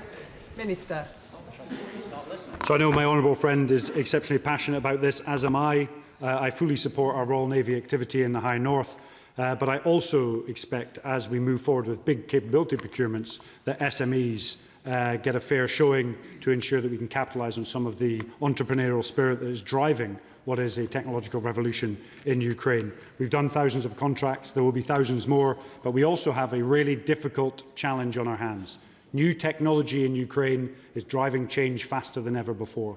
Capabilities that were ordered perhaps previously may have to have their roles changed or adapted, and indeed some of the capability we have now is outdated and needs replaced. That complexity is why the Defence Investment Plan is taking time, but it will come, and when it does, it will be fantastic. Mike Martin. Madam Deputy Speaker, I hope to give the Minister a focused question. He's rightly laid out the importance of the data cables to the UK as an island, and also highlighting Russia's continued activity over many decades. The frigates that we have in the Royal Navy are really the centrepiece of the anti-submarine war. So my short, focused question is, how many frigates could we put to sea tomorrow? Minister. Depending on the situation, we could put frigates to sea at any point in time. That comes down to the balance of risk around health and safety and operational readiness, depending on the threat. Peter Swallow. Thank you, Madam Speaker. Russia is in our seas, undermining our North Sea cables. They are on social media, spreading myths and disinformation, and Russia is even in our politics, as we remember that the former Reform leader in Wales is currently serving time in prison for accepting Russian bribes.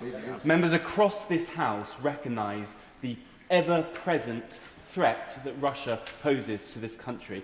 I'm not sure that the public are always quite as aware of just the scale and presence of Russia affecting our society at every level. So can I thank the Minister for coming to the House today and updating us on what's been going on. It's really important we do expose Russia and what they're up to. And can I urge him to work with colleagues across government to ensure that we continue to expose Russia wherever they are attacking us. Minister. I'd like to thank the honourable friend for raising this issue. Yes, there is a physical threat from Russian submarines, Russian surface ships, bombers, the war in Ukraine, but there's actually a more subversive threat, one that is based on influence, on the hearts and minds of our nation, on the political divide of our nation, and that's why we've seen some members of some parties actually do over 10 years in prison because of their connections to the Russian regime. And I think actually in some of those areas myself and my other ministerial colleagues are working exceptionally hard now to quantify what that threat looks like from a cyber and an influence perspective, and then put in measures in place to neutralise it so democracy can thrive. James Wilde. Thank you, Madam Deputy Speaker. I join the Honourable and Gallant Minister in paying tribute to our armed forces. After the Defence Secretary gave a press conference calling out this operation, Russia said it poses no threat to undersea infrastructure. And I asked this question when the Minister responded to an urgent question back in November after lasers were fired at RAF pilots by Russia. Why has the Russian ambassador not been summoned by the Foreign Office, given this clear threat to our national security? Minister. We regularly make clear to our Russian counterparts what they're up to, what's happening, and ensure that the severity of their activity is explained to them. This question about whether Russia poses no threat to CNI, I think, is fundamentally wrong. The reason they are mapping it, the reason they're trying to understand it, is to find a gap, develop capabilities, and at a time of their choosing, perhaps use it. We acknowledge that. We are watching.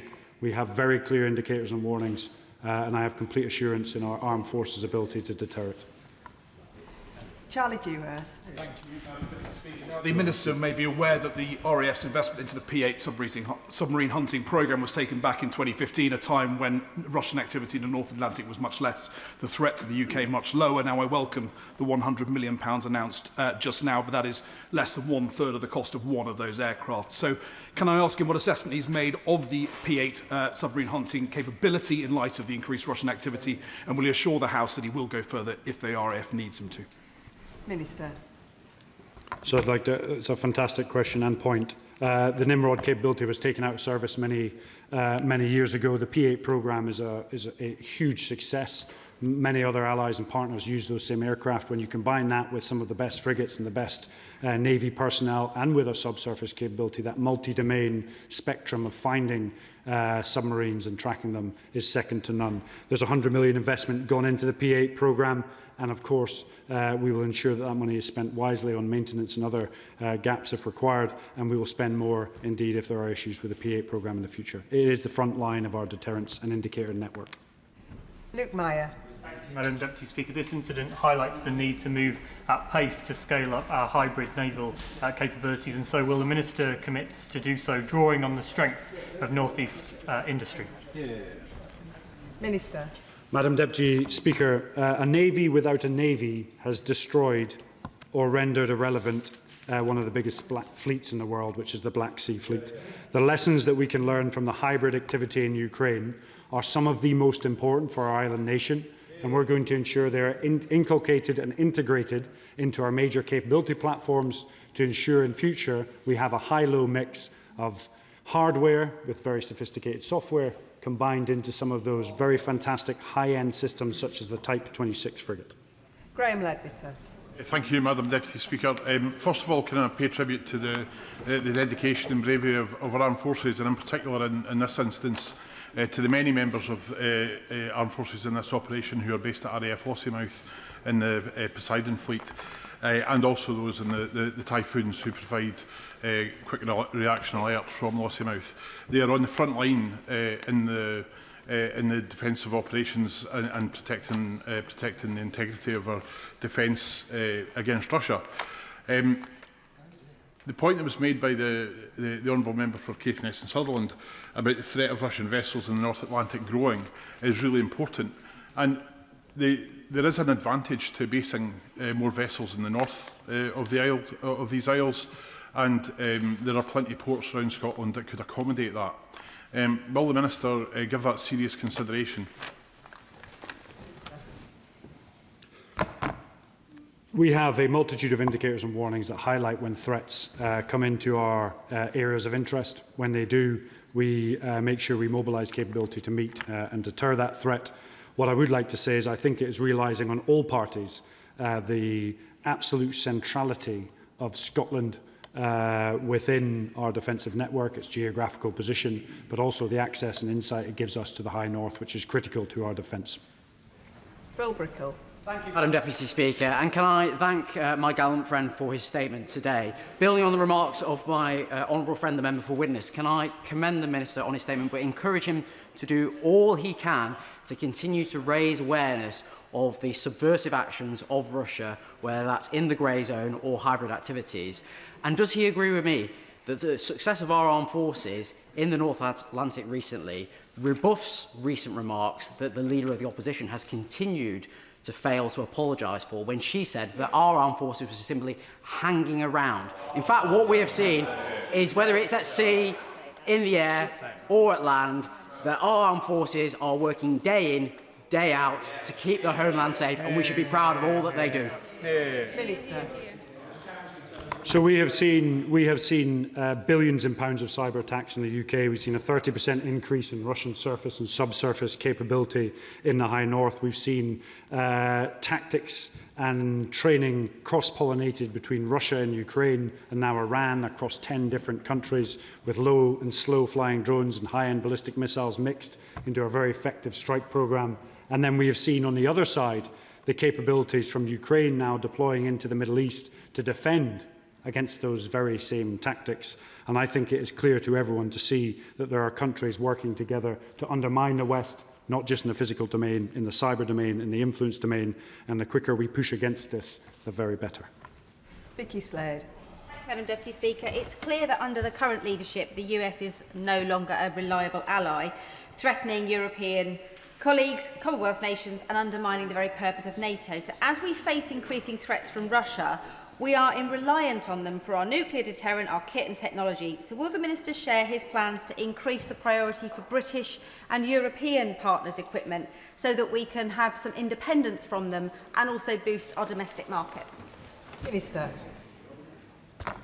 We have a multitude of allies and partners. The US has been a partner for the last 20 years and will continue to be so for some time to come.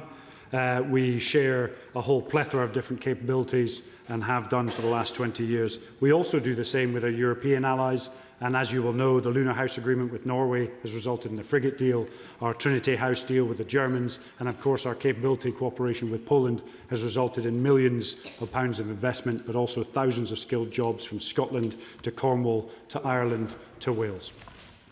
Chris Vins. Thank you, Madam Deputy Speaker. Can I thank my honourable gallant friend for his statement today, and can I personally pay tribute to our incredibly brave naval personnel for the important work that they're doing, often under very difficult weather conditions, to keep us all safe. It strikes me that Harlow is quite away from the Arctic Circle, and that the Arctic Circle is considerably colder than a Harlow. particularly this time of year. I wondered if my honourable and gallant friend would touch upon the unique challenges that our naval fleet face in those conditions. Although it's hugely important we support NATO with their mission Arctic Sentry, would he reflect on the challenges and reassure me and my constituents that our naval fleet are prepared for those challenges? Minister. So I'm in no way doubt absolutely clear we have the best, one of the best navies in the world. I've served in the Royal Navy for 24 years as a member of His Majesty's Royal Marines. Operating in the High North is exceptionally difficult.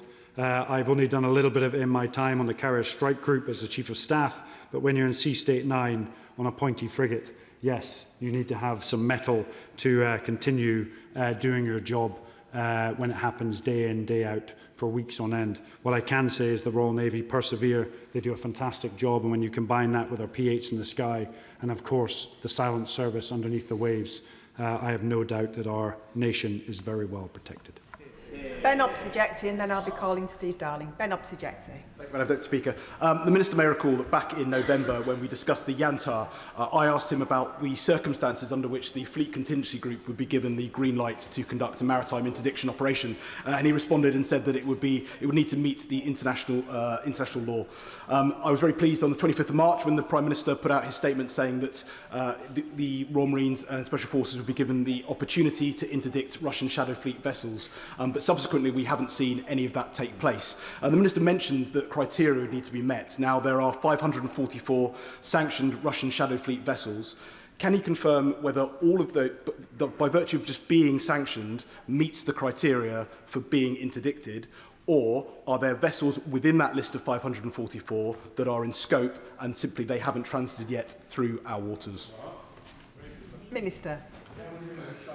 As you will be absolutely clear, the maritime interdiction of a Russian-flagged vessel such as the Yantar is very different to one that either doesn't have a flag or changes its flag regularly.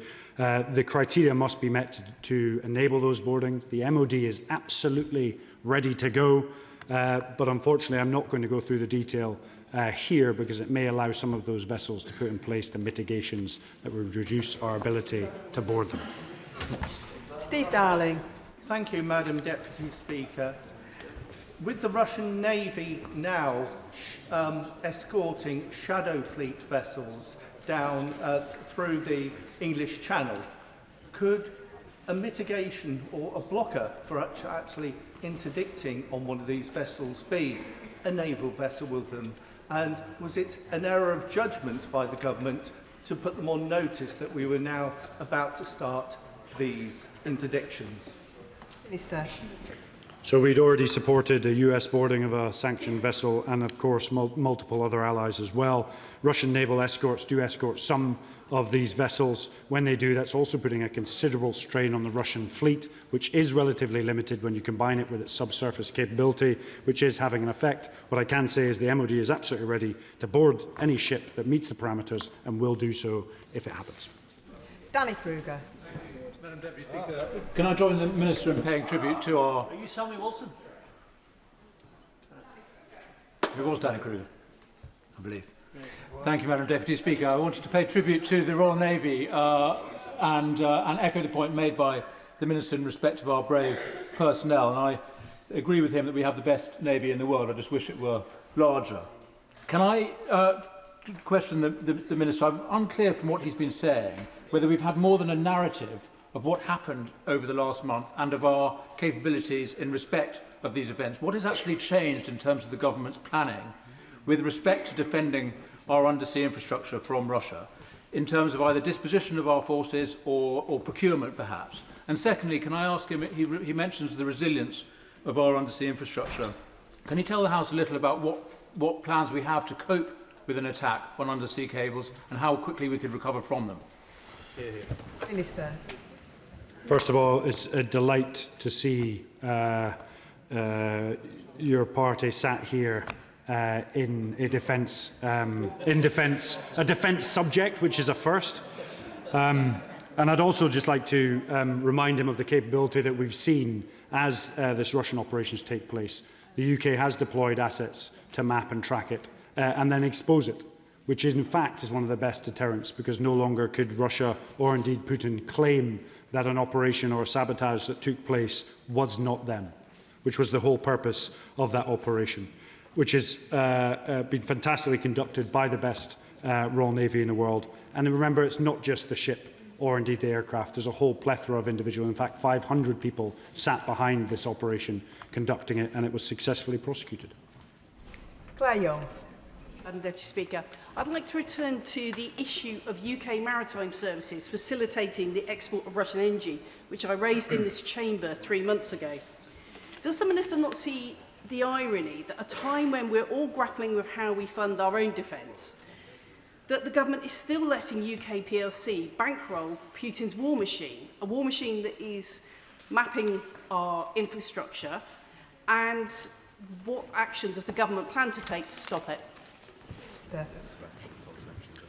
So we have taken some of the most extensive action on sanctions in any other country, sanctioning thousands of individuals and indeed enterprises, and we will continue to do so as long as that money is fuelled into an illegal war and a barbaric war in Ukraine.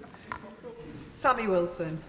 Mr. Speaker, a recent policy exchange document entitled Closing the Back Door highlighted that as a result of the Irish government freeloading on UK and NATO, that it was increasingly reliant on UK for security, particularly regarding to air defence and maritime security, resulting in an ability to protect its own airspace and territorial waters, including crucial transatlantic cables, which created a backdoor vulnerability for the UK and NATO. What discussions has he had with the Irish government to up its game and to provide for some security measures? And does he have any concerns that a future Irish government, which included Sinn Féin, could lead to any cooperation breaking down? Minister. We need to accept that Ireland in itself is exceptionally close to the mainland, and therefore we have shared security interests. The PM has had very constructive conversations with his Irish counterparts to ensure, where applicable, we share those resources and ensure that we protect both Ireland and, of course, Great Britain and Northern Ireland. Richard Ford. Madam Deputy Speaker, the Minister talked about ways in which the government is investing in deterring adversaries in the North Atlantic. He talked about the Atlantic Bastion programme. He talked about extra money for P-8 aircraft. He talked about additional surface vessels that are on order. But I don't, unless I missed it, think I heard anything said about plans for the AUKUS-class submarines that are planned for in development with the United States. Can the Minister comment on the future of the AUKUS programme? Minister.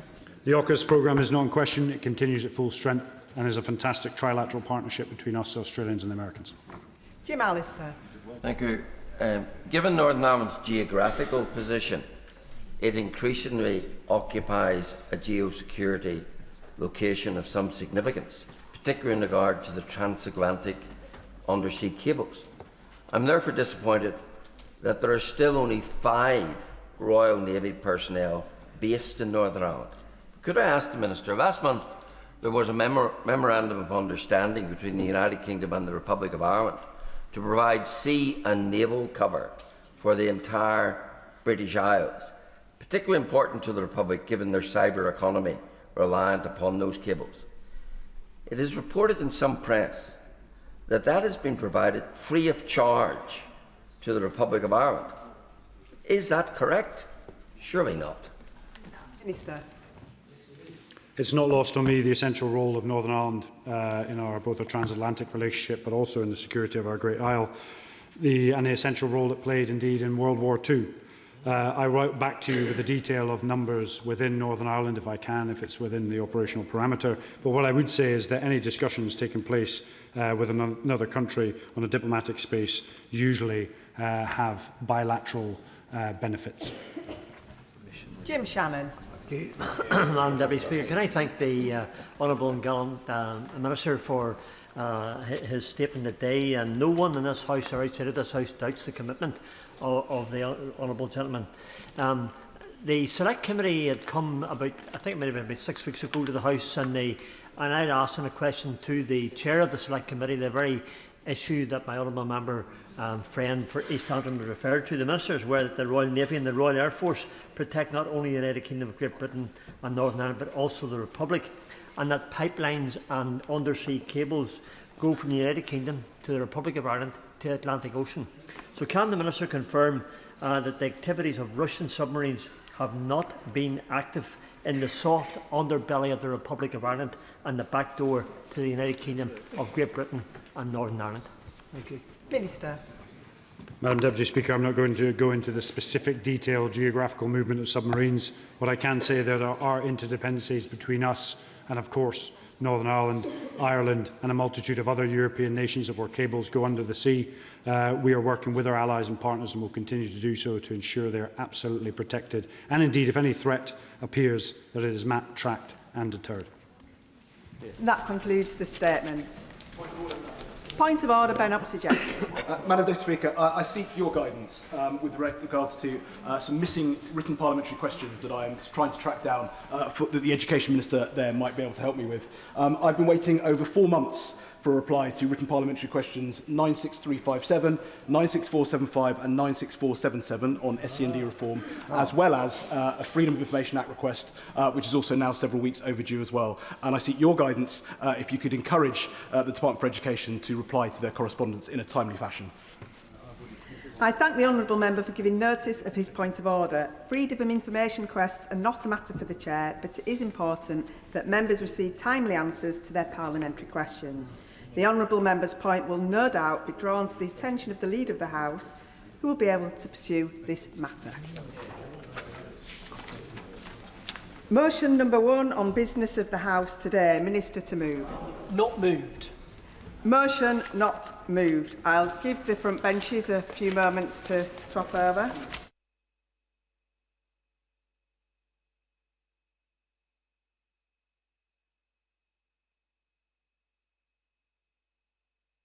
Now come to the backbench motion on SEND provision and reform. I call Gregory Stafford, who will speak for up to 15 minutes. Thank you very much, Madam Deputy Speaker. I beg to move that this House calls for a review of SEND provision and reform, and I thank the Backbench Business Committee for allowing this debate. Every debate on special educational needs and disabilities is dominated by statistics: funding, school places, workforce numbers. These are, of course, important, but at the heart of this is the issue of the children, the families and their carers who rely on the system. So therefore I want to thank the hundreds of families who've contacted me since this debate was scheduled, both in my own constituency and across the country. Now, this debate was applied for before the White Paper came out, so colleagues will forgive me if I decide to focus pretty much my whole comments on the White Paper, but I'm sure other colleagues across this House may speak more widely on the issues. In my opinion, any credible reform of SEND, including the government's White Paper, must meet 3 tests. It must strengthen legal protections, it must improve delivery on the ground, and it must address the underlying pressures in the system. And if it does all of these 3, it can and it will save money in the long run. But I'm afraid that on all 3, the government's proposals fall short. Before turning to the substance of the proposals, I want to address the process by which they've been brought forward. The consultation itself has raised serious concerns. Parents and representative organisations have expressed overwhelming opposition to key elements of the reforms, particularly around the potential weakening of legal protections. National charities have warned that proposals risk eroding rights, while others have questioned whether the most consequential changes have been fully and transparently put to the consultation at all. At the same time, many parents and forums report feeling that engagement has been superficial. The workshops and consultation exercises have not meaningfully reflected their views. And this matters because reform of this scale depends on trust. Yes, I will. Right to underline the issues, and that's why everyone here in the House is quite full. But one of the things that has never been done, and I think it should be done, is the issue of, I'm 71 years old. I remember when I was young as a child, there wasn't many children that had autism and had learning difficulties. But today the numbers are exceptional.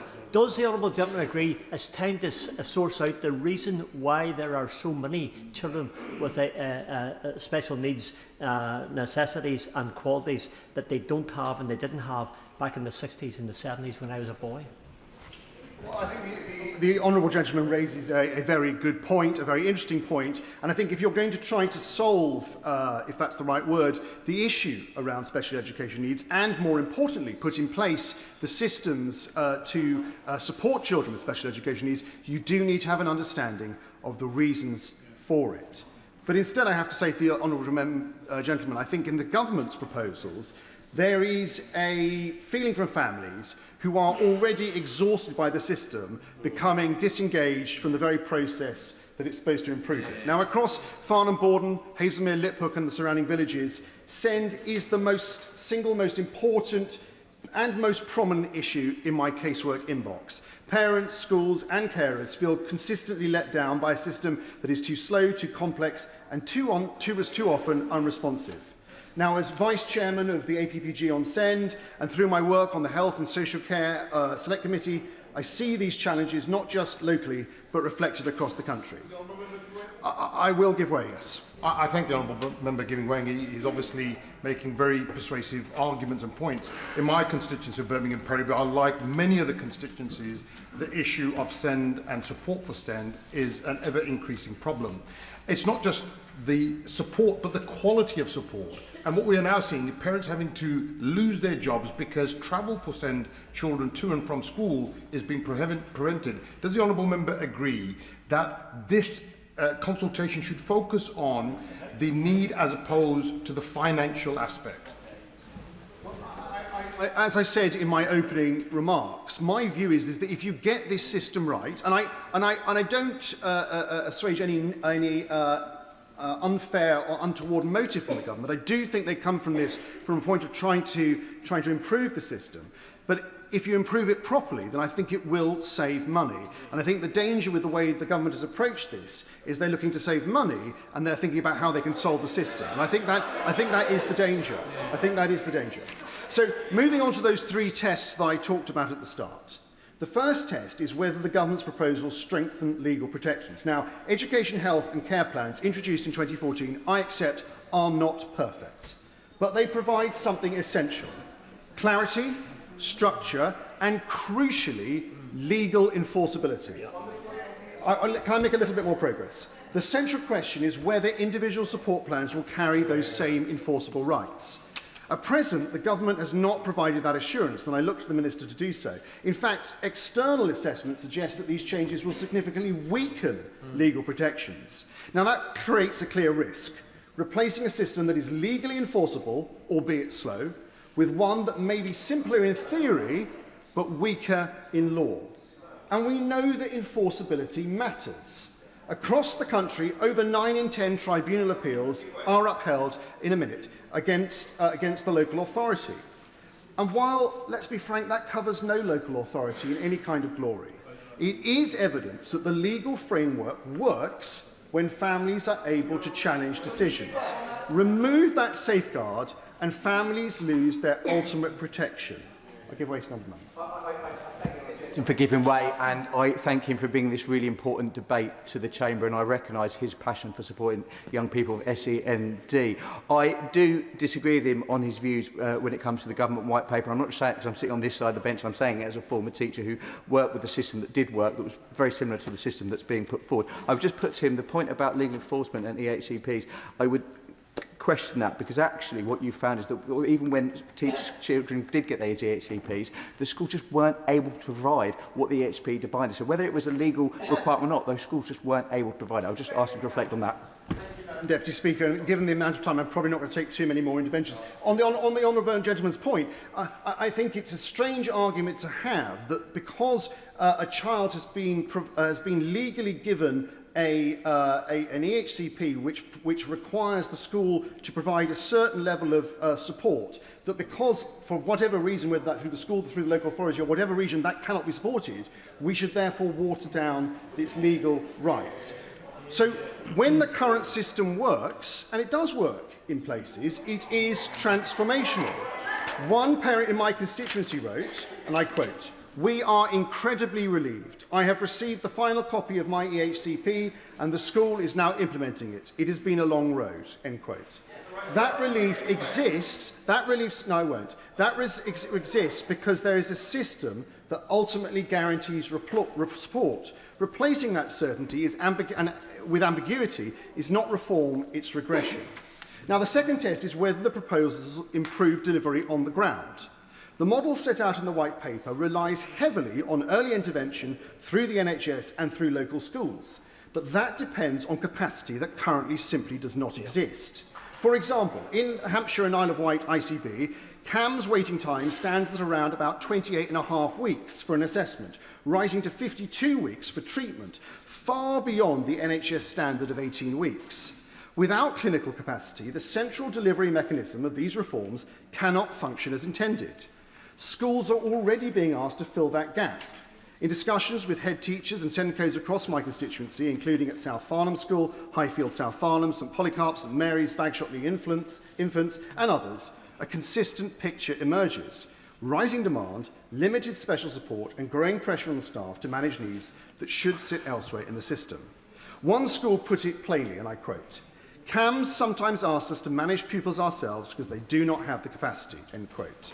So that is not joined-up delivery, it's displacement of responsibility. And the consequences of this gap between the policy and the reality are severe. In my constituency, a 12-year-old whose needs were identified in Year 2 is still waiting an assessment. Without diagnosis, her school has been unable to put the right support in place. And her mother wrote, and I quote, "We are at the end of our wits. The delays are not just administrative, they are shaping the course of our daughter's life," end quote. And that's not an isolated quote. I've also worked with a family who, despite clear professional evidence, were initially refused an EHCP and forced into a lengthy tribunal process only for the decision to be overturned. There is further consequence of these proposals that need to be addressed. By moving away from a clearly defined, legally enforceable EHCP framework towards individual support plans, much of the responsibility for decision-making and inevitably dispute resolution risks being pushed onto schools. In one moment. That would place teachers and school leaders in an increasingly difficult position, expected to determine provision, manage expectations, and resolve disagreements with families without the protection of a clear statutory framework or the capacity to meet those needs. At a time when schools are under significant pressure, this risks shifting both legal and emotional burden onto institutions that are simply not equipped to carry it. The member of the Health Select Committee for giving way. Is he not making two contradictory points, though? Because he says on the one hand that it should be legally enforceable, a point on which I entirely agree, particularly as when one looks at partially and wholly upheld, 99% of tribunals are supported. But he also recognises that actually ECHPs are not coming through at the level within the 20 weeks that they should, and certainly at about the 10% level. So therefore, having the legal backing and framework isn't actually delivering the outcome. Well, I don't think those 2 points are contradictory. I think one is an issue of the legislation, which is what I'm talking about, and what the government is potentially looking to change, and one is how the system itself is being implemented by local authorities and others. And I think I've been very clear in my speech that whilst I absolutely believe, like I think he does, that the legal requirements should remain, I'm not in any way sugar-covering the difficulties that local authorities are having in meeting those legal requirements. Madam Deputy Speaker, the third test which I mentioned are whether the reforms address the underlying pressures in the system. Now, demand is rising rapidly. Over 1.7 million children in England are now identified as having special educational needs, with numbers increasing year on year. Yet the government's proposals place additional expectations on schools and local authorities without resolving those fundamental constraints, namely workforce, funding certainty and system capacity. The White Paper promises more educational psychologists, more therapists, more specialists, but training an educational psychologist can take up to 8 years. So the question is simple: how are those gaps going to be filled in the meantime? And at the same time, the department's own figures show that there are now 400 fewer teachers in than when we left office. So schools are being asked to do more with less. Now, local authorities are at the sharp end of the system, and they are being placed in an increasingly impossible position. And I know colleagues will know that in Surrey, around £100 million has been invested locally to expand SEND provision, alongside further investment in staffing, yet demand continues to outstrip capacity. And in Hampshire, SEND overspend now stands at around £140 million, placing extraordinary pressure on finances. But this isn't unique to my areas in Surrey or Hampshire. Across the country, councils are being asked to meet rising demand, fulfil statutory obligations and absorb increasing costs without that long-term funding certainty. And the result is a system where families face delays, councils face financial instability and schools face mounting pressure. Madam Deputy Speaker, I think taken together, this is not simply a failure of local authorities. It is a failure of the system to meet demand. And into that system, the government proposes a decade-long transition. Councils are already preparing for a surge in EHC applications as families seek to secure existing protections before reforms take effect. And that's certainly not going to ease pressure. It is, in fact, going to intensify it. Now, through my work on the Health and Social Care Select Committee, I consistently see that SEND cannot be addressed in isolation.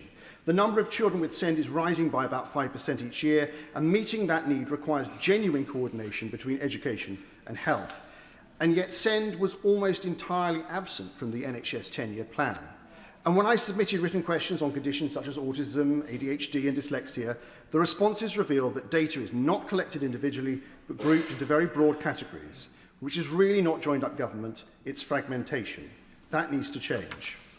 I want to touch briefly on the independent sector capacity, because independent schools also play an important role in relieving pressure on the system, particularly for children with complex needs. They act as a pressure valve. And I'm aware that some characterise all independent provision as little more than private equity extracting profit. But I can tell you that the independent sector in my constituency provides excellent and comprehensive coverage and capacity. I'm fortunate enough in my constituency to have excellent specialist provision, including schools such as Hollywater, Undershaw, Morehouse, Pathways, the Abbey School and the Ridgeway School. They support children with complex needs every day, and they should be supported. Madam Deputy Speaker, in conclusion, what families need is not another wholesale structural overhaul, nor a decade of transition. They need a system that delivers on time, with clarity and with enforceable rights. So I have a few questions for the Minister. First, will she set out the full cost of replacing EHCPs with individual support plans, including the transition and implementation? Can she guarantee that ISPs will carry the same legal enforceable rights, including access to a tribunal? Third, when will additional SEND staff be trained and in post? Fourth, what action will be taken against local authorities that consistently fail to meet statutory timelines? And finally, will the government publish detailed data on specific conditions and systems performance so that outcomes can be properly measured? I would say this to honourable and right honourable members across the House. This is not about defending a white paper. It is about defending the families that we represent. Families are not asking for perfection. They are just simply asking for a system that works. The question of the government is simple. Will it strengthen what exists, or will it replace it with something weaker, slower and less certain? Because on the current trajectory, that is the risk, and it is one, I believe, that this House should not accept. The question is as on the order paper, and I will start with an immediate 5-minute time limit.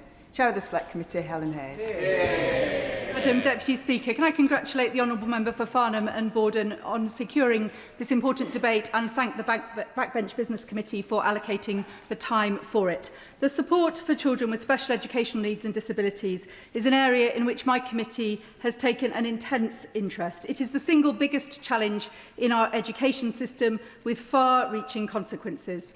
The current system is failing children, families and the professionals who work with them right across our country. It is causing deep distress, sometimes even trauma, for children and their families.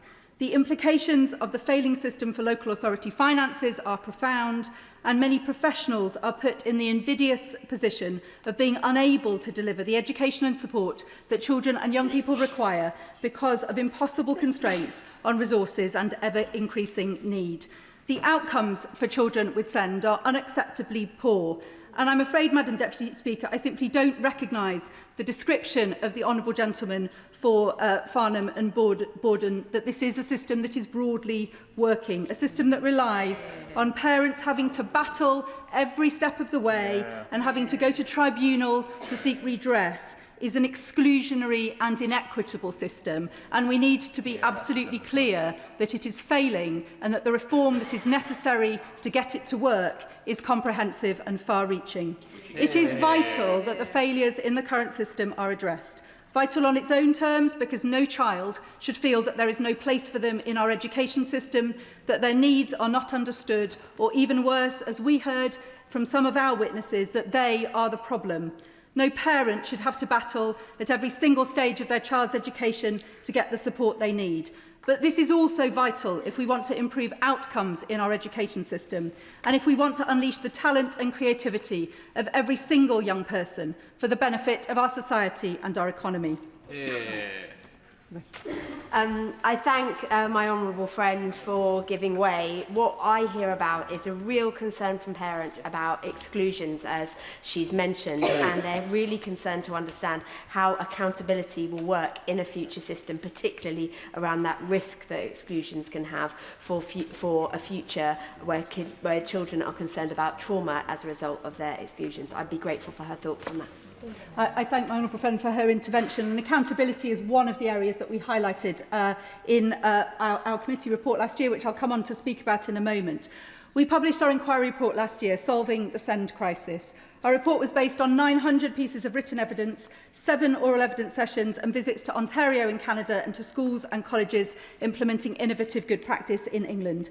In 95 detailed recommendations, our report called for comprehensive change to the SEND system, with a focus on early identification of need, making mainstream schools inclusive for the children with SEND who are already in them, increasing the accountability of the SEND system, as my honourable friend rightly suggests, for schools, local authorities and, importantly, for the NHS, and involving parents and carers in every decision about the support their children receive. We have, to date, received only an interim response from the government to our recommendations, and we look forward to receiving the full response in due course. But we are encouraged that the government's SEND reform proposals reflect several of my committee's recommendations. It is very welcome that the government has committed additional resources to SEND support and will effectively be running 2 parallel systems for a number of years to avoid sharp cliff edges between the old system and the new one. That is the right way to deliver significant reform. The decision to write off 90% of local authorities' SEND debts, I know, also comes as a huge relief.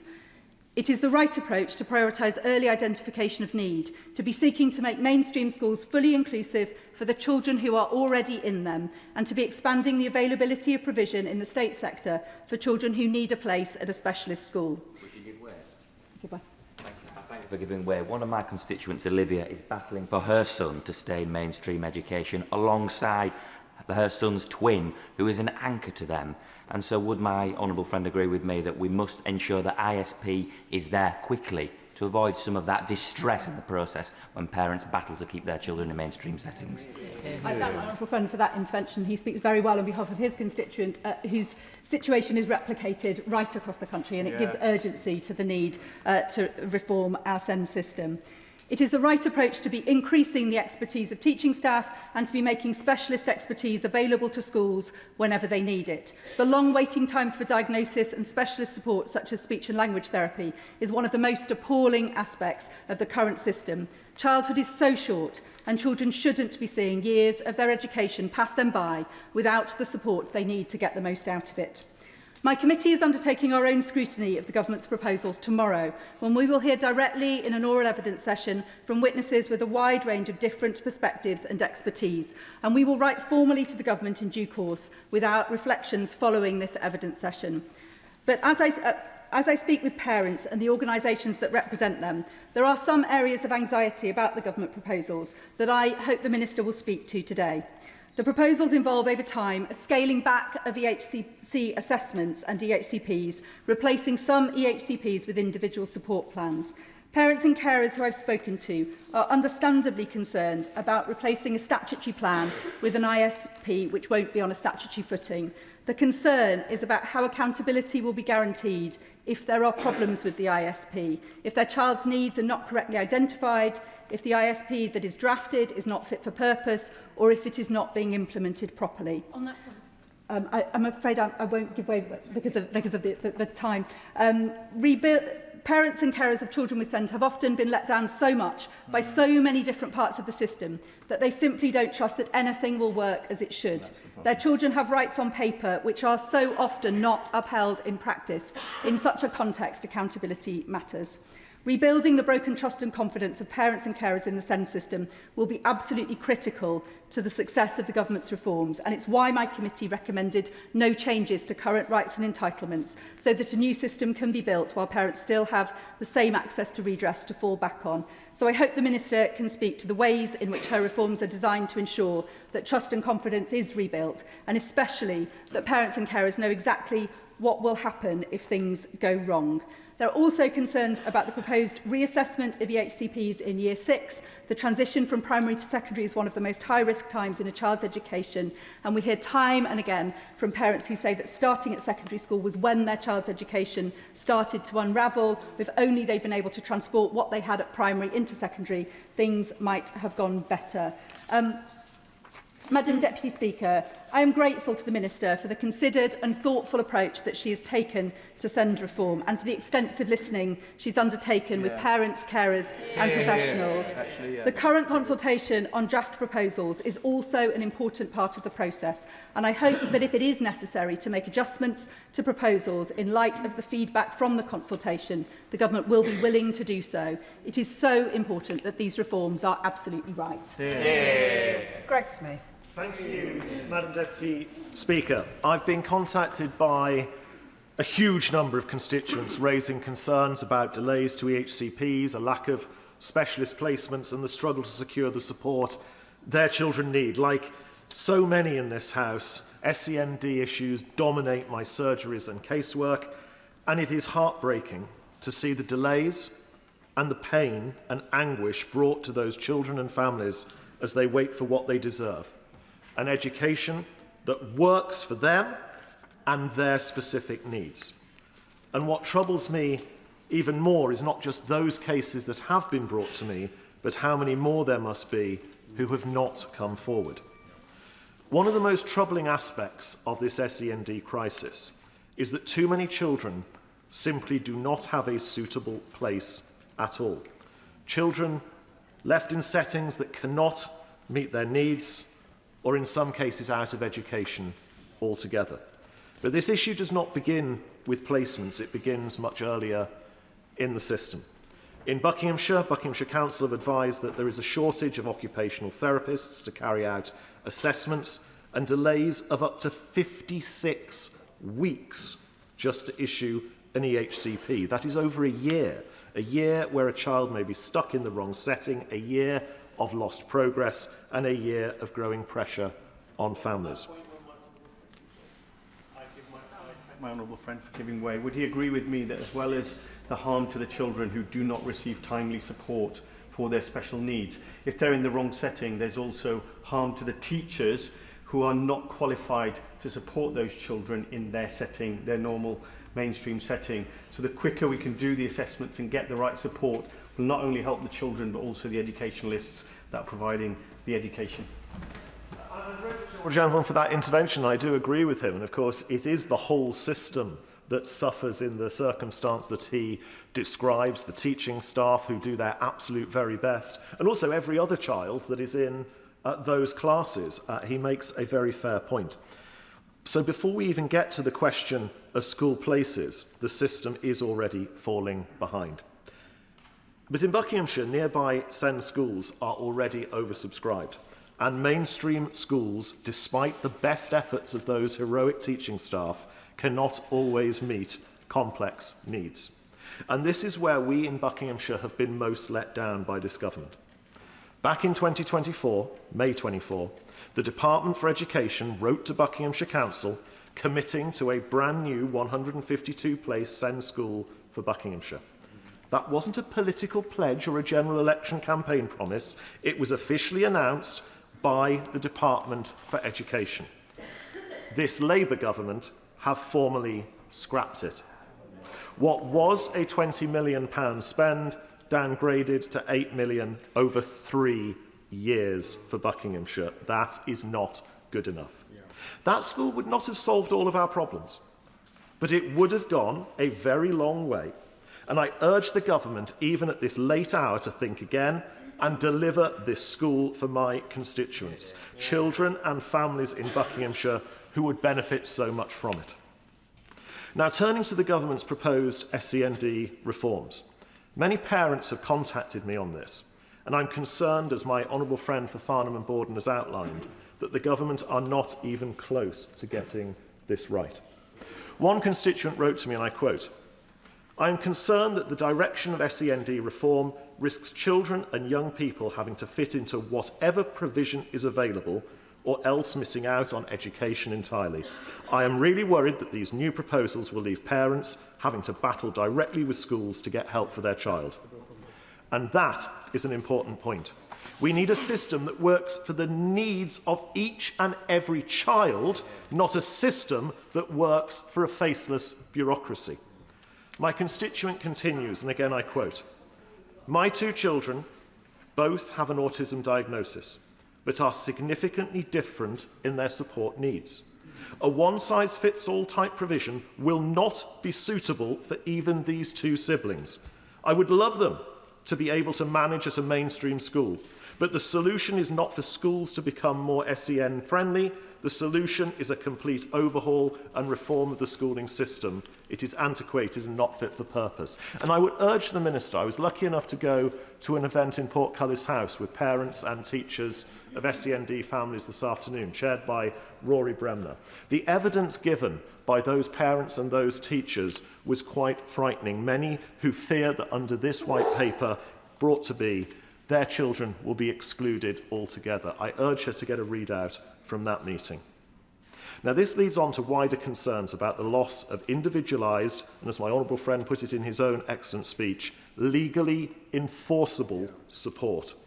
Not just the risk of children being forced into inappropriate provision, but the potential loss of legal protections and tribunal rights and the potential loss of EOTAS packages, education other than at school, for children who cannot attend any school setting. That cannot be right. I'm very grateful to my honourable friend.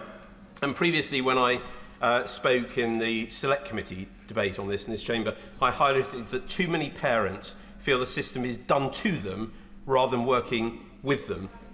Does my honourable friend share the concern of parents in my constituency and my concern that for that trust to be rebuilt, there has to be some sort of individually legally enforceable backstop for those families?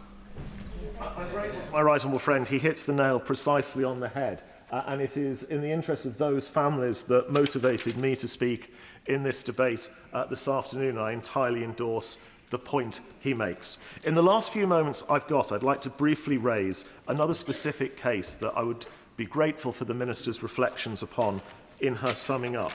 And that is a case that brought to me by a constituent who adopted 2 children in 2020.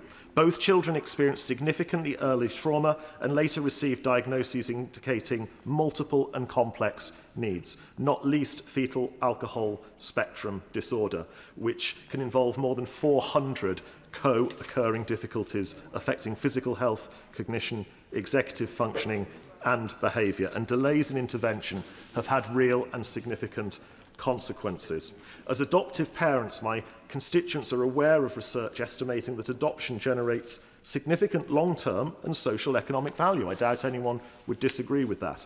Yet paradoxically, by adopting their children, they appear to have lost priority access to some state-funded support that would have been available had those children remained in foster care. This unintended consequence is deeply concerning. And more broadly, adopted children with SEND often fall between services, responsibility frequently passed from one agency to another without the care and attention they need. And I would welcome the Minister's reflections on that. But to conclude, too many families are being let down. One size fits all does not work and never will. Let's focus on the child, the needs of each child, and build a system that genuinely works.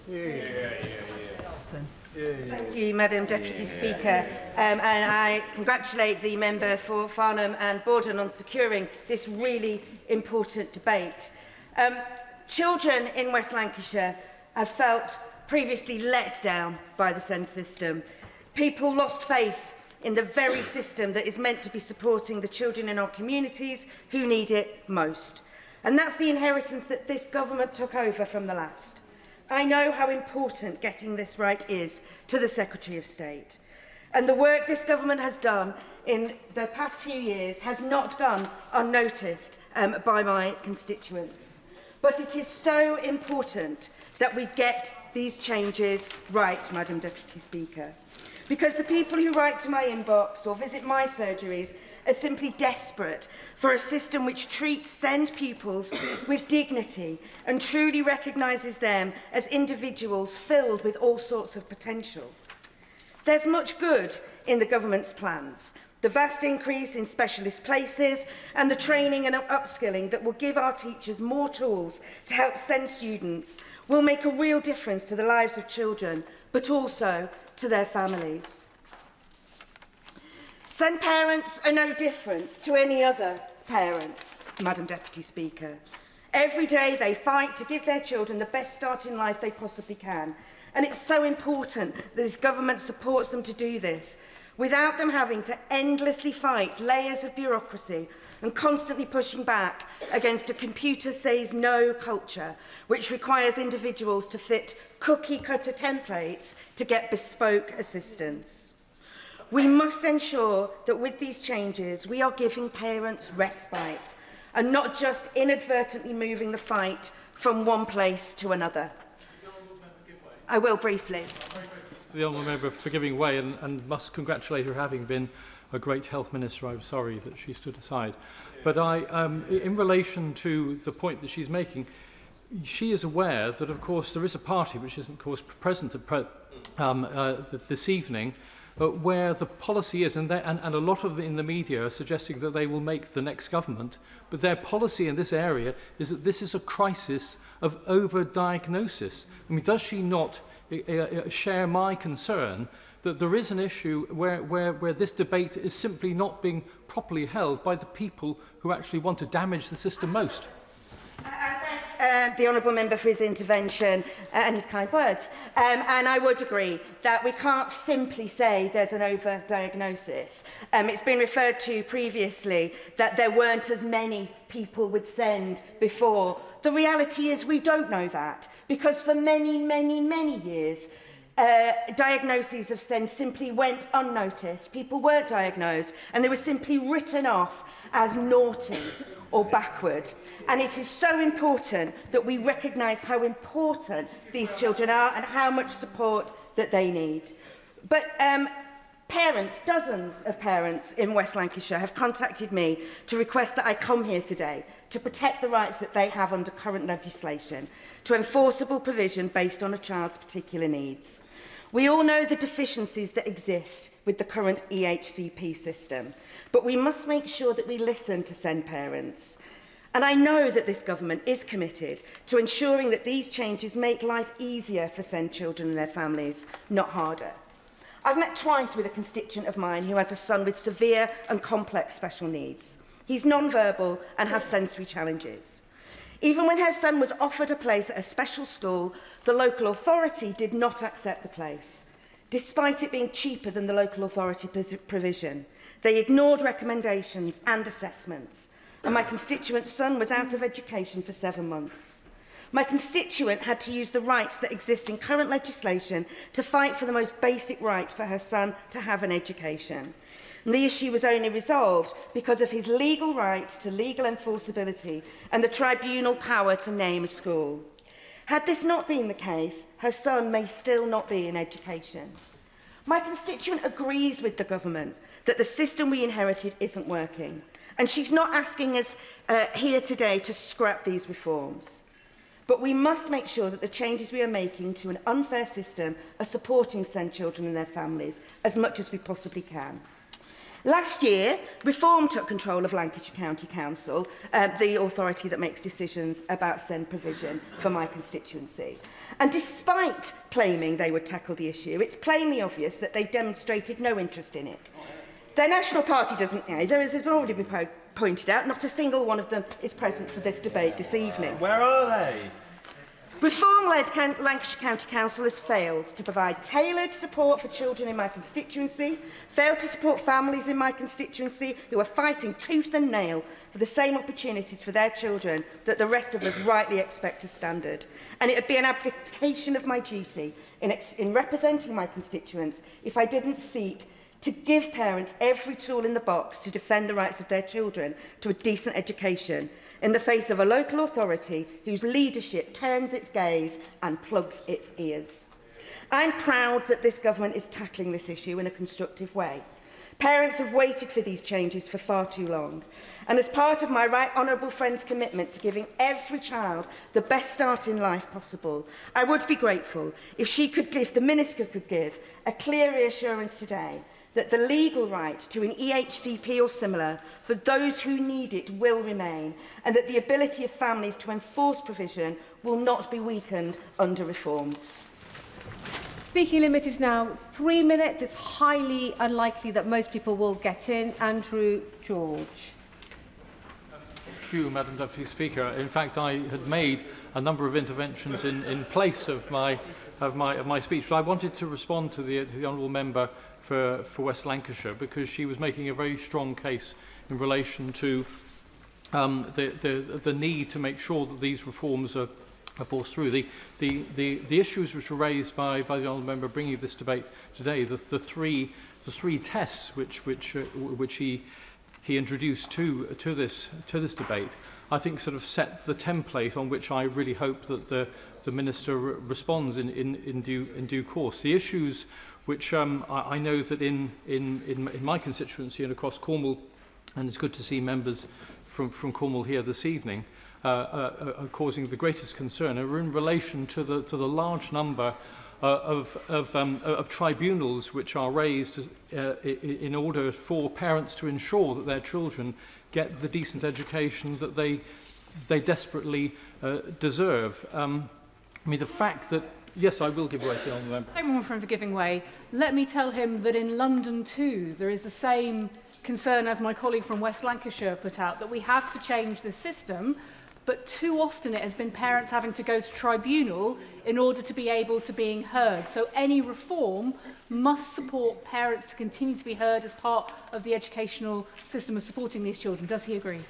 I absolutely agree. And indeed, what worries, I think, all of us most is the fact that parents have to be sharp-elbowed enough to actually take on the tribunal system, which is no mean feat in itself. And what worries me, indeed, is how many other parents don't have the confidence to go forward to use the tribunal system and to challenge the system and to actually make a complaint, even to the Ombudsman or using even local authority facilities to actually pursue those issues. So there are major issues which I think need to be reflected upon, and certainly it shouldn't just be those down to those parents who have the self-confidence to be able to navigate their way through the system, that their children benefit, and so many others are actually falling by the wayside, and that does cause a great deal of concern to me, indeed. And indeed, the other issue which the honourable member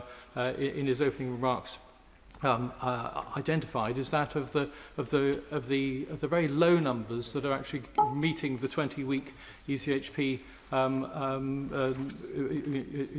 basis, which obviously does result in many pupils just simply not getting on and getting the services which they need within the education service which they do desperately need. So on that basis, and the fact that I have in any case made a couple of interventions already, that I feel that I should in fact actually conclude my remarks now and let others go on. Juliet Campbell. Speaker, and I congratulate the member from Farnham and Bardon for bringing forward this debate. This government has set forward an ambitious plan to reform the SEND system in this SEND white paper. I am proud of the commitment this government has made to ensure children with SEND are supported to thrive and achieve, bringing about the changes parents and educators deserve and need. If you ask any parent about their experience of navigating the current SEND system, they will tell you stories of being pushed from pillow to post and not being listened to, because the SEND system that we inherited from the previous government has completely undermined the trust and confidence of parents and carers in our SEND system. Last Friday, in my constituency of Broxtowe, I met with parents and educators who spoke of their own heartbreaking experiences.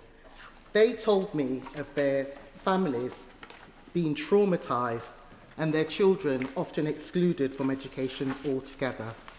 They welcomed the white paper and expressed their support for all that it seeks to do. However, they do have concerns, and those concerns are around the accountability of the legal status of parents who seek to get support for their families. They are in particular happy and want to support the government in the fact that the government wants to do early interventions, they provide support closer to home, and they are particularly happy that there is going to be additional occupational therapists, speech and language therapists, and educational psychologists, and that there will be upskilling for staff in every school. All parents and educators are also seeking further detail in how we can also reform the current teacher training curriculum, so that newly qualified teachers and educators are trained with the skills and expertise that they need in every classroom, which includes dyslexic pupils and the neurodiverse. As we know, dyslexia is one of the most common forms of learning difficulties and learning differences, yet under the current system, support is inconsistent or non-existent, or simply depends on an overstretched classroom teacher that may not have received specialist training. It is my hope that this white paper will be a vehicle for the development of a national dyslexia strategy, and I have confidence that this government will take this into consideration alongside all their other excellent work that they are doing to improve the education outcomes and the life chances of those with SEND. Charlie Dewhurst. Thank you, Madam Deputy Speaker. Now, I'm sure the Minister is probably sick of me banging on about the local picture up in the East Riding of Yorkshire and the fact that we are the lowest funded local authority for SEND, roughly around £1,000 per pupil per year, versus Camden at the other end of the league table, the Prime Minister's constituency, £3,800 per pupil. That discrepancy, that inequality is simply, I mean, it's insane, frankly. It's a historic problem. It's a funding formula that doesn't work for local rural authorities, for larger rural authorities. It is something that members across the House have campaigned on for many years. I know that it is one of those almost too difficult to do problems that ministers have perhaps shied away from on both our side and indeed on the Labour side as well. And I do ask her this opportunity, this unique opportunity to grasp it, that we are now consulting on this, and I do welcome the opportunity to meet with her next week alongside my right honourable friends, the members for Beverley and Holderness and Goole and Pocklington, and hopefully we can find a way forward. Because I think some of the highlights, the issues already been highlighted, and thank my honourable friend, the member for Farnham and Borden, for this opportunity to debate this today. I just want to take in the limited time I've got just to highlight a few of these particular problems that the system is throwing up. Firstly, with EHCP drafting, if you can, of course, get an EHCP in a timely manner in the first place. Often what we're seeing is vague recognition of need, which means that actually delivery on that need and the action plan is therefore very unenforceable in a legal perspective. It's something that needs to be addressed going forward. The routine breaches of timelines are simply outrageous. I mean, people waiting 4 years for an autism diagnosis. As a parent of a child with SEND, I was extremely lucky the nursery that my son was at recognised his developmental issues age 2 and were very supportive in the process that we then went on. However, I then became aware of how adversarial the process can become when you start to engage in that local authority provision situation. I found out on a Friday at 3:30 via an email that my son would not be able to receive the school placing that perhaps at that point was most suitable for him It did say that I was able to appeal that decision, but it gave me no reasons as to why the decision had been made. And of course, 3:30 was when they were finished for the weekend on a Friday, no option to go back. Obviously, it's that kind of thing, simple things within the system that we can address and should be addressing to ensure the journey for parents is less challenging and more easy. Because the more we get the children into the right settings, the better that will be for them. Fewer will lose time in education, and actually the long-term problems that lead to further issues in adulthood can be avoided. We do not find a child heading into a journey for never-ending care. Well, I would just say, yes, thank you. Of course.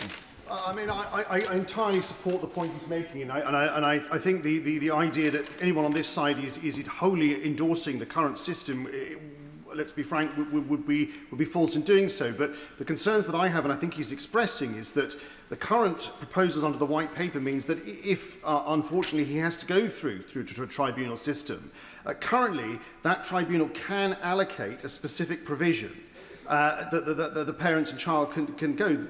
Under the current proposals, that tribunal wouldn't be able to allocate a specific provision, which essentially renders the whole thing null and void. Yep. So, does he agree with me that what we're asking for the government is not to rip up what they're doing, but to listen to the concerns that parents are making about their changes and tweak them so that they can be responsive to the problems that he's raising? Yes, and I thank my honourable friend for that point. And it's about that journey, because one of the problems, of course, for the children involved is that their journey is uncertain. And the system becomes inflexible. The reviews are not done in a timely fashion, which means a child gets stuck in a placement that may not be right, and that exacerbates the problem going forward. So we end up with these much bigger, more costly issues, not just costly in terms of local authority or central government spending, but costly, of course, for the parents and for those children. And that is one of the most challenging things, I think, as a parent, is not knowing where that journey is going to go, not knowing what my son's outlook is likely to be in 2 years, in 5 years, in 10 years. But if I had the confidence the system would be there to support and provide the necessary safeguard around that schooling provision, maybe that provision into adulthood in required, then I think we could start to break down some of these challenges and the barriers we've got at the moment. I appreciate that a lot of this comes with costs, and local authorities do need more provision in certain areas, and I would plead once again to ensure that inequality in the funding gap is addressed. But I hope that this provides us with an opportunity to find a better way forward with SEND provision. Coleman. Deputy Speaker, and I stand as someone who's received, as I think many of my colleagues have, many emails and messages and had many conversations with parents of disabled children. And I know that everywhere across the country these parents are fighting battles to get children basic support that the law says they should already have.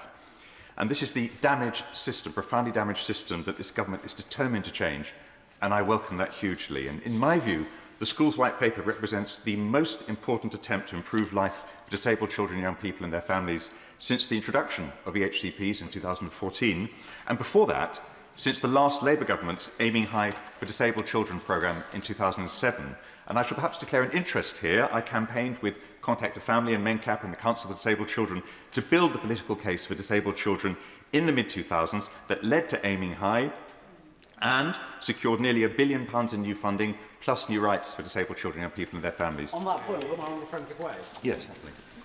Very briefly, will you join me in welcoming the £4.8 million of extra investment that this government has put in to support SEND adaptations in Bolton, but also the recognition that came from parents at my SEND roundtable last week that it can't just be about extra investment into the system, but this reform is now long overdue? Thank you. My honourable friend makes an excellent point, and I'm very glad his local areas received that investment. Indeed, in the two boroughs of my constituency of Chelsea and Fulham, they're going to be getting a 10% increase in SEND funding for next year to support new dedicated SEND spaces in every secondary school. And this sort of thing is happening across the country, and it's absolutely right that it should. These are real commitments seriously made. The £4.8 million for nearly £4 billion for school improvements and new therapists and specialists and better teacher training, the new individual support plans for every child with SEND, the ECP and tribunal rights being retained for those with the complex needs, all seriously made commitments, and I welcome them. But I have to say questions do nonetheless remain. Some have been raised, and I have therefore just three questions for the Minister. The first relates to enforceability. And if a school fails to deliver what's written in a child's individual support plan, I do think parents need a clear legal route to resolution. A beefed up... Yeah, happily. from giving way. I recently hosted an open meeting with parents on these reforms, and whilst there was widespread welcoming of much of what was in the white paper, certainly an absolute urging that real sustained change happened, one concern was around the enforceability and the accountability for those ISPs, and what would happen if a school was not delivering what was needed to support a child, and where that accountability would fall. That's a very good point, and I think that there's been talk about a beefed-up school complaints process doing the work there. I don't think that's going to be sufficient, and I'd ask the Minister to consider extending the remit of the Local Government and Social Care Ombudsman in this respect to provide a binding route, statutory backstop to resolution when schools and other settings fall short. The second question I have is around health and social care coordination. And this is where the white paper is perhaps most silent, and also where the current system is most visibly broken. And as has been mentioned, the Health and Social Care Committee, of which I'm a member, recently examined how the health aspects of EHCPs are being delivered, and the result was depressing. One of the biggest problems is that ICBs and local authorities simply don't jointly commission children's therapy services. Of course, back in 2014, a truly joined-up education and healthcare plan was exactly the ambition that was being strived towards, but health never fully showed up, and the then government allowed them for years to get away with that. So what we have to do now is we have to tackle that. And witnesses to our committee urged that local authorities be mandated to have the government mandate local authorities to have representation on ICB decision-making boards. Will the Minister be prepared to give this serious consideration? Finally, Madam Deputy Speaker, children with SEND spend most of their lives outside the classroom, of course, cared for by parents who in turn receive remarkably little support. So will the Minister commit to a clear, published expectation that health and social care will provide these families with the information, guidance and practical support that they need? Madam Deputy Speaker, this white paper shows a government that understands the system is broken and is prepared to invest. And success is going to depend on many things. Including, as I've raised today, whether health finally shows up, whether ISPs are properly enforced, and whether families get the support, the own support that they need. I have every confidence this government is going to carry on doing the right thing, and I look forward to improving the lives of disabled children, young people, and their families. Sir Al Pinkerton. Thank you, Madam Deputy Speaker, and can I thank the Honourable Member for Parliament Borden for calling this important debate. Like him, my inbox has overflowed since being elected last year, with concerned parents writing to me about the state of special educational needs provision. They recognise that the system is broken, but they also recognise that the system that they experience in Surrey is perhaps more broken than almost anywhere else. To start off with one bit of good news and some acknowledgement of the Department, I would like to thank the Department for confirming funding for the new Frimley Oak Academy that's going to be opening in my constituency in the near future, that will cater to 170 pupils. It represents a really important step forward in addressing some vital local need in education for children with special educational needs. But the sad reality is that for too long, so many parents and children in my constituency have been failed. And I'm sorry to say, by Surrey County Council. Surrey has the highest recorded number of SEND tribunal appeals anywhere in the country for the last 3 consecutive years. That is a statistic that's a symptom of systemic dysfunction and failure. And behind every one of those appeals, there are human stories. One constituent of mine recently wrote to me, and her opening words were simply, "Our life is crumbling right now." Others described their children being stripped of their childhood, families being physically and mentally broken, and their finances being pushed to the brink. At one recent constituency surgery that I held, a parent came to me and described the process of navigating the SEND system like walking the yellow brick road, with every trial and tribulation thrown in your way, and then finally getting to the emerald city of something that might represent something a little bit better, only to pull back the curtain and find that there's nothing there. And the HCP with the wrong name, describing the wrong child, offering an inappropriate package of support. And sitting at the top of all of this in Surrey, senior leaders who say there's no problem with special educational needs in Surrey at all. There's just parents who are too articulate. Outrageous. Claiming outrageously that there's not a problem, there are just parents who have too inflated an idea of their children's wants. It's absolutely atrocious. One friend give way. I want to thank my honourable friend for Surrey Heath for giving way. Him and I and other colleagues in Surrey have campaigned hard to change Surrey County Council's appalling approach to children with special educational needs. Does he agree with me that local government reorganisation is a huge opportunity for us to change that culture, and will he urge the Minister to ensure that all new local authorities that are established put children first?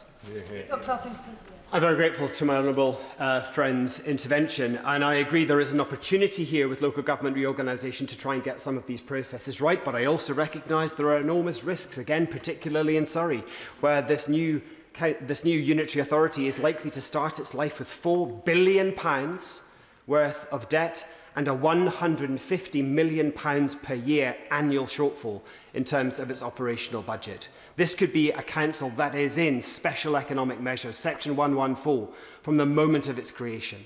And given the level of need that I see represented in my inbox, and I think other honourable and right honourable members will feel the same thing across Surrey, I'm incredibly concerned that more parents and more generations of children are going to be let down.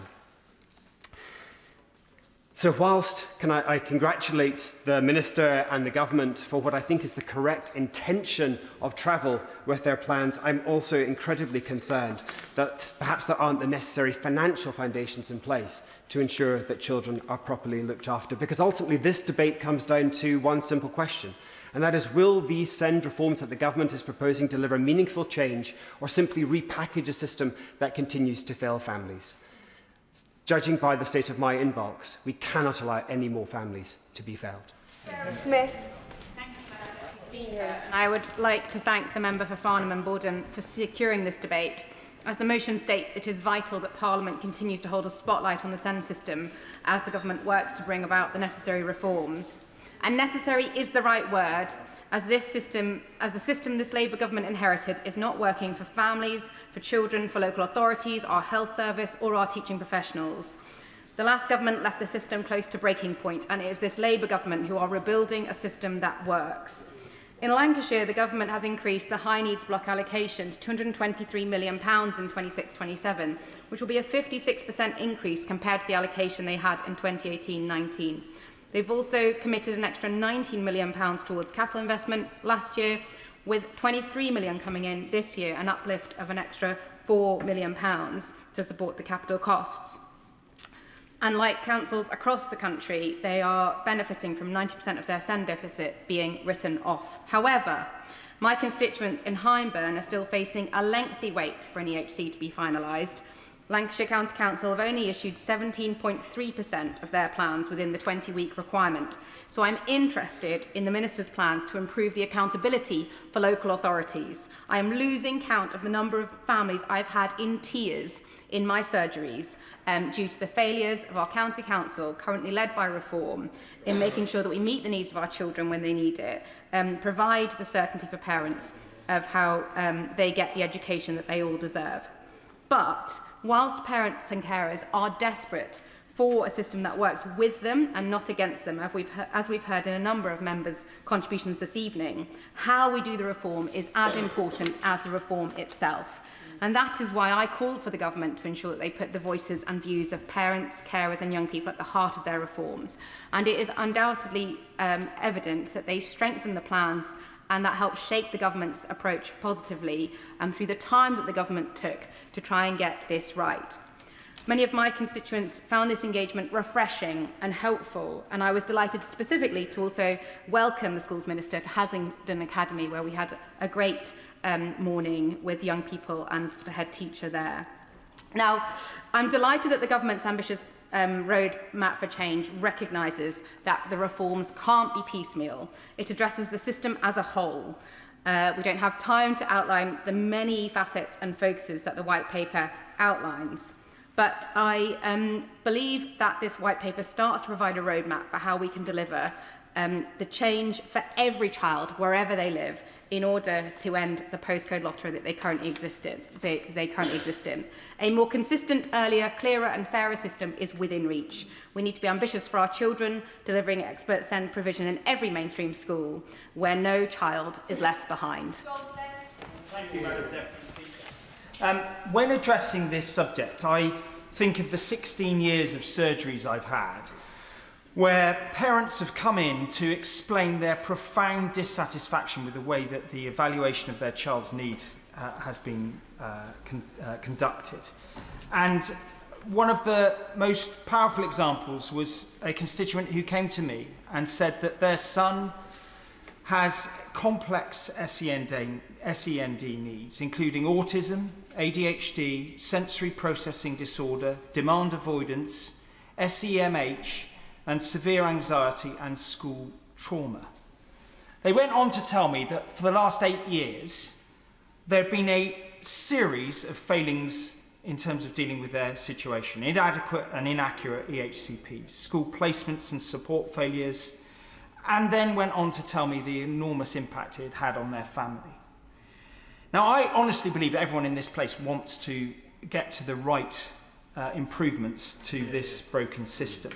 The system, very happy to give way. Thank you very much for giving way. Two of my constituents, Tom and Emily, their brother and sister, they got their EHCPs after tribunal fairly early because their parents were so robust. They then only got the suitable schools after tribunal because their parents were so robust, against the will of the local authority. Does he agree with me that any reforms to this process must be enforceable? Hear, hear. I do, but I want to address the key point that I think we've all got to acknowledge. Between 2014 and 2023, there was a 140% expansion in the number of EHCPs to well over 500,000. And in generating that volume of demand, we have to be honest on all sides of this House about whether, given the budgets we have, or whoever's in government, can actually provide solutions that meet the needs of every individual child. And we're all trying to make the case that whether it's EHCPs give us the legal backstop, or whether we move to an ISP and a school-based solution, that it will achieve that. What I want us to recognise is that in defining needs so much more broadly, we have created such a demand and expectation of the state. We have got to be real about what we can and what we can't provide. And this is very delicate territory because we're always concerned that we're going to be accused of denying the needs exist. But what concerns me is that we're going to set expectations that the school is going to set up an individual definition of provision, and it will not be met in exactly the same way that we've seen the challenges of the last decade. There is a central tension in this white paper that as we move from a rights-based system of statutory entitlements to a resource-led system, that it will automatically improve. And it seems to me the concern that I see exists amongst the representatives of those with unmet SEND provision and the charities is that there will be an enforceability gap, having set expectations in our country that EHCPs are legally enforceable. So with these new proposals of ISPs, while parents might have the right to a plan, they will not have the legal right to the provision it contains.